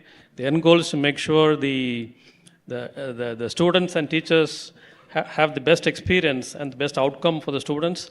So to that extent, we will, at least Wall Street English, we are implementing in steps. Like I said in the beginning of the chat, we are not going and building a lot of these things into AI based. We are not replacing people. We are not replacing teachers. In fact, we are augmenting to it. So And we are seeing great results. I think even Red Fox Education is on the same path. So combined with, and our experience is around 50 years. So we have the pedagogy. Like you said, we have teachers who've been with us for 30 years. So they know how to make sure the student learns English. And English is the most valuable language in the world. And with English, you can go places. So it opens doors.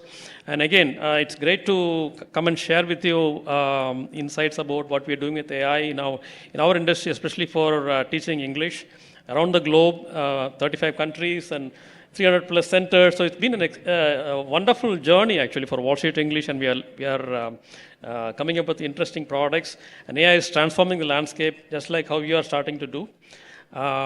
Should we open the floor to questions? Yes. I know it's time for lunch, but yes. any questions you may have?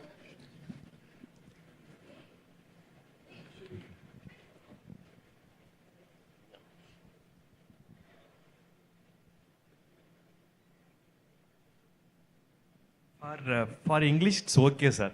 What about Tamil? So we have some lot of major complexity issues in the chatbot, creating the chatbot in Tamil, sir. Even ChatGPT, when I'm giving some Tamil prompt, it will take some ambiguous things to answer in Tamil. Right. Yeah. So what are the content way? The AI in Tamil is a major one thing. Some NRI people want to learn about Tamil. Yeah. So the thing is, how can you manage for developing the native speaking language in like Tamil? So it's a major still issue. So what's your way to solve this? Right. So I had just given the example of Bhashini, right? So, and in fact, we can build on top of that. So Bhashini is basically an open source built by developers. You can join and build, especially the localization of learning local languages. The data set has to be local. So today, if you go to ChatGPT, it doesn't know much about Tamil. You can translate. Google does translation. But we have to build a data set, right? ChatGPT has 173 billion data points. It can reference in a fraction of a second and say, here's the best way to respond to you or take your input. But today, we have to build it at a local level. We have to put in the data to train the model that he was talking, training the AI model, so that it understands and comes up with the best way to teach you Tamil, because it has the data there. So I think if you embrace open source and if the government plays a key part like Bhashini, which is a central government. That's the only one thing, sir. I'm supposed to learn about some open source softwares like Rasa chatbot.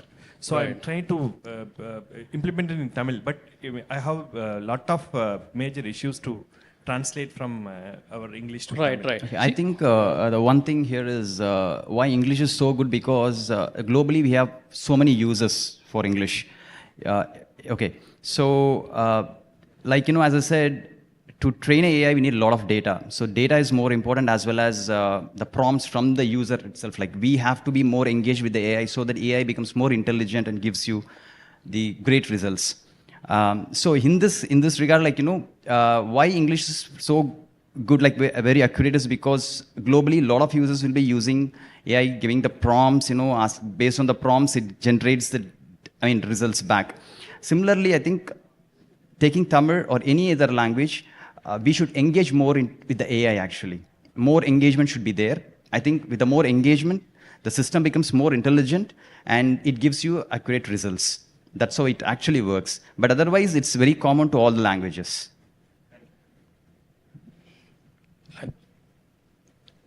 Any more questions? I know it's time for lunch. Yes, please.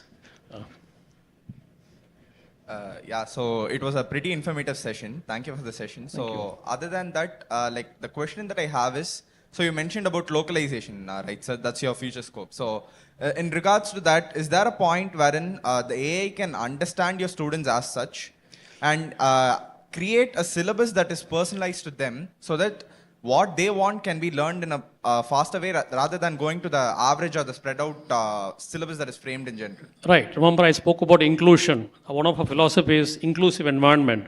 So when you just take yourself as a student in a classroom, when the teacher realizes you are very slow in studying, what does the teacher do? She will call you and say, okay, come, I need you to take some tuition, or I need to follow this special method to learn and come up to speed with the rest of the students.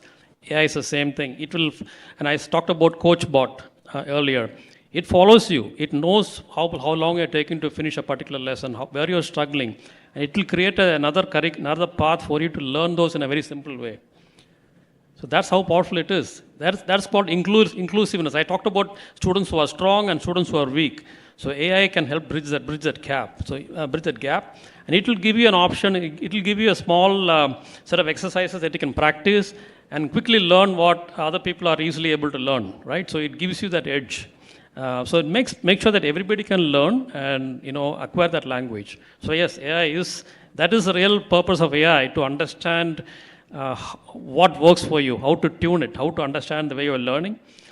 But localization is a different thing. But I'm talking about general learning of language. That is how it works. Thank you, sir. Hello, sir. Good afternoon, Hi, sir. good afternoon. Thank you so much for the session, sir. It was very informative. So, being into AI, there were two things which came into my mind. So, with regard to learning languages, one is the sound, which is phonetics, and the other one is the pronunciation and how they do it. So, while implementing AI models, there was this research paper from Google called LipNet, which focused on without sound itself, just reading the features from the person's lips and taking that as embeddings into the encode of the transformer. So, would that be better, or will doing it phonetically just by taking in those sounds? Because every single person will have a different range of pronunciation and the way they pronounce words. You want to take it? I think, both applies actually. In a way that how, again, as I said, how we're going to put that into the system, where phonetics, it's again how the system understands. In any way, whenever you speak, it has got the modulations. The modulations will be taken as an input, and based on that, it gonna convert that into it could interpret into the language that it understands, and finally it becomes a text, and then it comes out as a output actually. So here the phonetics is where you have this LLMs which generally uses, and you ask this text to speech and speech to text models that generally uses this pattern. And whereas the next thing is the lip movement. I think where the computer vision comes to play actually. It actually works something like that, because when it's an AI field where it recognizes your movements, and then it actually understands your lip movement, and then recognizes the pattern, and then it inputs the data, and then it comes out as an output. So it has, both has its advantages. As in it's again how we are going to adapt. So when we have a booth where we find a lot of people coming in, and we play video for them actually. We have our British tutor coming live and then talking to them. So one of them came to us, they asked I think they can't hear, I think so. So they said, why don't you have a text below the speech, in the video, so that they can see and understand, they can read actually. So people like that, for them, I think the lip recognition pattern really works. So I think it's a very good way to implement. Both. It has got advantages, and also the way of implementation. This is how both works actually. Hope I answered your question. Okay, thank you.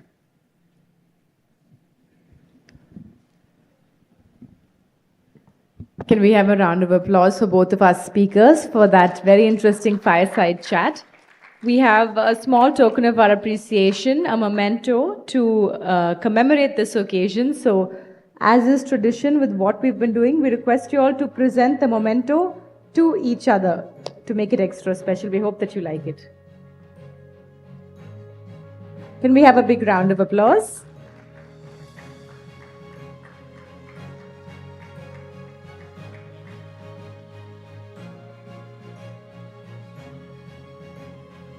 We hope that you like the photograph. A great way to remember this occasion. Thank you so much, gentlemen. We really appreciate you making this a special session for us. And students, if you have any questions, I'm sure you're not leaving right away, right? You'll be happy to take some questions offline. Thank you so much. So ladies and gentlemen, on that note, we will break for lunch. We'll be back here at 2 p.m. for our next session. Thank you.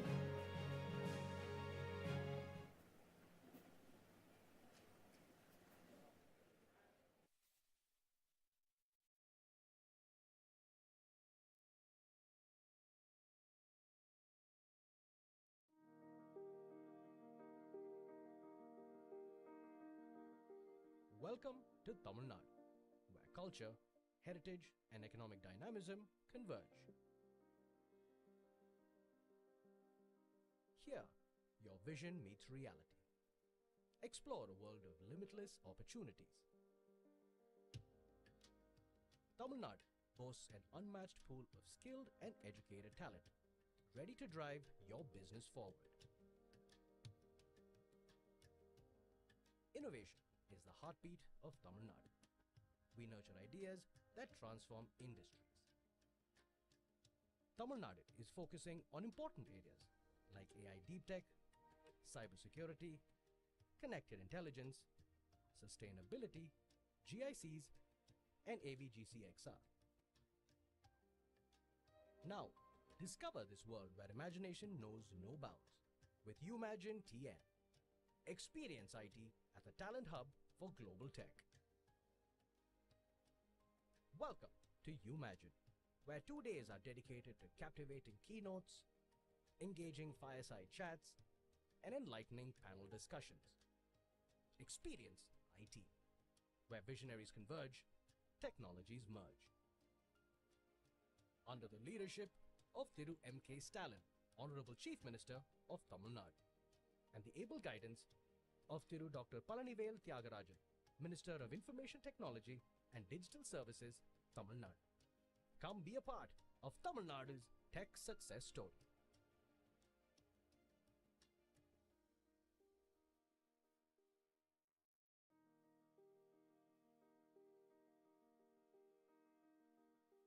Welcome to Tamil Nadu, where culture, heritage, and economic dynamism converge. Here, your vision meets reality. Explore a world of limitless opportunities.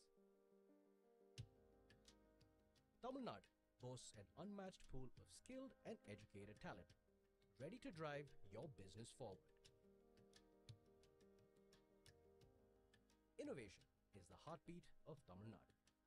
We nurture ideas that transform industries. Tamil Nadu is focusing on important areas like AI deep tech, cybersecurity, connected intelligence, sustainability, GICs, and AVGC-XR.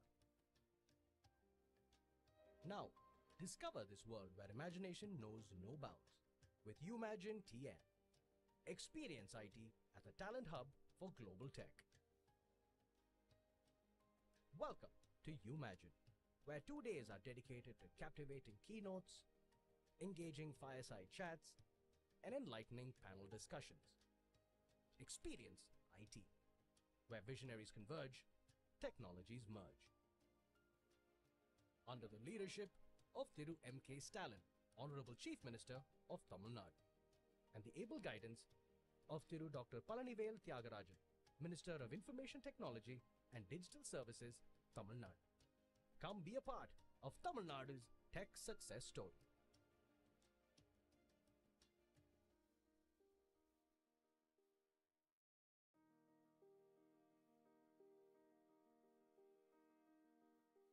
Welcome to Tamil Nadu, where culture, heritage, and economic dynamism converge.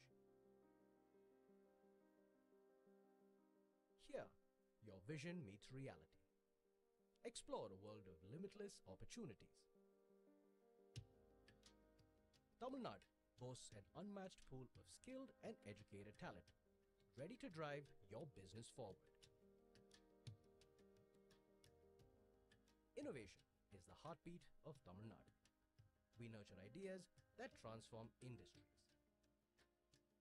Tamil Nadu is focusing on important areas like AI deep tech, cybersecurity, connected intelligence, sustainability, GICs, and AVGC-XR. Now, discover this world where imagination knows no bounds with Umagine TN. Experience IT at the talent hub for global tech. Welcome to Umagine, where 2 days are dedicated to captivating keynotes, engaging fireside chats, and enlightening panel discussions. Experience IT, where visionaries converge, technologies merge.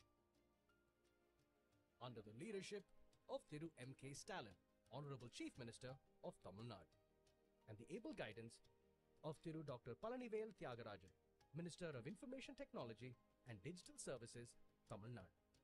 Come be a part of Tamil Nadu's tech success story.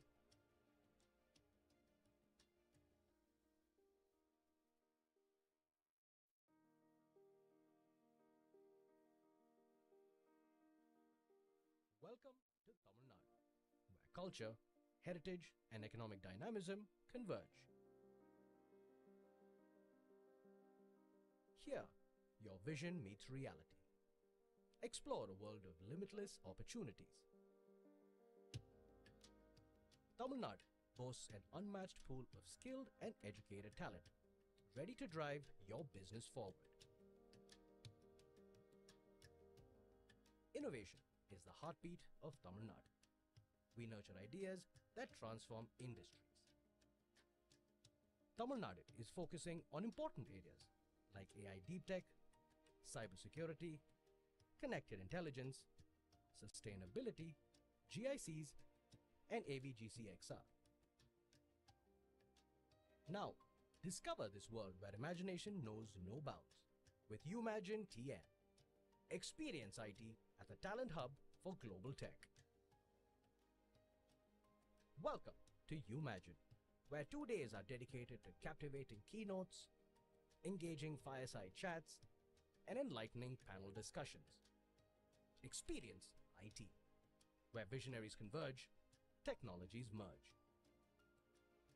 Under the leadership of Thiru M.K. Stalin, Honorable Chief Minister of Tamil Nadu, and the able guidance of Thiru Dr. Palanivel Thiagarajan, Minister of Information Technology and Digital Services, Tamil Nadu. Come be a part of Tamil Nadu's tech success story.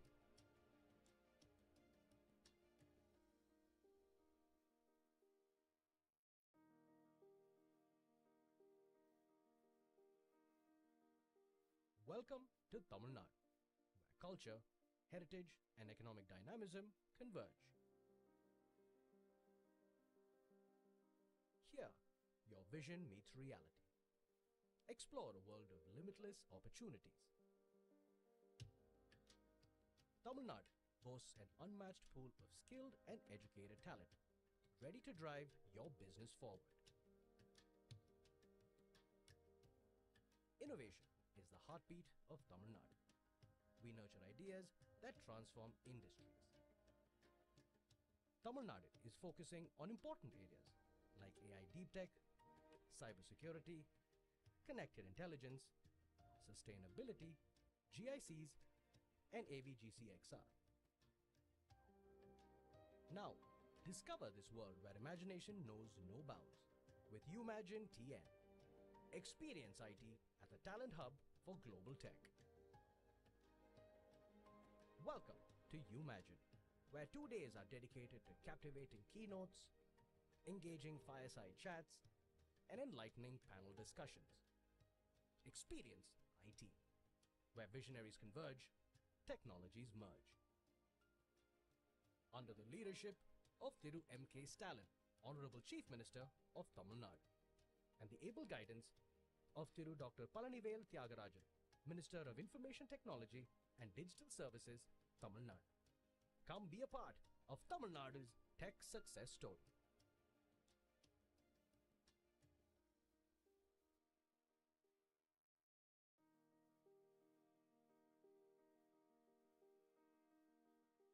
Welcome to Tamil Nadu, where culture, heritage, and economic dynamism converge.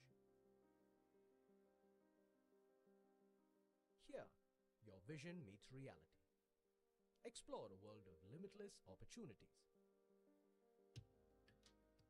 Tamil Nadu boasts an unmatched pool of skilled and educated talent, ready to drive your business forward. Innovation is the heartbeat of Tamil Nadu.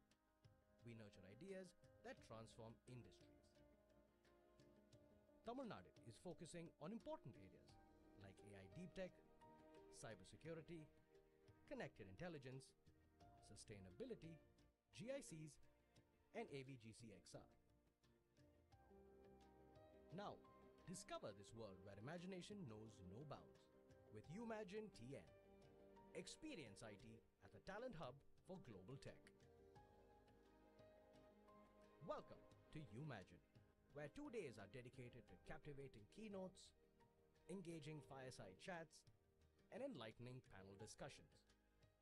Experience IT, where visionaries converge, technologies merge. Under the leadership of Thiru M.K. Stalin, Honorable Chief Minister of Tamil Nadu, and the able guidance of Thiru Dr. Palanivel Thiagarajan, Minister of Information Technology and Digital Services, Tamil Nadu. Come be a part of Tamil Nadu's tech success story.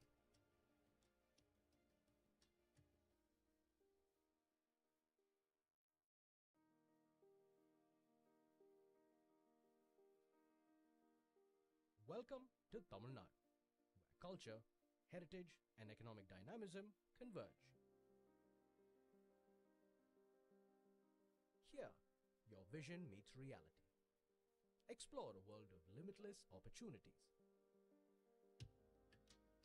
Tamil Nadu boasts an unmatched pool of skilled and educated talent, ready to drive your business forward. Innovation is the heartbeat of Tamil Nadu. We nurture ideas that transform industries. Tamil Nadu is focusing on important areas like AI deep tech, cybersecurity, connected intelligence, sustainability, GICs, and AVGCXR. Now, discover this world where imagination knows no bounds with Umagine TN. Experience IT at the talent hub for global tech. Welcome to Umagine, where 2 days are dedicated to captivating keynotes, engaging fireside chats, and enlightening panel discussions. Experience IT, where visionaries converge, technologies merge. Under the leadership of Thiru M.K. Stalin, Honorable Chief Minister of Tamil Nadu, and the able guidance of Thiru Dr. Palanivel Thiagarajan, Minister of Information Technology and Digital Services, Tamil Nadu. Come be a part of Tamil Nadu's tech success story.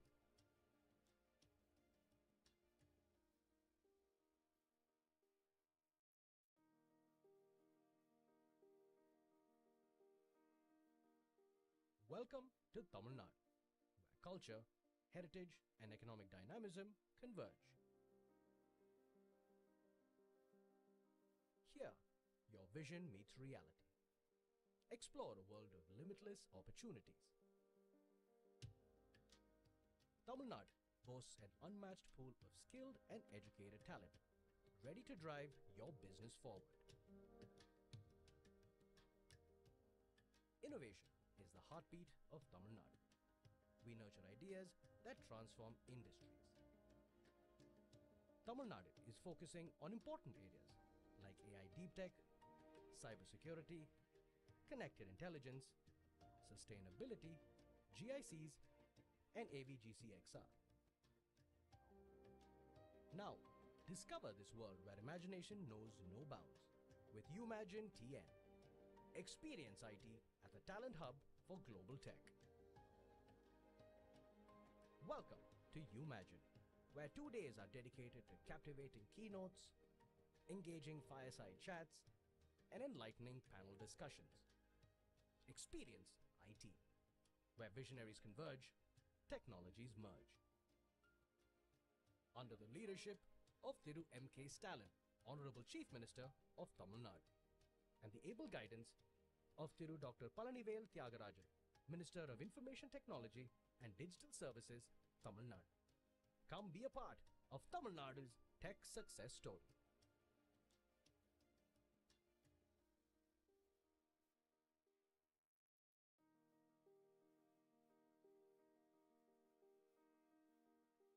Welcome to Tamil Nadu, where culture, heritage, and economic dynamism converge.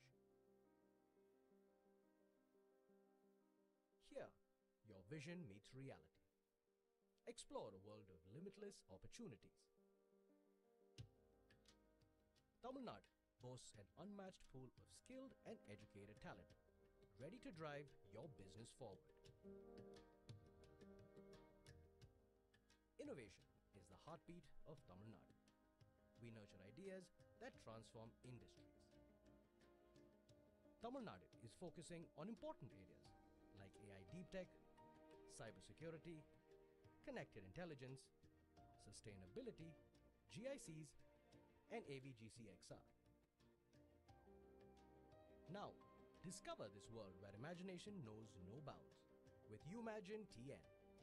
Experience IT at the talent hub for global tech.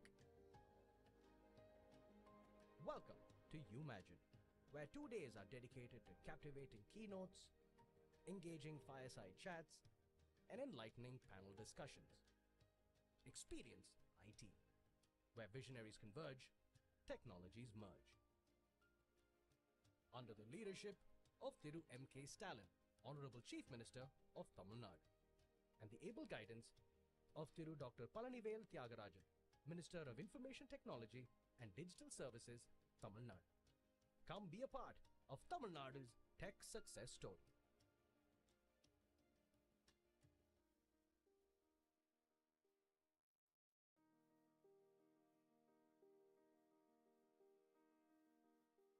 Welcome to Tamil Nadu, where culture, heritage, and economic dynamism converge. Here, your vision meets reality. Explore a world of limitless opportunities. Tamil Nadu boasts an unmatched pool of skilled and educated talent, ready to drive your business forward. Innovation is the heartbeat of Tamil Nadu. We nurture ideas that transform industries.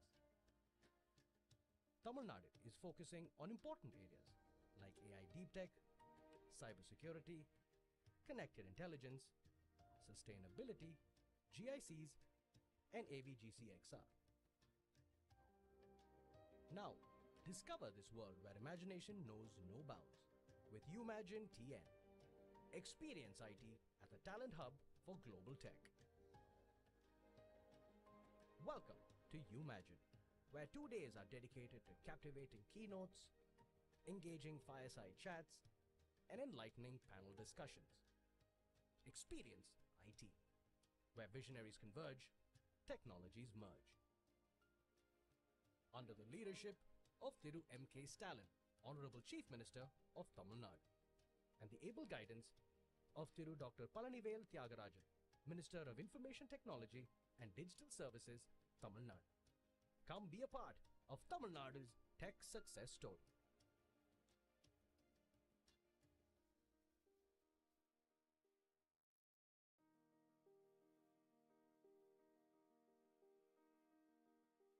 Welcome to Tamil Nadu, where culture, heritage, and economic dynamism converge. Here, your vision meets reality. Explore a world of limitless opportunities. Tamil Nadu boasts an unmatched pool of skilled and educated talent, ready to drive your business forward. Innovation is the heartbeat of Tamil Nadu. We nurture ideas that transform industries.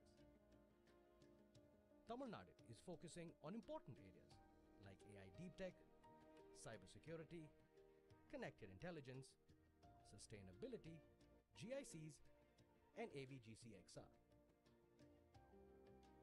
Now, discover this world where imagination knows no bounds with Umagine TN. Experience IT at the talent hub for global tech.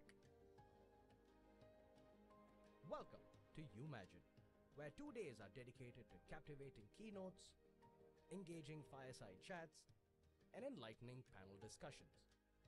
Experience IT, where visionaries converge, technologies merge.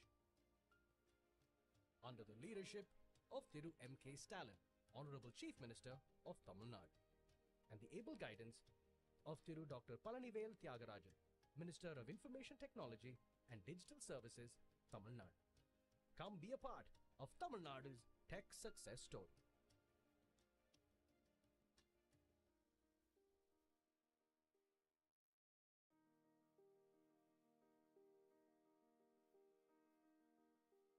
Welcome to Tamil Nadu, where culture, heritage, and economic dynamism converge.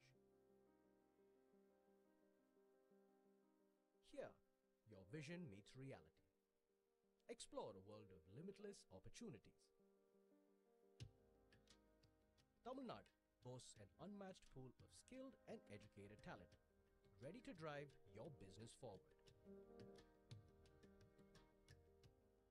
Innovation is the heartbeat of Tamil Nadu. We nurture ideas that transform industries. Tamil Nadu is focusing on important areas like AI deep tech, cybersecurity, connected intelligence, sustainability, GICs, and AVGCXR. Now, discover this world where imagination knows no bounds with Umagine TN. Experience IT at the talent hub for global tech. Welcome to Umagine, where 2 days are dedicated to captivating keynotes, engaging fireside chats, and enlightening panel discussions. Experience IT, where visionaries converge, technologies merge. Under the leadership of Thiru M.K. Stalin, Honorable Chief Minister of Tamil Nadu, and the able guidance of Thiru Dr. Palanivel Thiagarajan, Minister of Information Technology and Digital Services, Tamil Nadu. Come be a part of Tamil Nadu's tech success story.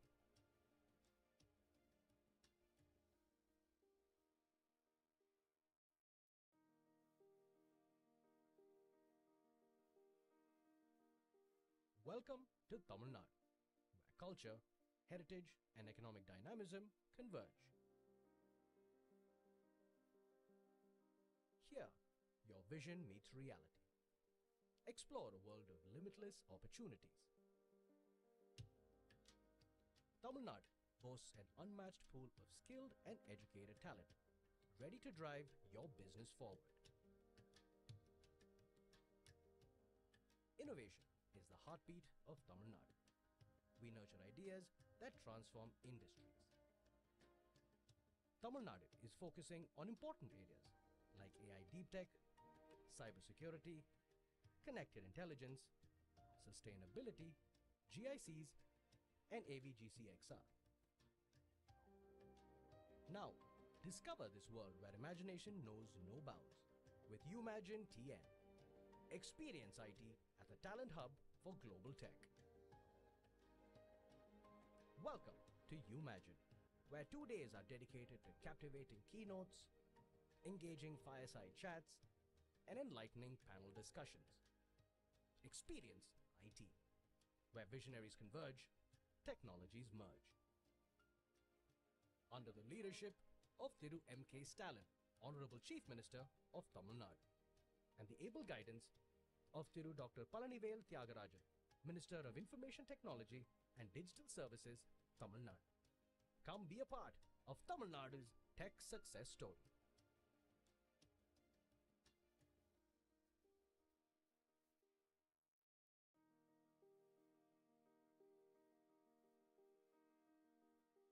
Welcome to Tamil Nadu, where culture, heritage, and economic dynamism converge. Here, your vision meets reality. Explore a world of limitless opportunities. Tamil Nadu boasts an unmatched pool of skilled and educated talent, ready to drive your business forward. Innovation is the heartbeat of Tamil Nadu. We nurture ideas that transform industries. Tamil Nadu is focusing on important areas like AI deep tech, cybersecurity, connected intelligence, sustainability, GICs, and AVGCXR. Now, discover this world where imagination knows no bounds with Umagine TN. Experience IT at the talent hub for global tech. Welcome to Umagine, where 2 days are dedicated to captivating keynotes, engaging fireside chats, and enlightening panel discussions. Experience IT, where visionaries converge, technologies merge. under the leadership of Thiru M.K. Stalin, Honorable Chief Minister of Tamil Nadu, and the able guidance of Thiru Dr. Palanivel Thiagarajan, Minister of Information Technology and Digital Services, Tamil Nadu. Come be a part of Tamil Nadu's tech success story.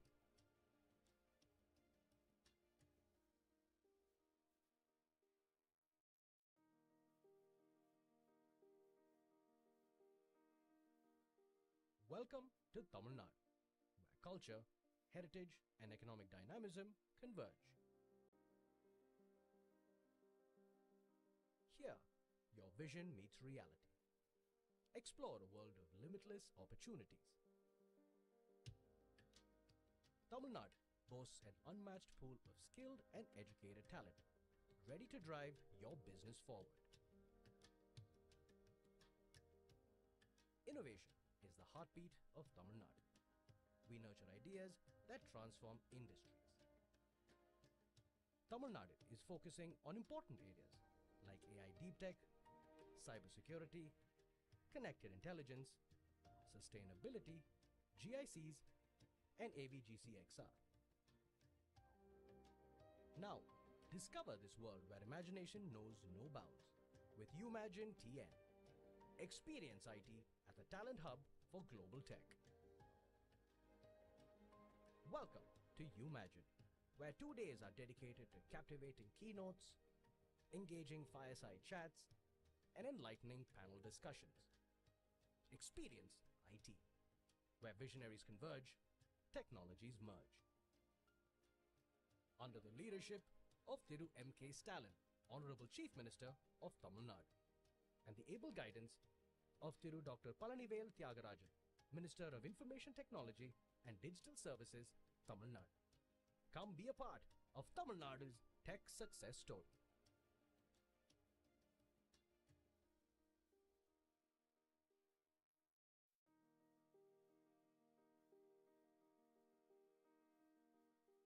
Welcome to Tamil Nadu, where culture, heritage, and economic dynamism converge. Here, your vision meets reality. Explore a world of limitless opportunities. Tamil Nadu boasts an unmatched pool of skilled and educated talent, ready to drive your business forward. Innovation is the heartbeat of Tamil Nadu. We nurture ideas that transform industries. Tamil Nadu is focusing on important areas like AI deep tech, cybersecurity, connected intelligence, sustainability, GICs, and AVGCXR. Now, discover this world where imagination knows no bounds with Umagine TN. Experience IT at the Talent Hub for Global Tech. Welcome to Umagine, where 2 days are dedicated to captivating keynotes, engaging fireside chats, and enlightening panel discussions. Experience IT, where visionaries converge, technologies merge. Under the leadership of Thiru M.K. Stalin, Honorable Chief Minister of Tamil Nadu, and the able guidance of Thiru Dr. Palanivel Thiagarajan, Minister of Information Technology and Digital Services, Tamil Nadu. Come be a part of Tamil Nadu's tech success story.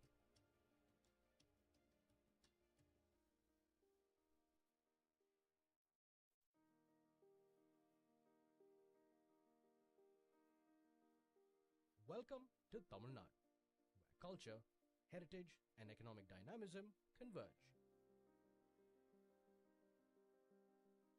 Here, your vision meets reality. Explore a world of limitless opportunities. Tamil Nadu boasts an unmatched pool of skilled and educated talent, ready to drive your business forward. Innovation is the heartbeat of Tamil Nadu. We nurture ideas that transform industries. Tamil Nadu is focusing on important areas like AI deep tech, cybersecurity, connected intelligence, sustainability, GICs, and AVGCXR. Now, Discover this world where imagination knows no bounds with Umagine TN. Experience IT at the talent hub for global tech. Welcome to Umagine, where 2 days are dedicated to captivating keynotes, engaging fireside chats, and enlightening panel discussions. Experience IT, where visionaries converge, technologies merge. Under the leadership of Thiru M.K. Stalin, Honorable Chief Minister of Tamil Nadu, and the able guidance of Thiru Dr. Palanivel Thiagarajan, Minister of Information Technology and Digital Services, Tamil Nadu. Come be a part of Tamil Nadu's tech success story.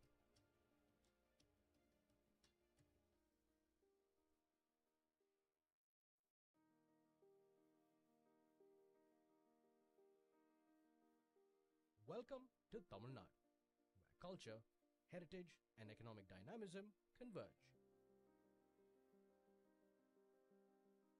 Here, your vision meets reality.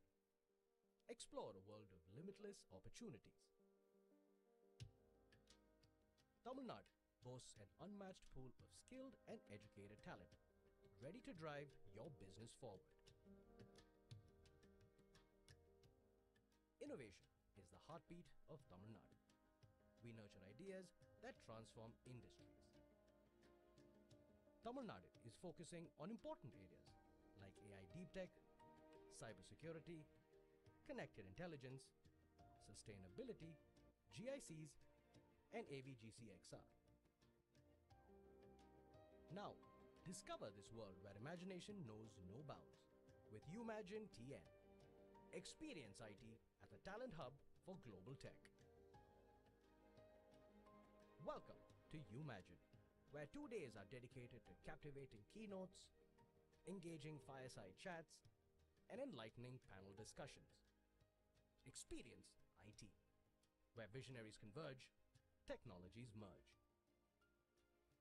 Under the leadership of Thiru M.K. Stalin, Honorable Chief Minister of Tamil Nadu, and the able guidance of Thiru Dr. Palanivel Thiagarajan, Minister of Information Technology and Digital Services, Tamil Nadu.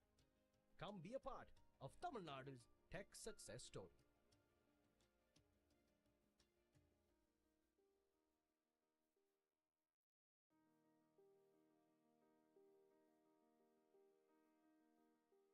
Welcome to Tamil Nadu, where culture, heritage, and economic dynamism converge.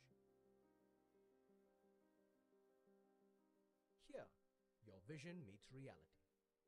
Explore a world of limitless opportunities. Tamil Nadu boasts an unmatched pool of skilled and educated talent, ready to drive your business forward. Innovation is the heartbeat of Tamil Nadu. We nurture ideas that transform industries. Tamil Nadu is focusing on important areas like AI deep tech, cybersecurity, connected intelligence, sustainability, GICs, and AVGCXR. Now, discover this world where imagination knows no bounds with Umagine TN. Experience IT at the talent hub for global tech. Welcome to Umagine, where 2 days are dedicated to captivating keynotes, engaging fireside chats, and enlightening panel discussions. Experience IT, where visionaries converge, technologies merge. Under the leadership of Thiru M.K. Stalin, Honorable Chief Minister of Tamil Nadu, and the able guidance of Thiru Dr. Palanivel Thiagarajan, Minister of Information Technology and Digital Services, Tamil Nadu. Come be a part of Tamil Nadu's tech success story.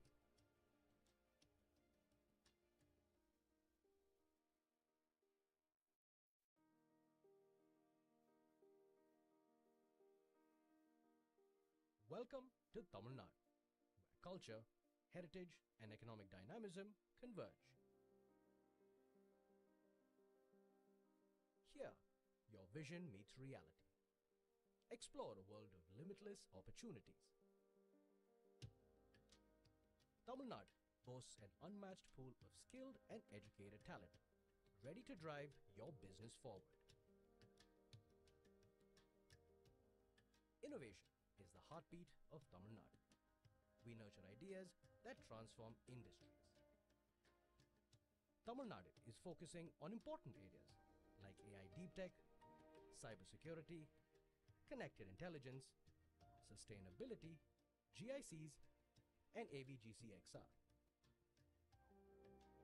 Now, discover this world where imagination knows no bounds with Umagine TN. Experience IT at the Talent Hub for Global Tech. Welcome to Umagine, where 2 days are dedicated to captivating keynotes, engaging fireside chats, and enlightening panel discussions. Experience IT, where visionaries converge, technologies merge. Under the leadership of Thiru M.K. Stalin, Honorable Chief Minister of Tamil Nadu, and the able guidance of Thiru Dr. Palanivel Thiagarajan, Minister of Information Technology and Digital Services, Tamil Nadu. Come be a part of Tamil Nadu's tech success story.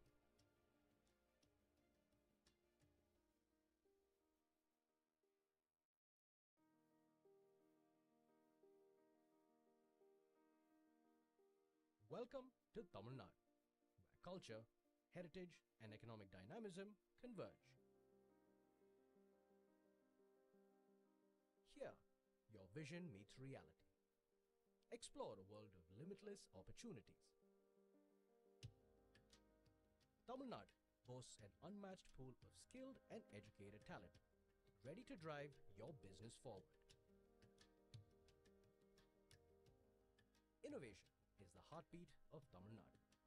We nurture ideas that transform industries. Tamil Nadu is focusing on important areas like AI deep tech, cybersecurity, connected intelligence, sustainability, GICs, and AVGCXR. Now, discover this world where imagination knows no bounds with Umagine TN. Experience IT at the Talent Hub for Global Tech. Welcome to Umagine, where 2 days are dedicated to captivating keynotes, engaging fireside chats, and enlightening panel discussions. Experience IT, where visionaries converge, technologies merge. Under the leadership of Thiru M.K. Stalin, Honorable Chief Minister of Tamil Nadu, and the able guidance of Thiru Dr. Palanivel Thiagarajan, Minister of Information Technology and Digital Services, Tamil Nadu. Come be a part of Tamil Nadu's tech success story.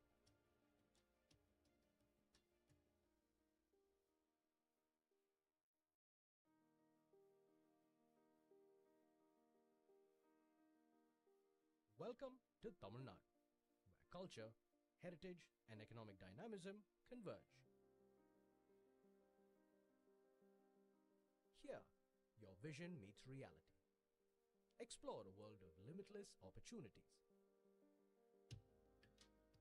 Tamil Nadu boasts an unmatched pool of skilled and educated talent, ready to drive your business forward. Innovation is the heartbeat of Tamil Nadu. We nurture ideas that transform industries. Tamil Nadu is focusing on important areas like AI deep tech, cybersecurity, connected intelligence, sustainability, GICs, and AVGCXR. Now, discover this world where imagination knows no bounds with Umagine TN. Experience IT at the Talent Hub for Global Tech. Welcome to Umagine, where 2 days are dedicated to captivating keynotes, engaging fireside chats, and enlightening panel discussions. Experience IT, where visionaries converge, technologies merge. Under the leadership of Thiru M.K. Stalin, Honorable Chief Minister of Tamil Nadu, and the able guidance of Thiru Dr. Palanivel Thiagarajan, Minister of Information Technology and Digital Services, Tamil Nadu. Come be a part of Tamil Nadu's tech success story.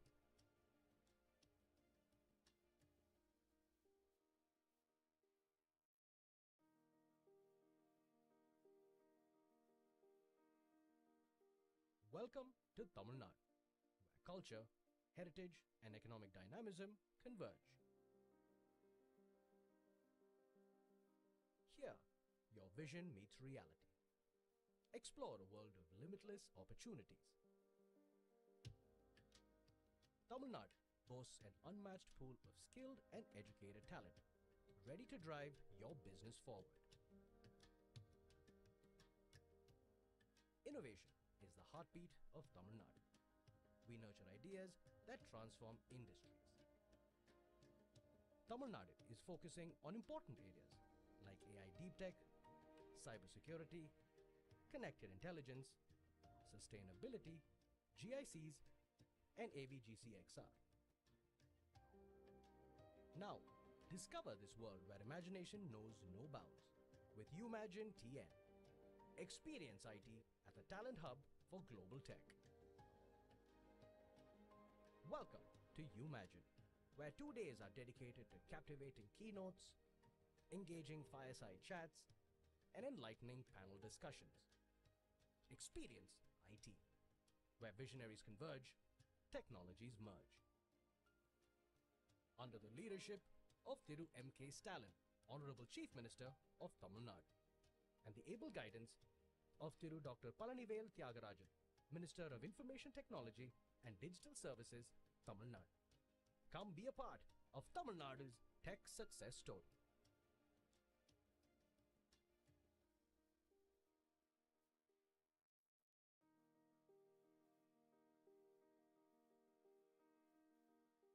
Welcome to Tamil Nadu, where culture, heritage, and economic dynamism converge.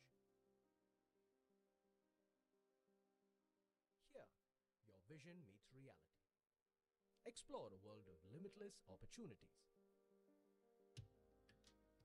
Tamil Nadu boasts an unmatched pool of skilled and educated talent, ready to drive your business forward.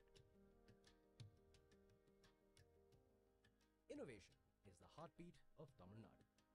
We nurture ideas that transform industries. Tamil Nadu is focusing on important areas like AI deep tech, cybersecurity, connected intelligence, sustainability, GICs, and AVGCXR. Now, discover this world where imagination knows no bounds with Umagine TN. Experience IT at the talent hub for global tech. Welcome to Umagine, where 2 days are dedicated to captivating keynotes, engaging fireside chats, and enlightening panel discussions. Experience IT, where visionaries converge, technologies merge. Under the leadership of Thiru M.K. Stalin, Honorable Chief Minister of Tamil Nadu, and the able guidance of Thiru Dr. Palanivel Thiagarajan, Minister of Information Technology and Digital Services, Tamil Nadu. Come be a part of Tamil Nadu's tech success story.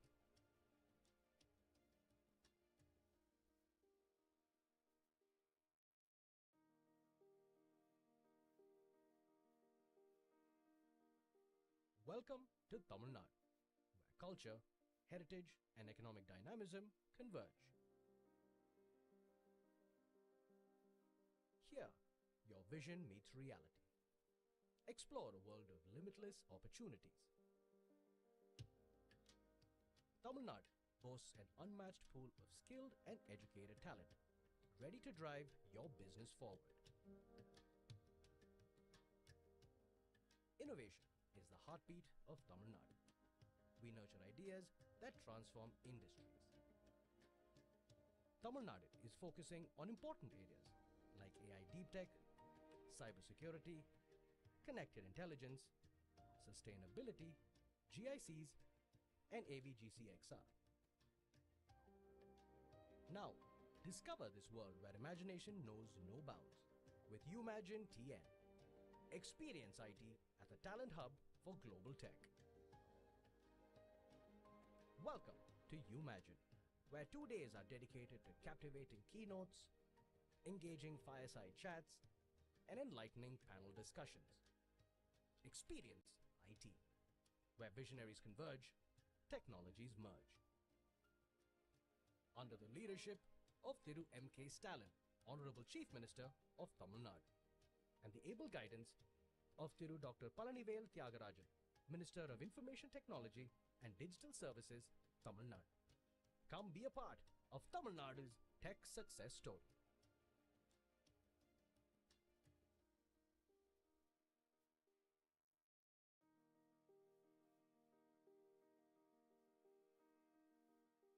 Welcome to Tamil Nadu, where culture, heritage, and economic dynamism converge. Here, your vision meets reality. Explore a world of limitless opportunities. Tamil Nadu boasts an unmatched pool of skilled and educated talent, ready to drive your business forward. Innovation is the heartbeat of Tamil Nadu. We nurture ideas that transform industries. Tamil Nadu is focusing on important areas like AI deep tech, cybersecurity, connected intelligence, sustainability, GICs, and AVGCXR. Now, discover this world where imagination knows no bounds with Umagine TN. Experience IT at the talent hub for global tech.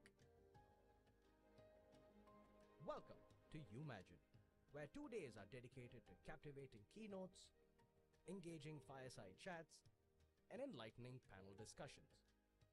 Experience IT, where visionaries converge, technologies merge. Under the leadership of Thiru M.K. Stalin, Honorable Chief Minister of Tamil Nadu, and the able guidance of Thiru Dr. Palanivel Thiagarajan, Minister of Information Technology and Digital Services, Tamil Nadu. Come be a part of Tamil Nadu's tech success story.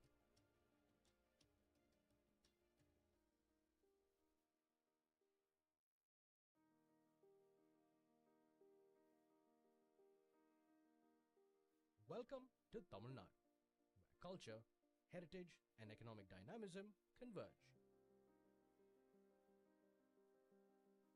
Here, your vision meets reality. Explore a world of limitless opportunities. Tamil Nadu boasts an unmatched pool of skilled and educated talent, ready to drive your business forward. Innovation is the heartbeat of Tamil Nadu. We nurture ideas that transform industries. Tamil Nadu is focusing on important areas like AI deep tech, cybersecurity, connected intelligence, sustainability, GICs, and AVGCXR. Now, discover this world where imagination knows no bounds with Umagine TN. Experience IT at the talent hub for global tech. Welcome to Umagine, where 2 days are dedicated to captivating keynotes, engaging fireside chats, and enlightening panel discussions. Experience IT, where visionaries converge, technologies merge. Under the leadership of Thiru M.K. Stalin, Honorable Chief Minister of Tamil Nadu, and the able guidance of Thiru Dr. Palanivel Thiagarajan, Minister of Information Technology and Digital Services, Tamil Nadu. Come be a part of Tamil Nadu's tech success story.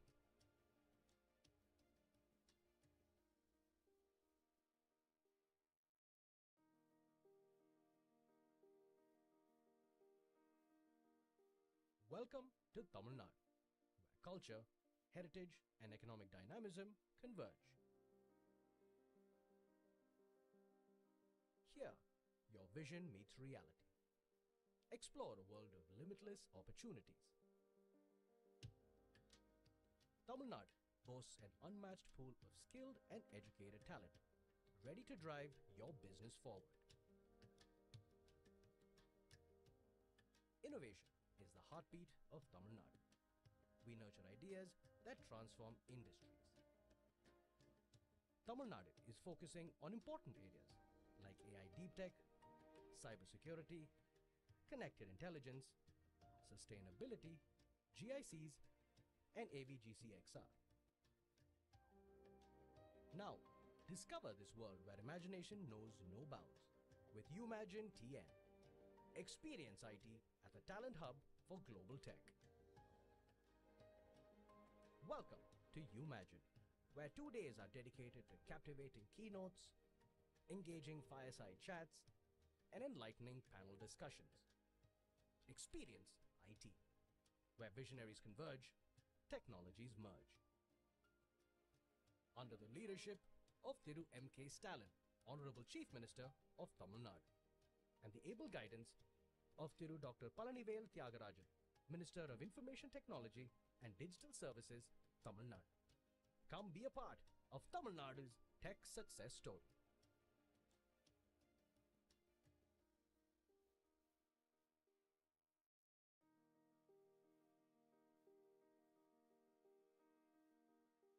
Welcome to Tamil Nadu, where culture, heritage, and economic dynamism converge. Here, your vision meets reality. Explore a world of limitless opportunities. Tamil Nadu boasts an unmatched pool of skilled and educated talent, ready to drive your business forward.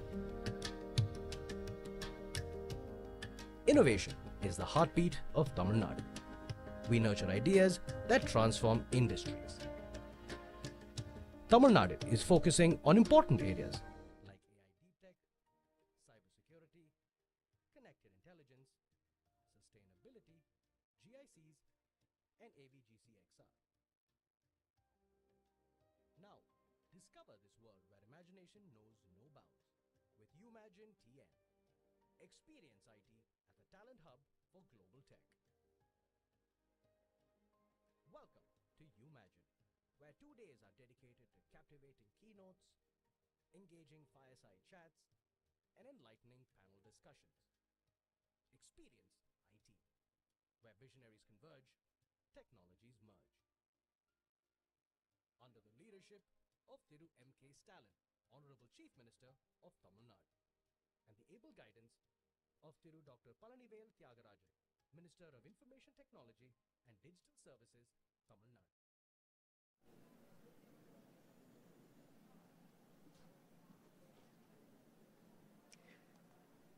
Welcome back and good afternoon. We request everyone to kindly take your seats and put your mobile phones on silent mode as we'll be starting off our next session. We begin this afternoon's session with a panel discussion titled Opportunities and Challenges in the Gaming Industry, the Present and the Future. I'd like to welcome our panelists on stage. We have with us today Anuj Sahani, Director of Incubation Program at Krafton India.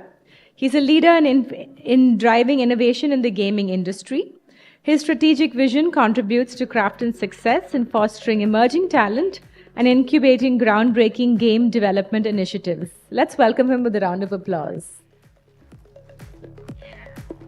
We have with us Vamal Doshi, Director at Nazara Technologies. He's a key figure in the gaming landscape, contributing to Nazara's growth as a leading gaming and sports media company. Welcome. Can we have a round of applause, please? Next, we have with us Kisle Shashwat, General Partner at Lumika Fund. He's a venture capital expert driving instruments in gaming and interactive media, fostering growth and innovation in the gaming ecosystem. Welcome. It's wonderful to have you here. Can we give him a round of applause?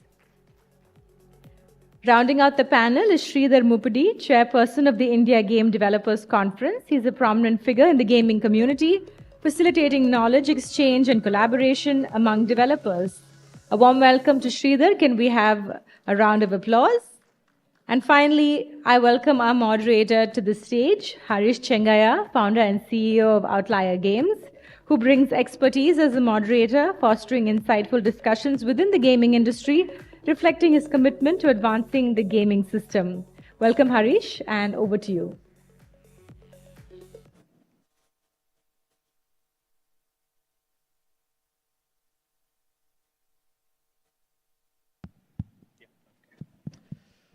Good afternoon to all. So globally, the video game industry, as in the entertainment-oriented digital games industry, it's worth about $1 billion. Just to put that in context, all of Indian cinema put together, Bollywood, Collywood, Tollywood, everything, 10, 12 industries put together is about 1.3 billion. And game industry is already just a stone's throw away from that at the moment, though we are a nascent industry. And in few short years, video game industry in India is going to exceed far beyond what film industry of India will do, right? So there's a lot of potential, a lot of expansive potential. But still, bit of a odd thing, we are a nascent industry, right? And there are some growing pains in our industry because it's common for industries to have that problem in the first decade or the first 2 decades when they are growing. So today we have with us this empaneled speakers who are at the forefront of bringing opportunities for the game developers in India and also aspiring entrepreneurs who want to enter the gaming industry. So let's hear from them.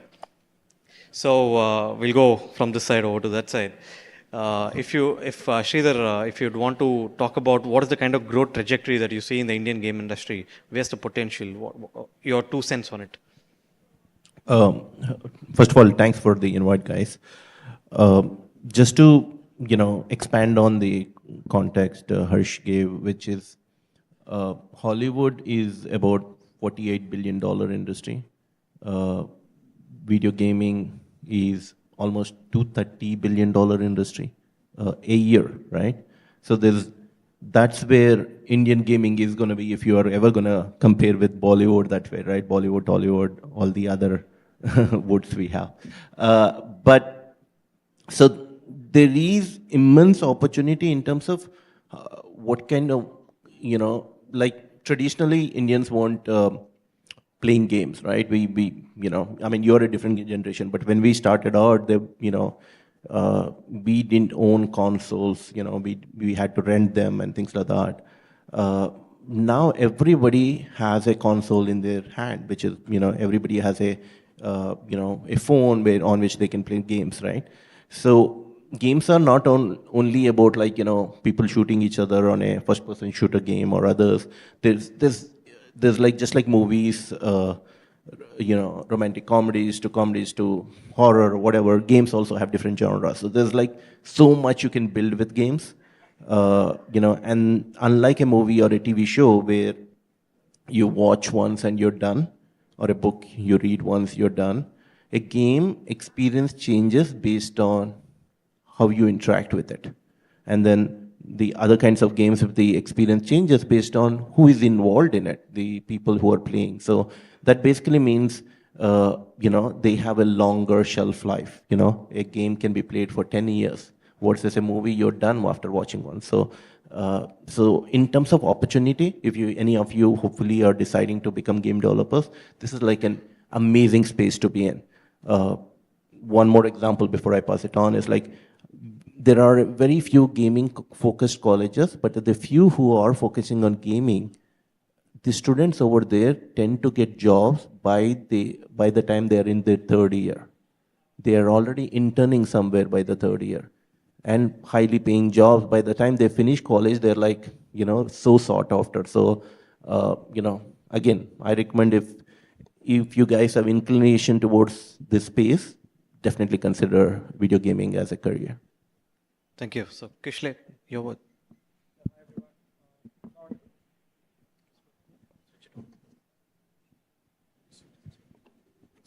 Yeah, hi everyone. Great to be here. Yeah, just to throw some light on the numbers here, right? So, the 1.1 billion number which Harish highlighted is essentially composed of ads and in-app purchases is what we call.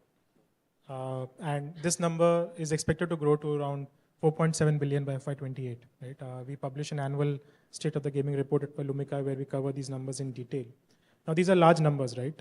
If you double click on that and, to understand what's really powering these numbers, right? So essentially, we like to look at it from 3 pillars. One is infrastructure, second is capital, and third is talent, right? So from an infrastructure point of view, we see obviously the smartphone proliferation in the country. We have now 700 to 800 million smartphone users, all of them connected on world's cheapest 4G and 5G data now. And essentially what it's leading to is, there are 500 million gamers now in the country, right? And they're driven around 15.3 billion game downloads in 1 year alone, right? So that makes India the 2nd largest download market behind China. And it's not just about downloading and playing games, right? There is real economy which is powering that. And to also facilitate that from an infrastructure point of view, we have obviously UPI, which has worked seamlessly well to drive IAPs within games, right? And what essentially means is that now we have a market which is ready.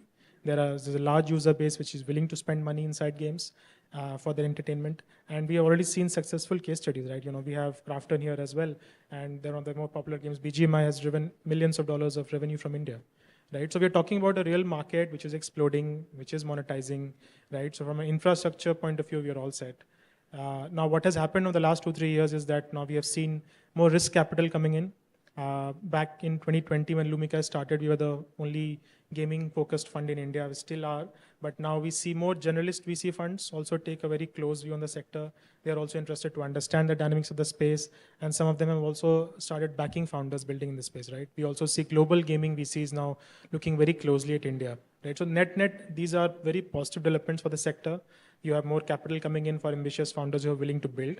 And lastly, as I said, talent, right? So now we have a very strong crop of founders who are now coming to the fore, who are willing to take those risks and start something on their own, right? And these are founders who have seen the journey before. They've worked for large gaming companies before, the likes of Zynga, Ubisoft, and have also been part of successful exits, the likes of Play Simple and so on. So I think all of these put together, I would say it's a very exciting times for the gaming space in India, and hence, as at Lumika, we are really excited to continue looking at this space very closely and back founders. Vamil? Hello, everyone. So I think my good friends Europe have already talked to you about the numbers, so I won't dwell into that. I'll just give you a brief in terms of history. When I started my career in gaming, there were hardly about 8 or 10 companies. And today, I think we have over more than 500 companies just in India. So the opportunity is really, really massive. And as Sridhar said, that, people studying in the gaming colleges or universities are getting jobs within their third year itself. I mean, just to throw a light, we've released a game just last week from a student who's just in his first or second year of college. So it's the right time to enter the industry, and we've only seen it grow in terms of not just talent or not just in terms of companies, but even in terms of the penetration, the number of monthly active users that are there in India, the payment options that are available today. Also, all the biggest platforms have changed their policies to have Indian payment terms, and so it's, in my opinion, it's like the best time to enter the gaming industry. Anuj? Thanks. Hi, everyone. So my friends have already covered about everything which I thought of talking about here, but okay. But anyways, so we at Crafton are very bullish about Indian market right now, and that's what we are focusing on. And on those lines, we also feel that the content from India which is coming out is pretty good, and we also believe lot in Indian IPs, and that's what we are also focusing on in terms of launching games specifically for Indian users. And down the line, you will see that a lot more games which are coming out specifically for Indian market, which people will love to play. Thank you. Okay, so I see a lot of college crowd. So after lunch, if you're tired, this is the time to be attentive, because these people are going to be telling about the opportunities that you can directly leverage. So the next one. So there are 4 key pillars of support, which is financing, access to finance, access to market, mentorship, and upskilling, right? And all of you have some or the other program and initiatives that are tackling all of these issues, and also the issues that I have not touched upon. So if you could just talk about the kind of initiatives you run and how these people can benefit out of it, please go ahead. Cool.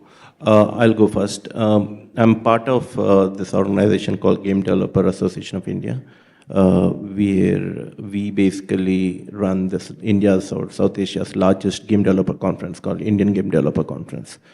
Our mandate is very simple.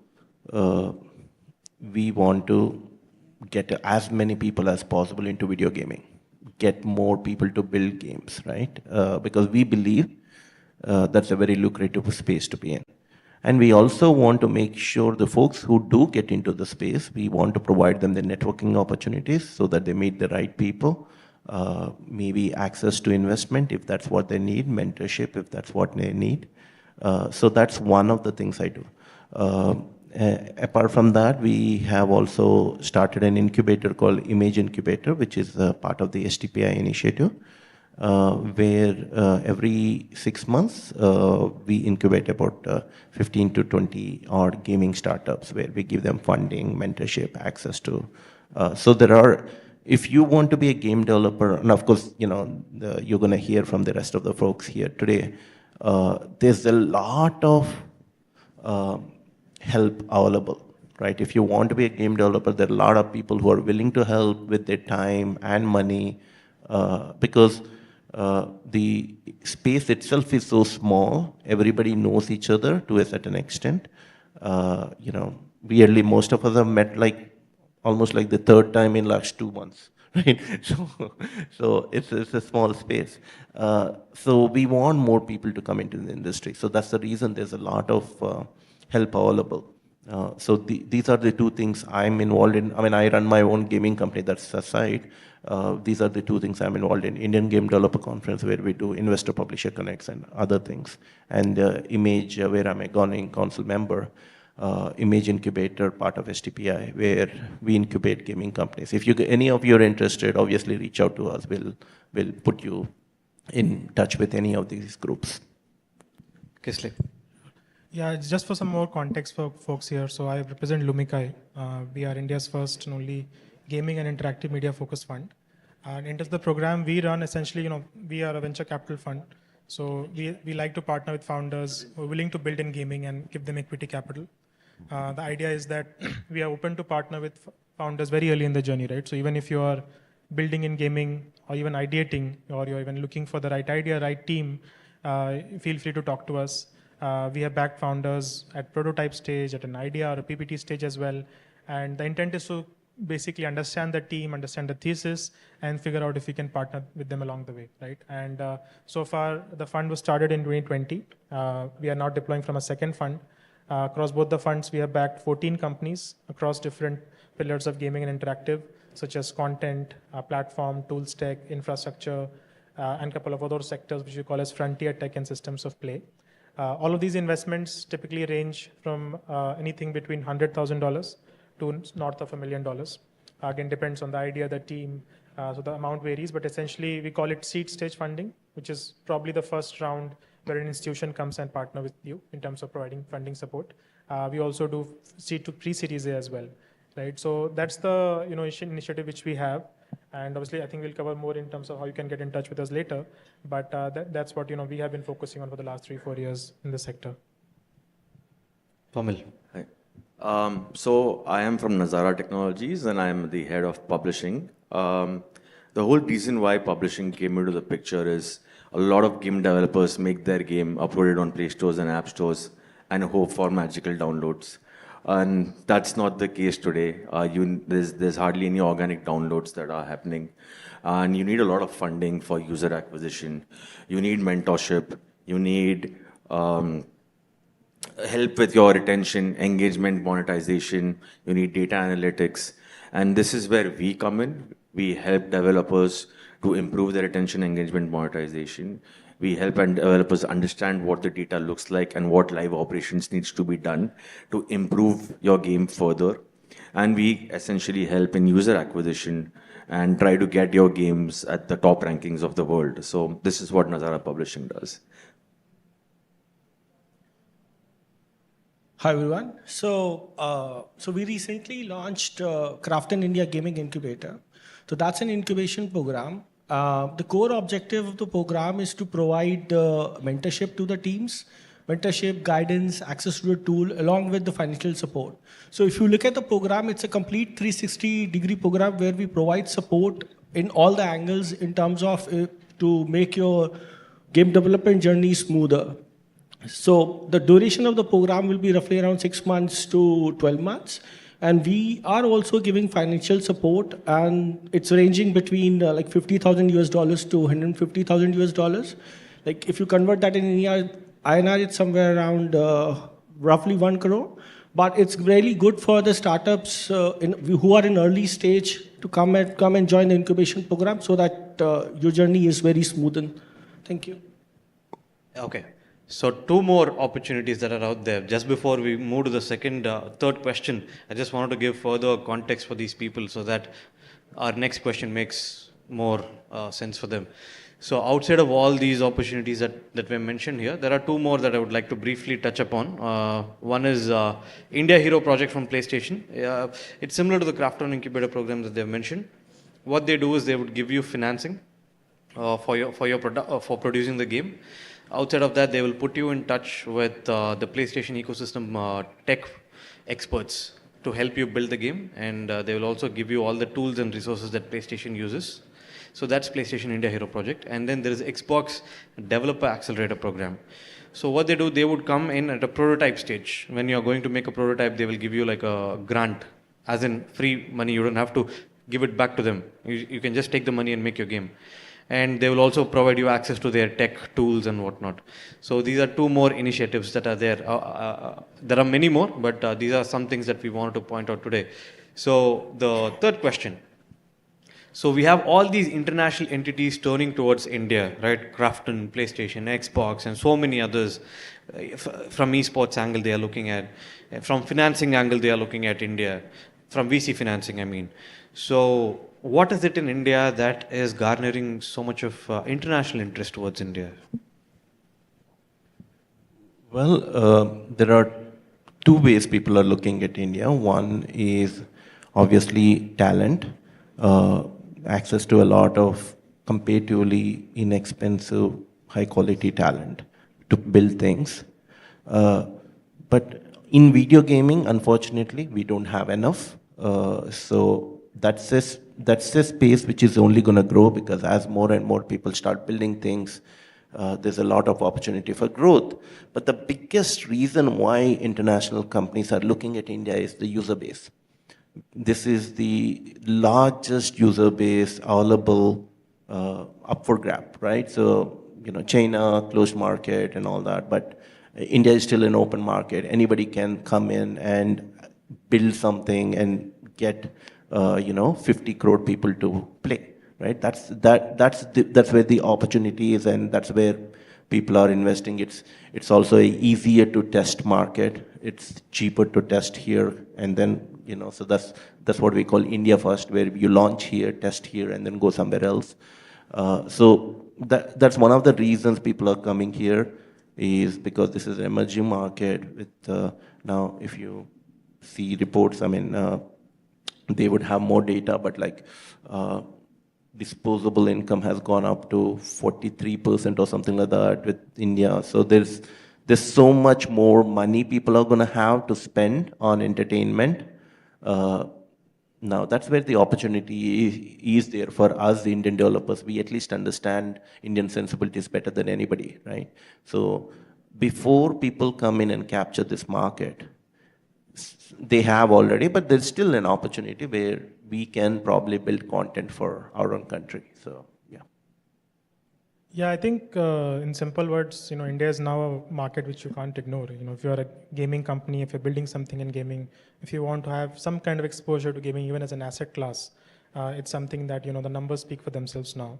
So there are different kinds of folks. I think folks who have now spent some time in India, have built for India, the likes of Crafton, Sony, and Xbox, as Harish mentioned, they are obviously running more specialized programs to understand the market very closely.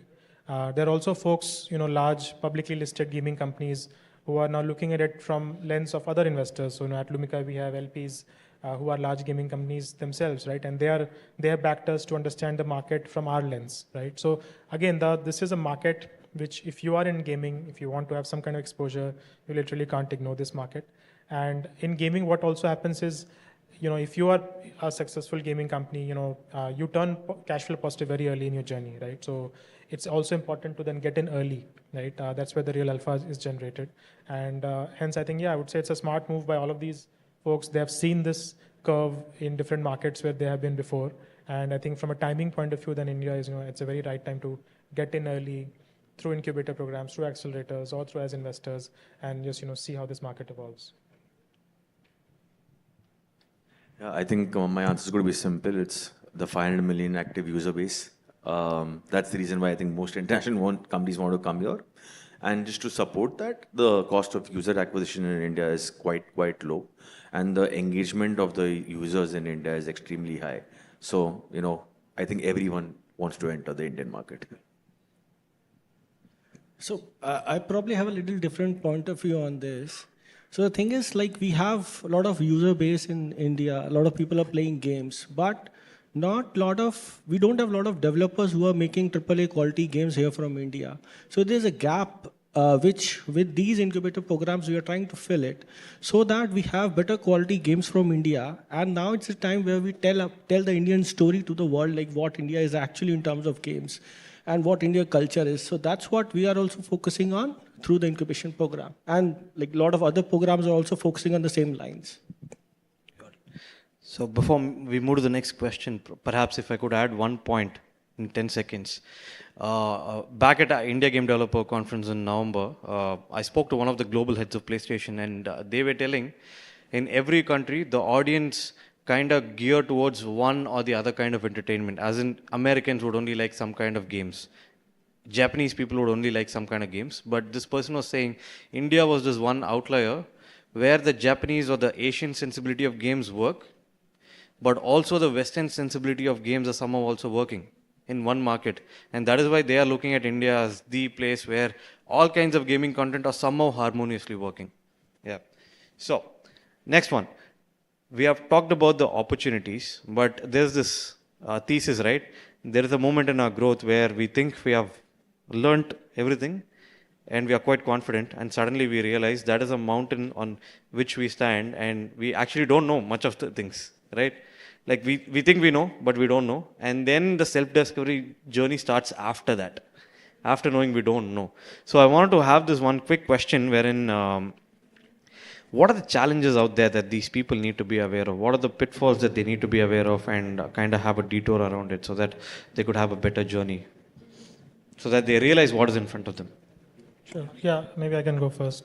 I think a couple of things. One, I think in general, game building is a very specialized skill set. It's one of the rare industries where you can say it's both art and science combined. While you might have a creative idea where you're really passionate about some kind of game that you want to build, you also need to understand how do you scale that game, how do you make money from that game, right? So I think for developers, it's very important to have that mindset from the start, have a more data-backed approach when you are ideating on games, when you're iterating, after the game is live. So I think building that muscle and mindset from start is very, very important. And this becomes even more important in these days, as Vamil mentioned, that scaling your game, user acquisition has become more tougher than before, right? So having that data-backed approach from start, understanding how, the whole monetization stack, user acquisition stack works, it becomes very critical. So more exposure to, having more functional experts understanding this early as you iterate on the game process becomes equally important.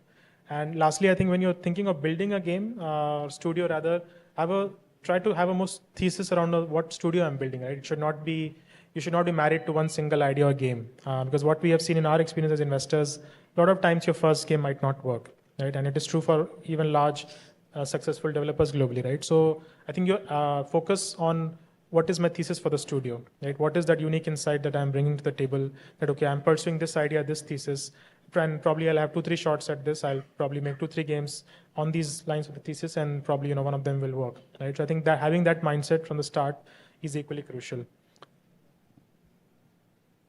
I think I can go. I think very well said. Game development is also not a very small journey. It's a long journey. To build a great game takes some time. Less number of people as compared to a movie, right? But I would say that don't get too stuck on one particular idea. And if you are stuck to that idea and you believe that this is what I really, really want to build, test it out in phases. Get some user feedback, get some feedback from mentors, make sure that you're on the right path. Because there are many times that you believe that, oh wow, what an idea. But maybe the public does not accept it, right? And that happens quite a few times. So don't get too stuck to an idea. It's okay if it fails, move on to your next idea. That's one thing in terms of definitely that don't get disheartened if that doesn't work. Just move on faster and to do that, just do it in phases. And there's a lot of help available within the industry itself. You can just ping anyone and they'll be more than happy to help you, right? So don't get stuck to an idea. Yeah. So in terms of challenge, I will say that one of the biggest challenge here in India is the talent part. Whereas I will suggest that the talent, like we have good talent here in India. I'm not saying that we don't have talent, but in terms of games quality which are coming out, which lacks, because of that, there are some talent gaps which we need to fill in. So probably when you're working on your first title or something, then look for an incubation or accelerator, or look for a publisher who can help you, guide you, and make your journey smoother for the first game. And then probably the learning curve will be smoother for your next set of games. So probably when you're working on the first game or something, look for support, go out there. People are there to help you guys out. So look for that. Thanks. I mean, nothing much to add. I mean, they covered everything. Gaming is a hit-driven space, just like movies. So, you know, movies have flops and hits. Games have flops and hits. So you have to take that in. One great advantage, at least the modern digital gaming allows you, is access to data. Everything can be tested, right?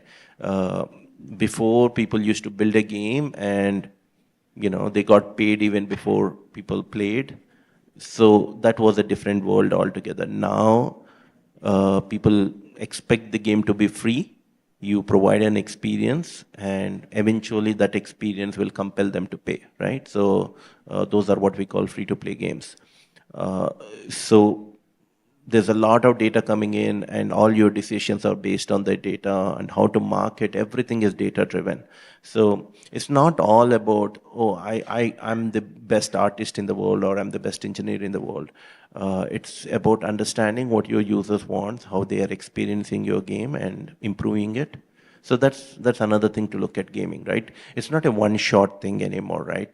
You get to improve your game based on how people are experiencing your game, right? So it's an interesting space, but as I said, quite lucrative. If you hit on an idea which works, it could be insanely big. You don't need like 100 people to build $1 billion company. 10 people, 15 people can build $1 billion company. So. Cool. So let's move to a kinetic, not like rapid fire, but somewhat of a kinetic round. I'll mention some exciting emerging developments that are happening in our space. And in any order, whoever has an answer for it, you can go ahead. The first trend that we've seen start probably in the last 2 years is that a lot of studios are ambitious. They are building titles, building games that are having Indian ethos and Indian elements, original IP games, quite sophisticated, and they are wanting to make it as a global product, as in not just for Indian market, but also for global gamers. And this trend is increasing. Last year in IGDC, in the Expo Hall, like the kind of games that were there were amazing, right? So, any comments on that? Like, where do you see this going? What is this trend about? I'll go first. My personal opinion, again, this is not an industry opinion. My personal opinion, it won't work. The reason is, I mean, you know, we in India, it's like, you know, like people in US, abroad, other places, they are exposed to certain mythologies like Greek mythologies and others. It took them a long time to be exposed to it. They are not as exposed to Indian mythology. So the first 10, 20, 30 attempts are all about getting them used to this, right? So those people are not going to succeed, obviously. So you're just basically building up. So somebody with deep pockets can pull this off, but otherwise it doesn't make sense. And does it work in India? That's the question we need to ask ourselves, right? How much of our content is mythology based? I mean, Big Boss works in India. There is something cultural about the kind of content we consume here, and that has nothing to do with mythology. So we trying to push our mythology abroad and saying soft power, I don't think it's going to work. Again, personal opinion. Yeah, I think probably two reasons behind it why we are seeing such influx. I think there have been some successful case studies like Raji, which worked well. I think that would have been, I would say, one of the core reasons why people are drawing inspiration from that.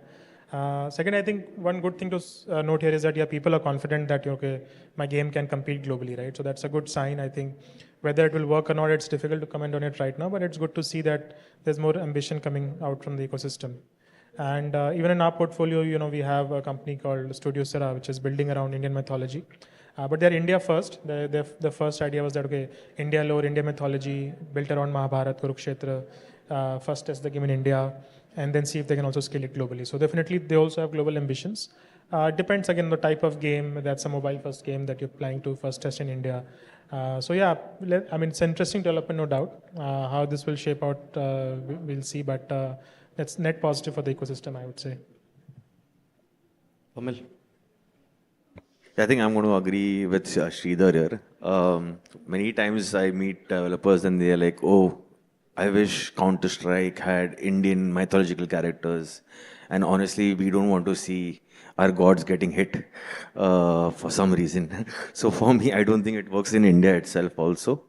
If you are want to building something with Indian or Indian mythology, stay true to its content and don't expect the world to play it.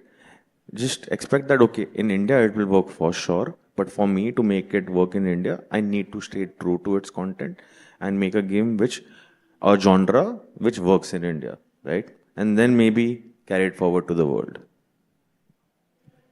So we at Crafton are very bullish about it. And you may be seeing these in our games if you are playing those games. We are adding a lot of Indian content to our games which we are launching, and even in the current game also. So we are very bullish, and in a way we have also seen the success with the Indian content. So we are very bullish about it. That's what I mean. We need folks with deep pockets to waste money first, so that eventually we can, take advantage of that. Yeah, this is not me sweating. I'm making a game like that. Yeah, anyway. So another one. We see, so COVID was a big spike and the market was resetting. It was kind of like normalizing back to where it was before COVID. So it was taking a dive, but not necessarily a dive because it was just going to the previous normal. And now we see it again kind of coming up in terms of monetization, as in means by which games can make money, right? Monetization. We have in-app purchase, we have advertisements or direct purchase. So what kind of positive greener monetization developments have happened? What's your take on that in the Indian market? Sure, maybe I can go. I think both in terms of ads and IP, I'll try and cover it one by one. I think as Harish mentioned, we have seen, I would say not drastic, but a significant increase in eCPMs. This is basically in terms of what is the money you get if you are showing ads to your users, right? That's a terminology we used. We have one of our portfolio companies which is building a casual cricket game known as King of Cricket. They have seen eCPMs as high as $2 for rewarded ads recently, right? And the overall range is between $1 to $2 for different kind of ad formats, right? So I think that's a very net positive Indian user base. Yeah, it's a cricket game, so 70%, 80% user base is from India. With some pockets from US, Australia, but this is predominantly coming from India, right? So I think that's something which we are also positively surprised, but it's something that trend that we were closely tracking, and eventually, credit to the team who has pulled it off, right? So I think that is again a cue for developers to think on those lines. Again, you need to be a little careful in how you integrate the ad stack, which kind of ad networks you work with, how you build that stack. So that is one on ads. Second, IPs, again, I think enough has been said. We have published reports about it. But I think if you would have asked this question 4 or 5 years ago, no one would have believed you if you said that a game in India will make $100 million from India, from IPs, right? We have now a clear proof, right? BGMI from Crafton has, without going to numbers, has been a great successful case study, right? And again, it has not happened overnight. It's not like you publish a game and became overnight success, started minting money, right? You have to be patient about that approach. You have to figure out the right levers of how and when do you monetize your user base in India, right? But I think that's a good enough proof point for us to see that, okay, if you're building a high quality game, if you understand your TG better, if you are data oriented, you can monetize, right? We have seen that now happening in shooter games. There are some green shoots in other games as well, and it's only, I think, a matter of time where more teams get to it, and we see more such successful case studies coming out from the ecosystem. Vamil or Anuj, anyone want to take a stab?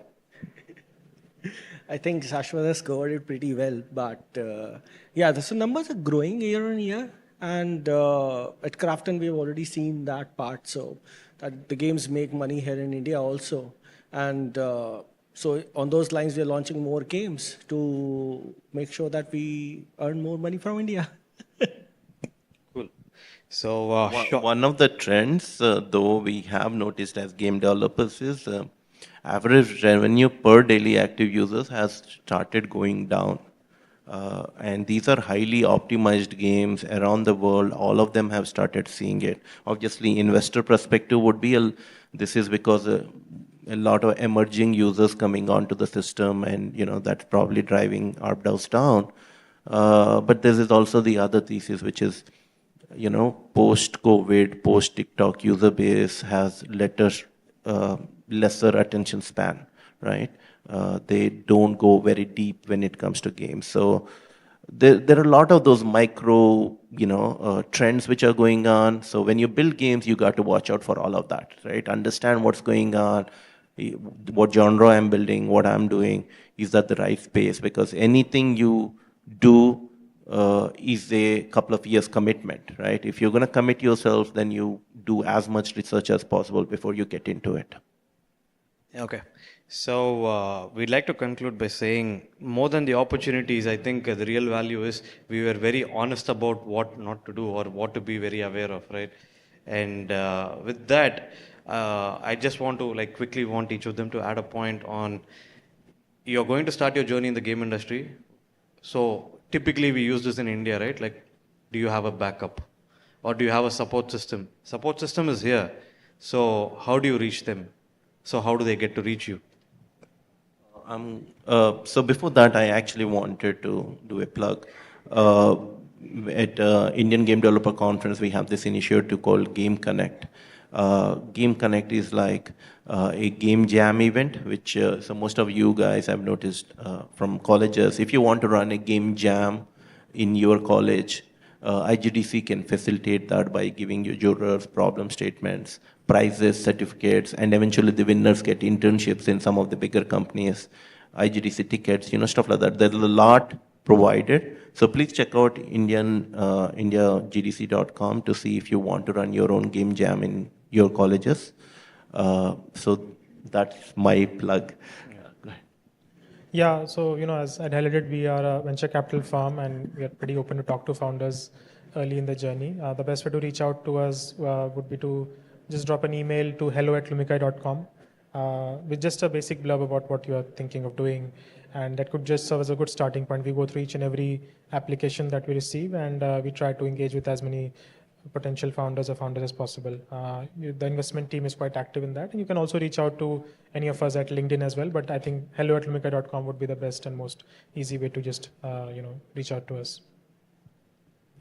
I think if you want to just pitch your game, you can apply now on the Nazara Publishing website, and we'll be more than happy to have a chat with you for your game. Apart from that, you can reach me on LinkedIn directly, and we're also participating with Game Connect. So Nazara website, LinkedIn, and just apply with your game. So for the Craft India Gaming Incubation Program, you can apply from our website directly. And we have a form there which you guys can fill in. We probably with your basic details about the project, game, what you want to do, and also what you want to do as a founder. So that's the best way to reach to us. And probably if you want to connect now, probably after the session, we can grab a session also. We can grab we can connect for 2-4 minutes and discuss this. Sure. So that will be it. I hope you guys found it useful. And with that, we end our panel discussion. Thanks for all these people flying down to Chennai for this.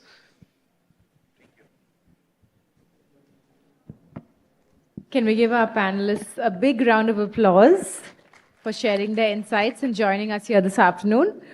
We have a small token of our appreciation, so we request Harish as the moderator to do the honors and present this memento to all of our panelists.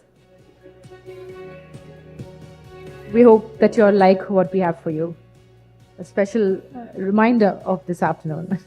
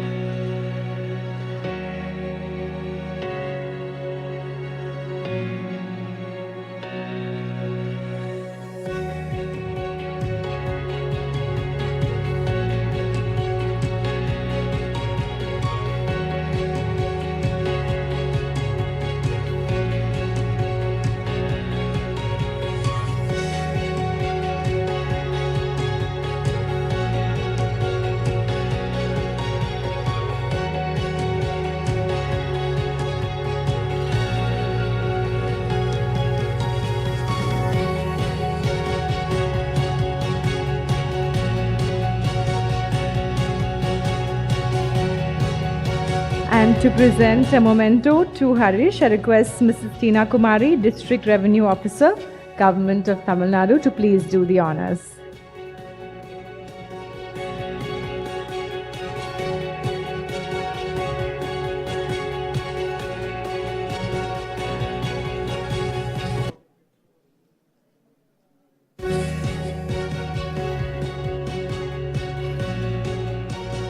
Let's get one quick group photograph with the entire panel.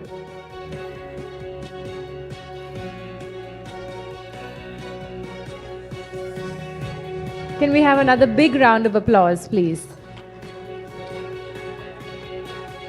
Thank you so much.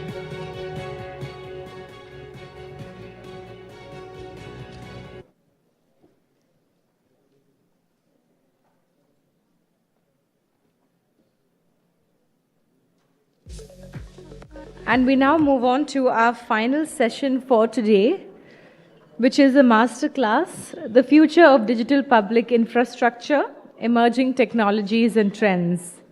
I'd like to introduce our speaker, Nitin Nair, as the Senior Vice President of the Open Network for Digital Commerce, ONDC, is a distinguished leader at the forefront of digital transformation in India's commerce landscape.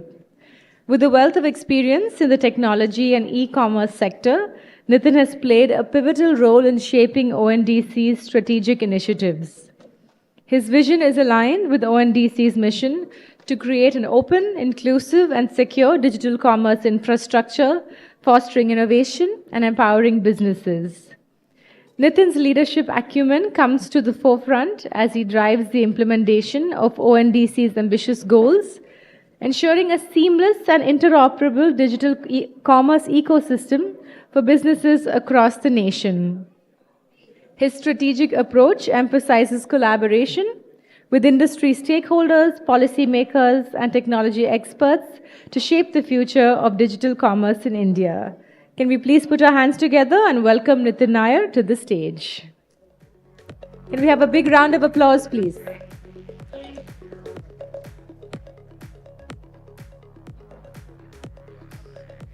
Have a like a handle? Yeah.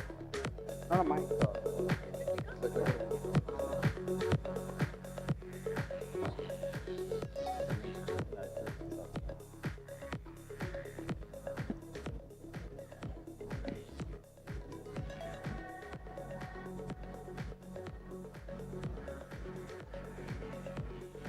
Can't connect there. Is there no battery? PPT lab.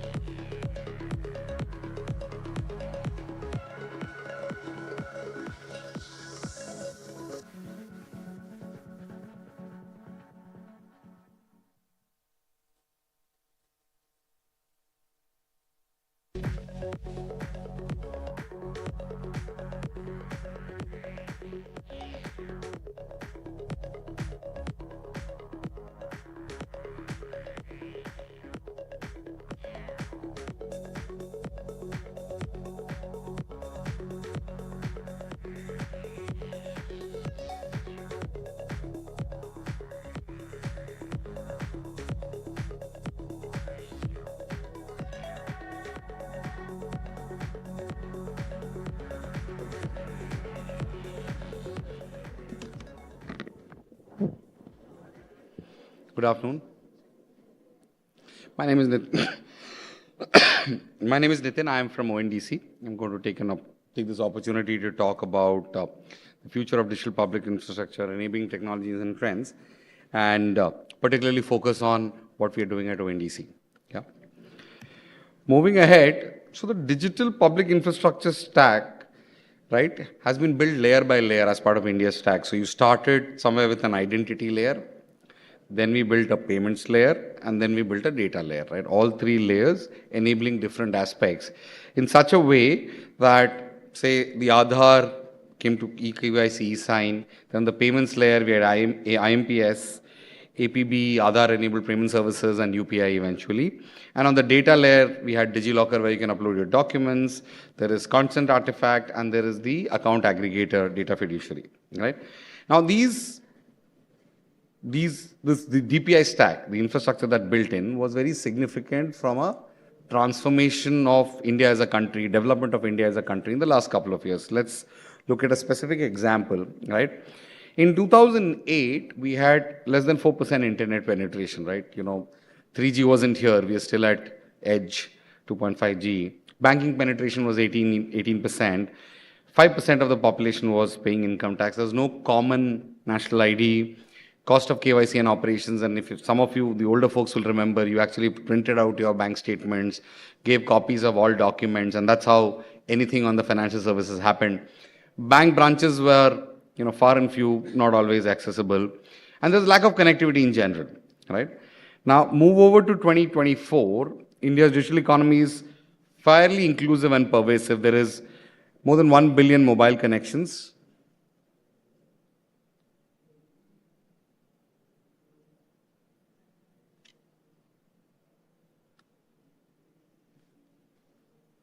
Tech glitch, please hold on.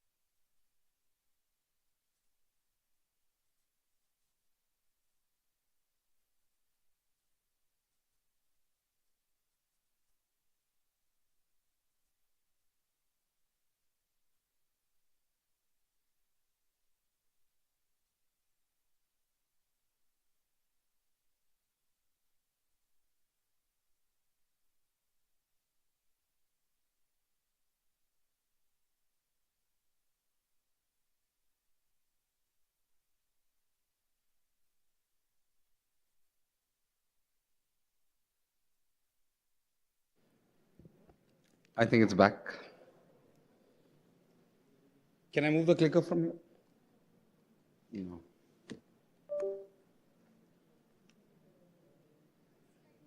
Yeah, so I think if you look at what's happened, right, a lot of this is also, Aadhaar is now 1.5 billion Aadhaar accounts, 34.5 crore eKYC transactions last month, 600 to 3, right? I mean, that's like the India way of doing things that, okay, globally it takes about 600 to do a KYC.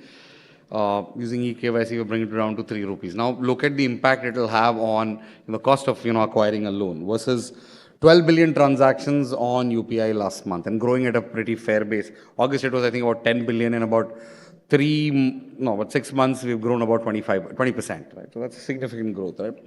There are 50 billion Jandan accounts that have been created and whole bunch of things happening, which has, as World Bank says, if India were to take the conventional route of increasing banking account penetration from 18 to 80%, right, it would have taken us 46 years, which we did in about 6 years, right? And that's the whole magic of how, when you have common digital public infrastructure and how it can kind of start to transform. This is just one example. You can take the other example of how Jio, when it launched in 2016, I believe, right, very quickly went on to be a 100 million customer, telecom service provider, which is by itself a very, very remarkable thing, even if you take global scale, that, in less than a year, if one service provider is to gain so much of traction and so much of size. Next slide.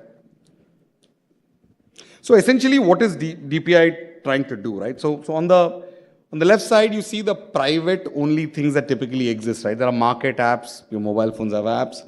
There are walled gardens. The platforms are closed ecosystems, right? They build the demand, they build the supply, they have the tech, and they're closed ecosystems and have, if at all, proprietary interactions with some people outside. Other than the internet interface, everything else is proprietary interfaces, right? And there are private tech companies exist, right? And here, behind me, you will see the government apps, right? The government platforms, they have our data, they have our identity, etc., right? DPI kind of brings both of these together, right? To build interoperable, systems across, so that the best of both worlds kind of tries to coexist in terms of having, government-led things like Aadhaar, which is your ID, being able to propel a business like Jio to quickly acquire customers and scale rapidly, and then therefore bring in a transformative impact. Next slide.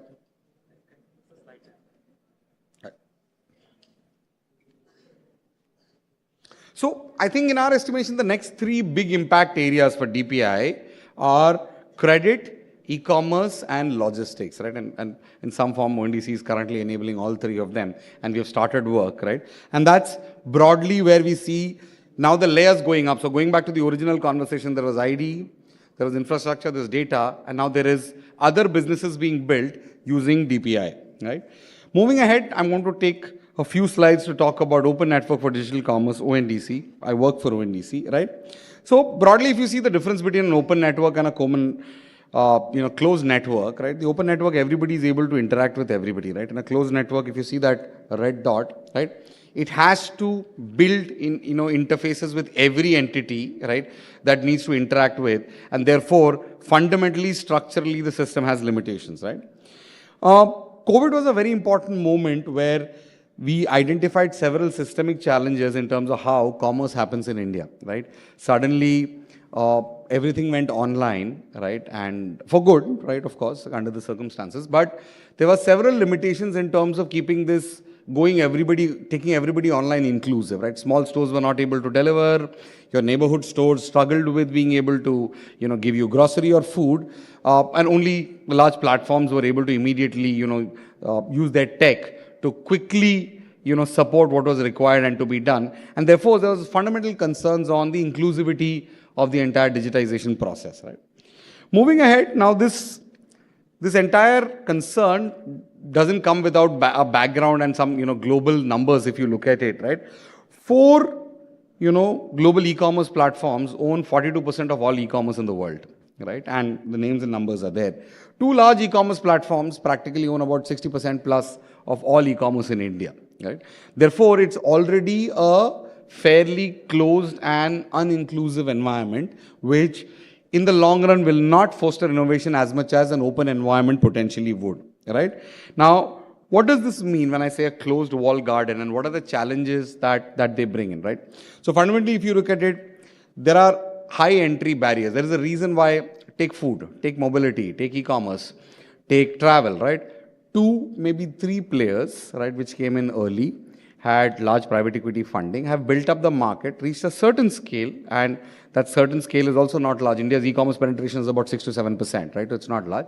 And now for a new player to come in, the barrier is very high, right? You're looking at a couple of $1 billion of investment, maybe more, to build a product, to build the market, bring the supply, then bring the demand, and also be able to have a fair fight with the existing competitive landscape, right? So essentially a high entry barrier, right?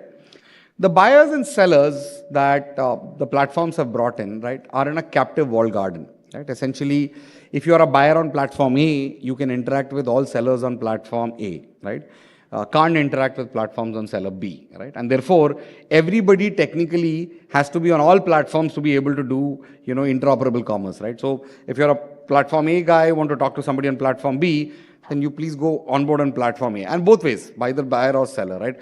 So if a seller is on platform B, he will not have access to customers on platform A unless they come to platform B, for example, right? And therefore, there is, information asymmetry leading to, market inefficiencies. Also, now that the platforms that exist have reached a certain salience in terms of size and market, right? Their focus isn't innovating anymore, right? They're looking at, say, protecting market share, being profitable, probably get listed, get the money out for investors, etc., right? Also, there are limited avenues for buyers and sellers, particularly sellers if you look at it, right? These marketplaces typically have one-sided contracts. They tell you this is the terms and conditions. Like one of us opening an app and saying accept all, right? There's no leverage on the side of the seller to say, okay, these terms don't work for me. Can I get a custom set of terms? Is payment something that I can do my way, right? I don't want to do cash on delivery, right? None of that is easily doable on the platforms. The platforms have right? This is what the consumer needs. One size fits all. Everybody follows this approach, right? And there are sort of challenges that they bring in, right?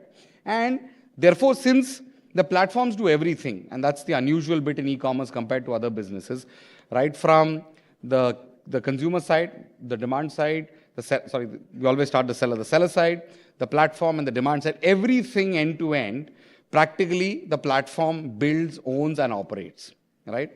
Now, before going into the next set of slides, I want to just talk about how this brings in efficiency. If you look at any conventional business, right, or look at India as a country, right, we are in the forefront of IT outsourcing, IT-enabled services, right? So what are we doing?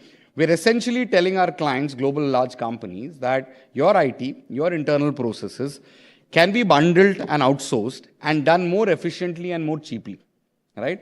And therefore, you bring in the knowledge of working across industries, you bring in the economies of scale, and you bring in years of experience to try and do this process, whether it is account payables, IT services, infrastructure management, to be done more efficiently at scale by a third party, right?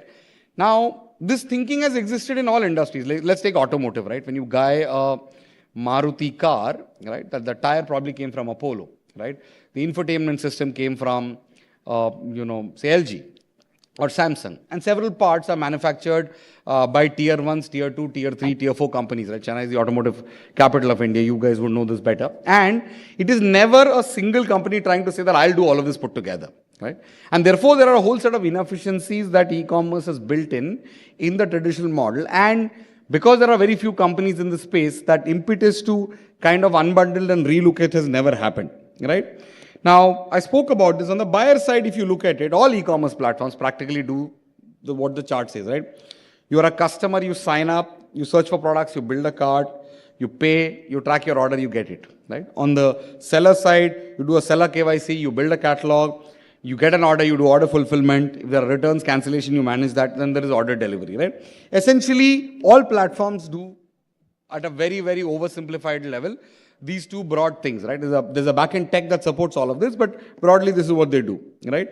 Now, considering that there is market concentration, different economies have looked at it differently, right? The US and the EU have looked at, the legislative route primarily to bring in acts that kind of relook at the market, bring in the government and bring in legislation to kind of relook at this problem. Whereas in India, we have looked at a more sustainable model to do this through, an open market and community-led initiative, which is backed by the government, right? The difference is if you look at anything legislation, right? Legislation can always look backward and solve for what we know as a problem, right? But it is extremely inefficient to be able to, relook at what the legislation is for the future, right? Because nobody knows what's coming, right? And when something new comes in, and you will see in several domains in India also, right? A lot of laws need to be changed for e-commerce to operate effectively, right? Because many things that tomorrow's companies will envision, right, may be actually illegal today, right? While some may be in the realm of gray because they're not defined, because nobody thought of them, some may be actually, defined as not doable, right? Whereas the business actually makes sense, it's good for the consumer, it's good for the seller, and therefore, there are several challenges on the legal legislative route, right? And that's where a market and community-led approach comes in, which is backed by the government and says, look, we will look at the problem collectively. We will collectively ideate and create a solution. And that solution will evolve as the market evolves, right? The solution is not, permanent or semi-permanent like a legislation which has fairly long-term implications, yeah? So what does ONDC do, right? I mean, we've looked at the entire e-commerce landscape and said there are two core principles that ONDC looks at. One is unbundling and interoperability. And I very briefly spoke, right? So what is unbundling? Take a business process, break it down into parts, right? And each of those parts may be operated by different companies, right? And when I speak further, I'll elaborate, right? Now, within a company, this is fairly logical and simple to say, right? I'm just building blocks and that's awesome, right? But how do you kind of take that to the next level where to solve for current inefficiencies, can those parts talk across platforms, right? And therefore, you're suddenly saying that I am a seller, right? I onboarded on platform A, and how do I kind of talk to the buyer on platform B? Now, this is an illustration which will explain this slightly better. Let's look at the chart on the left, right? There are three platforms A, B, C. There are a whole set of sellers, S1 to S6, and a whole set of buyers on consumers, C1 to C6, right? Now, what's important is the guys on platform A can talk to only the consumers on platform A can only talk to sellers on platform A, right? And so on and so forth as you come down, right? So technically, a C1 cannot interact with S6 unless the S6 one day say that I'm going to go and onboard to platform A where C1 exists. And therefore, what typically happened is everybody tries to be on every platform that matters, right? Because that's the only way it will work. Versus, if you now come to the right side, right, and say, okay, there is platform P, Q, X, and Y, right? These are all platforms that exist in the market, right? Now, platform X has sellers S1 and S2, which can now be accessible to all consumers on the right, C1 to C6 and more, right? Across platforms, because their interaction is now through a common language, what we call the ONDC protocol, built on the backend protocol. And therefore, irrespective of which platform you are as a consumer, you can talk to the sellers on the other side. And vice versa, as a seller, you can get orders from consumers on any platform that the only requirement is that you are sort of connected to the ONDC network, right? And therefore, in the unbundled world, there is significant opportunity for efficiency, right? And this is where the interoperability again comes in, right? You could have all unbundled individual platforms into three parts and operate, versus can you make these three operate with three other parts of other platforms, right? And therefore, everybody is then able to interact with others and fundamentally make it more efficient. And let's look at how does that kind of work. Now, platform one, I spoke about, what the consumers do, what the sellers do, what delivery happens. All of them roughly do the same thing. And if you look at it, they don't talk to each other, right? No platform today, at a consumer level or seller level talks to each other. They may talk to each other for other bespoke functions where they are getting some support in another domain, but in their own core businesses, they don't talk to each other, right? And that's the big building block that is missing. Whereas if you move from the platform way and say, okay, I have a retail buying application which the consumer uses, right? I have a retail selling application that the seller uses, and I have a logistics application that the logistics guy uses, all talking to each other using the interoperable ONDC protocol, right?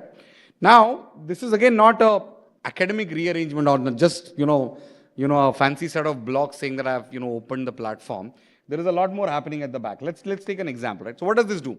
The top, you see a whole set of retail, buyer, seller, logistics applications, all capable of now talking to another set of retail, buyer, seller, logistics applications, right?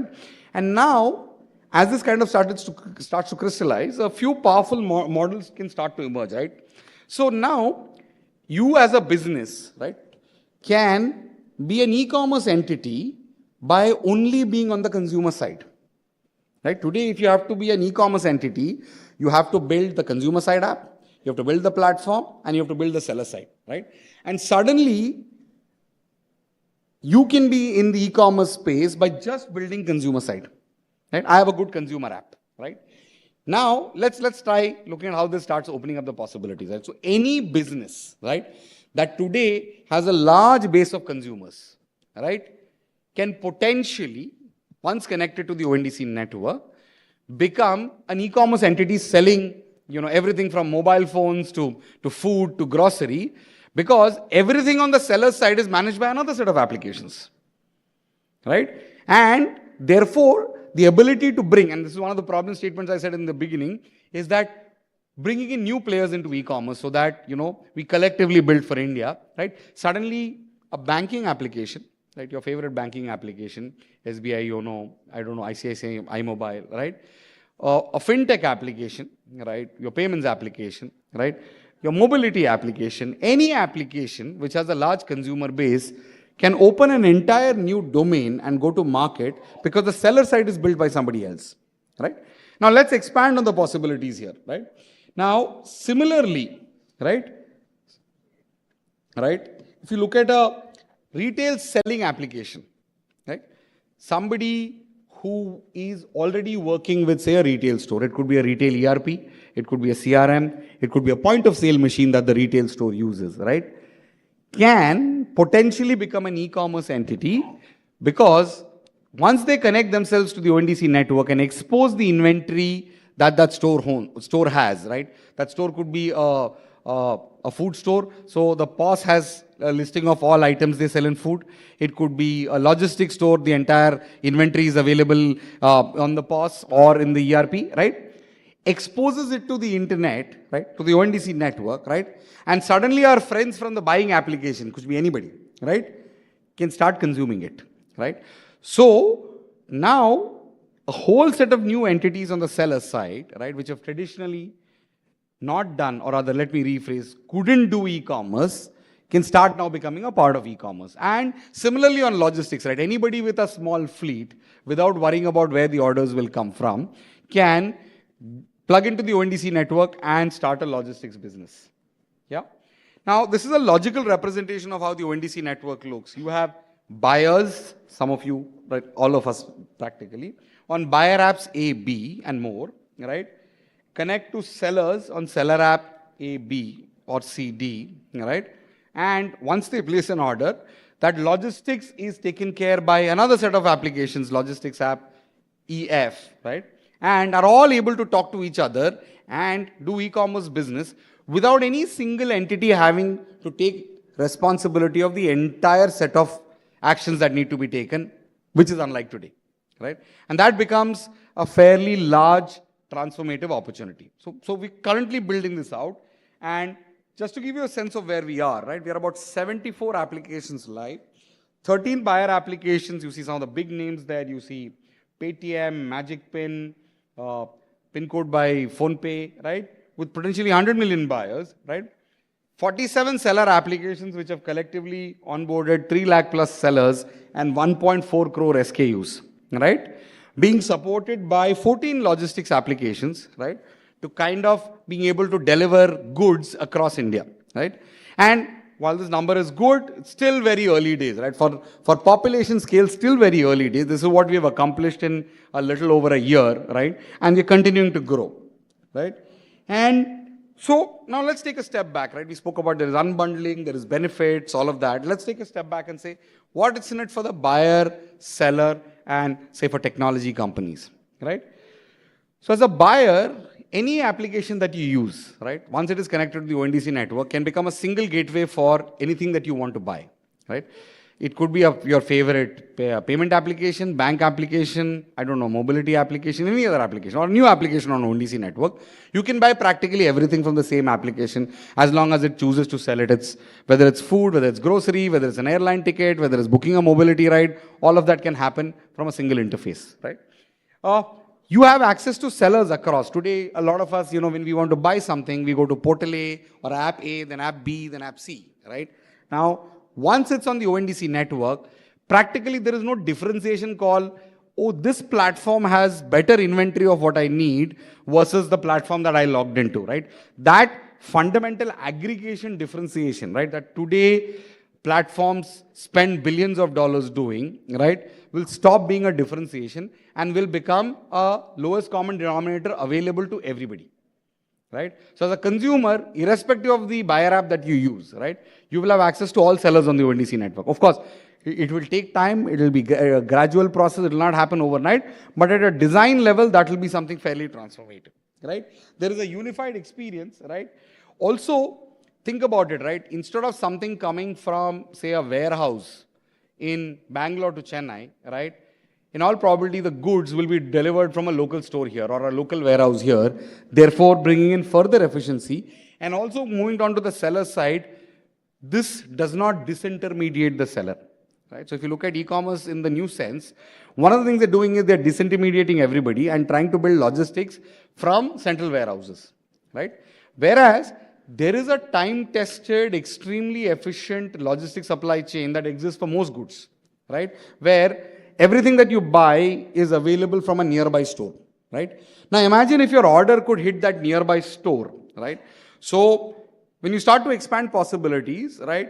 The latest mobile phone you want to buy, right? Does not need to come on a sale day from a warehouse in Bangalore or Bombay versus it comes from the nearest store that already has a stock of it, right? At any point in time, you can quickly see, right, what goods are available in your vicinity. So let's reimagine this at a fundamental level, right? You open the app, you want to buy a goods, right? For some like food, probably it's an evolved ecosystem, but let's take mobile phones, let's take anything else that you may typically buy, right? You have lost a charger, right? Imagine at 9 p.m. you're able to search and say, okay, what are the stores in my vicinity who provide a charging cable or a charger, right? Extremely time sensitive, right? Right? And somebody is able to quickly deliver it to you from a store in the vicinity. I know several other companies are also trying to do this, but look at how structurally this system is more efficient than me building warehouses and stacking that, product based on some probabilistic modeling to say, okay, I expect about 50 of these items to be sold every day versus there is a store in your vicinity or a set of stores in your vicinity which are open at 9 p.m., right? Have a charging cable available and you place an order on one of them and a local logistics delivery happens, right? So extremely good from a buying perspective with eventually the buying experience being the differentiation, not the availability of inventory, right? The availability of inventory is the new, that's the infrastructure way to look at it, right? Nothing should be a differentiation based on who you are, what's your income, what can you buy, etc. It truly democratizes and says, okay, which app offers a better experience for me to buy versus which all apps have gone and aggregated sellers better. Yeah. Again, from a seller's side, there is discoverability of the, so now let's think like a store. Some of you will be sellers, right? If in your vicinity and across, your entire seller base is available the moment you join the ONDC network. So it doesn't matter, is the customer on PIN code, the customer is on Paytm, customer is on SBI Zono, anyone, right? And you have access to that customer and you have an ability to be able to offer a product or service to that consumer, right? Maintain a one-time single registration, right? Earlier I spoke about how in the platform world, you have to join each platform one at a time, go through their detailed registration process, maintain their entire ledger, keep track of what's happening on each platform individually versus a single interface for the entire ONDC network and the entire buyer application universe, right? The other thing very significant is autonomy on rules and terms, right? The network doesn't enforce any set of terms. It's a free world. Whether it's payment, whether it's credit, whether it is things like COD, whether it's things like other features that you want to offer or not offer, it's ultimately the seller's choice on how he wants to do business, right? The network or the apps don't try to alter that and say, okay, for great customer experience, you have to follow all of these rules, right? That's fundamentally a change, right? Then, of course, there is increased profitability in analytics, no disintermediation risk. I said, nobody's trying to kill the local store, right? And that's very important. And there is the other thing is portability of network-wide reputation. Let me try and elaborate a little on this, right? So if you look at it today, on each platform, a store, a driver has a rating, right? And that rating in many cases is painstakingly built over years, right? Sometimes you're an Uber driver, Ola driver, 10,000 rides, 4.95 rating, right? If you leave the platform, right, and say, I don't want to operate on this platform for whatever reasons, right? That entire rating ecosystem, take Amazon, right? The entire good work that you've done as seller, right, is lost if you choose to leave the platform, right? And therefore, the seller is always dependent on the platform in many ways, in more ways than one, right? Now, we have reimagined this in a way that this rating system is owned by the seller on the network and not by any platform, right? So, going back to the earlier slide, there are 47 seller apps, right? So suppose you like seller app A, right? You start with him. 1 year later, you don't feel they're giving you a good service. You can move to seller app B, right? And your core rating parameters move with you. So you're not creating a new seller with a new GSTN registration and a new profile. So if you are 10,000 orders, 2 years on the network with a rating of 4.95, for example, right? Then it is 2 years plus 1 day, right? 10,000 orders and, rating 4.95, right? And therefore, there is an extremely high affinity for sellers to be comfortable about being able to make that choice in the true democratic sense, right? For technology companies, there is opportunity to maximize value of technology. There are many examples, right? So like I said, you're an ERP company, you're a CRM company, you are a point of sale company, right? All of them can suddenly open up new channels of revenue, perhaps just reusing what they already have by just building APIs to connect to the ONDC network, right? Then there are monetization opportunities to, transactions. Time to scale is minimal, right? The ONDC structure is such that we do not need any application to change how they operate internally, right? We have a set of APIs. You need to build a connector that helps you talk to the ONDC framework and being able to understand the ONDC APIs. Like, and I'm losing a little bit of tech jargon so that the techies in the room can get a quick sense of what this means, right? And of course, because you offer multiple things, right, as a platform, you can start being too loyal. Yeah. Cool. So I'll run quickly through. So I think the other big thing that's happening is the multiplier effect, right? Several government schemes, whether it is the Agriculture Farmer Welfare Ministry or whether it is the MSME Ministry, Ministry of Commerce, right? All of them are using the ONDC network to quickly propagate multiple schemes, one district, one product. All of these multiple, government-led entities, PUCs are already on the network, right? So where are we today? You saw the chart. I'm going to move quickly. We started in April of when we started April of 22, we were grocery, FMCG, food and beverages, right? Today we are in all of these domains, right? A few on services. There is mobility that is coming in, right? You can look at, as an MSME, you can look at discoverability in global markets. We're powering exports now, right? Specialist services. As an MSME, you're not just a seller, you're also a buyer of services, right? Things like financial services, product, credit, etc. Can, efficient transport systems or logistics, all of that can also be procured on the network. Right? Farmers, a whole bunch of things we're building for them to be able to benefit across as a seller, as a buyer, as a credit taker, all of that on the network. I want to take a pause here and talk about mobility. If you look at all the things we're bringing on the left side, right, whether it's cycles, e-bikes, autos, etc., right, will be available on any buyer of your choice. And let me illustrate a running example in Chennai, right? Chennai Metro went live on the ONDC network earlier this month, right? And 3 new apps can now start selling Chennai Metro tickets. So Rapido, Nammayatri, and Red Bus, right? The Chennai Metro ticket is now available on these, the QR code ticket is now available on 3 applications and another 3 in the pipeline, right? And that's the power of how the network comes together. Traditionally, if these companies had to get Chennai Metro ticketing integration done, all of them would have had to do one integration each, right? And then take it, right? Whereas all of them looked at the ONDC mobility domain specifications, right? Did an integration. Chennai Metro independently integrated as a seller, and all of them can talk to each other, right? Now, the beauty of this is, in a couple of days, Kochi Metro is going live, right?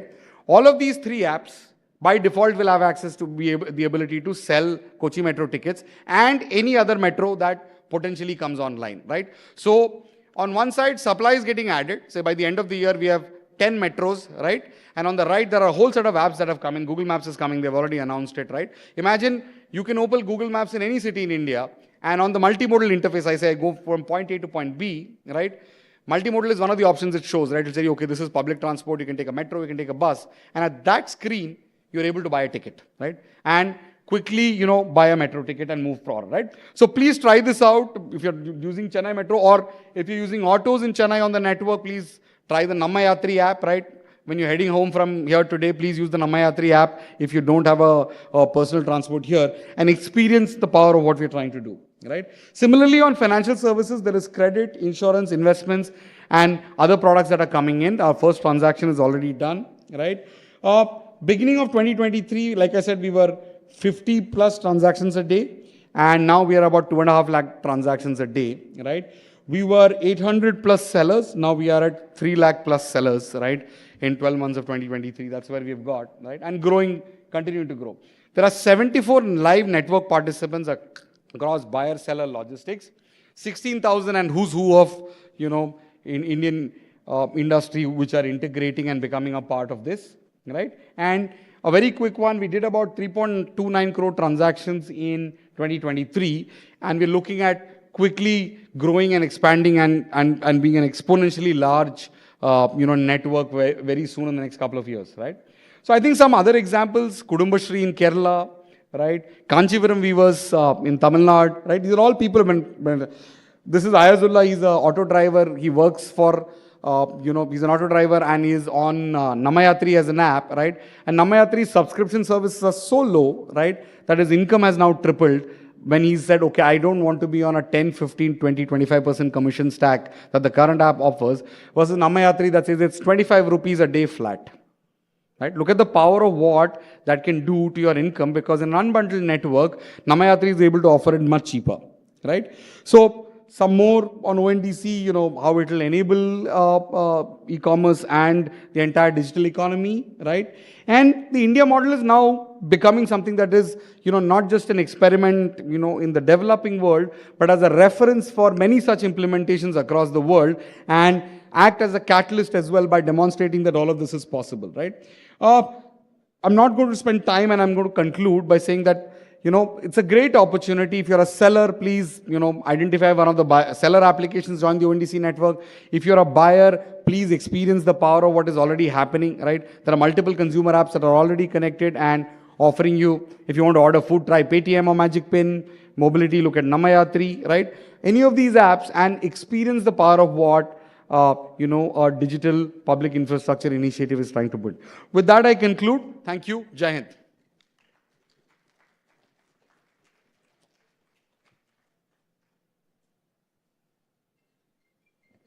I request Mrs. Tina Kumari, District Revenue Officer, to please join us on stage to present our speaker with the token of our appreciation. We have something special for you to remember this occasion. We hope that you like it, sir.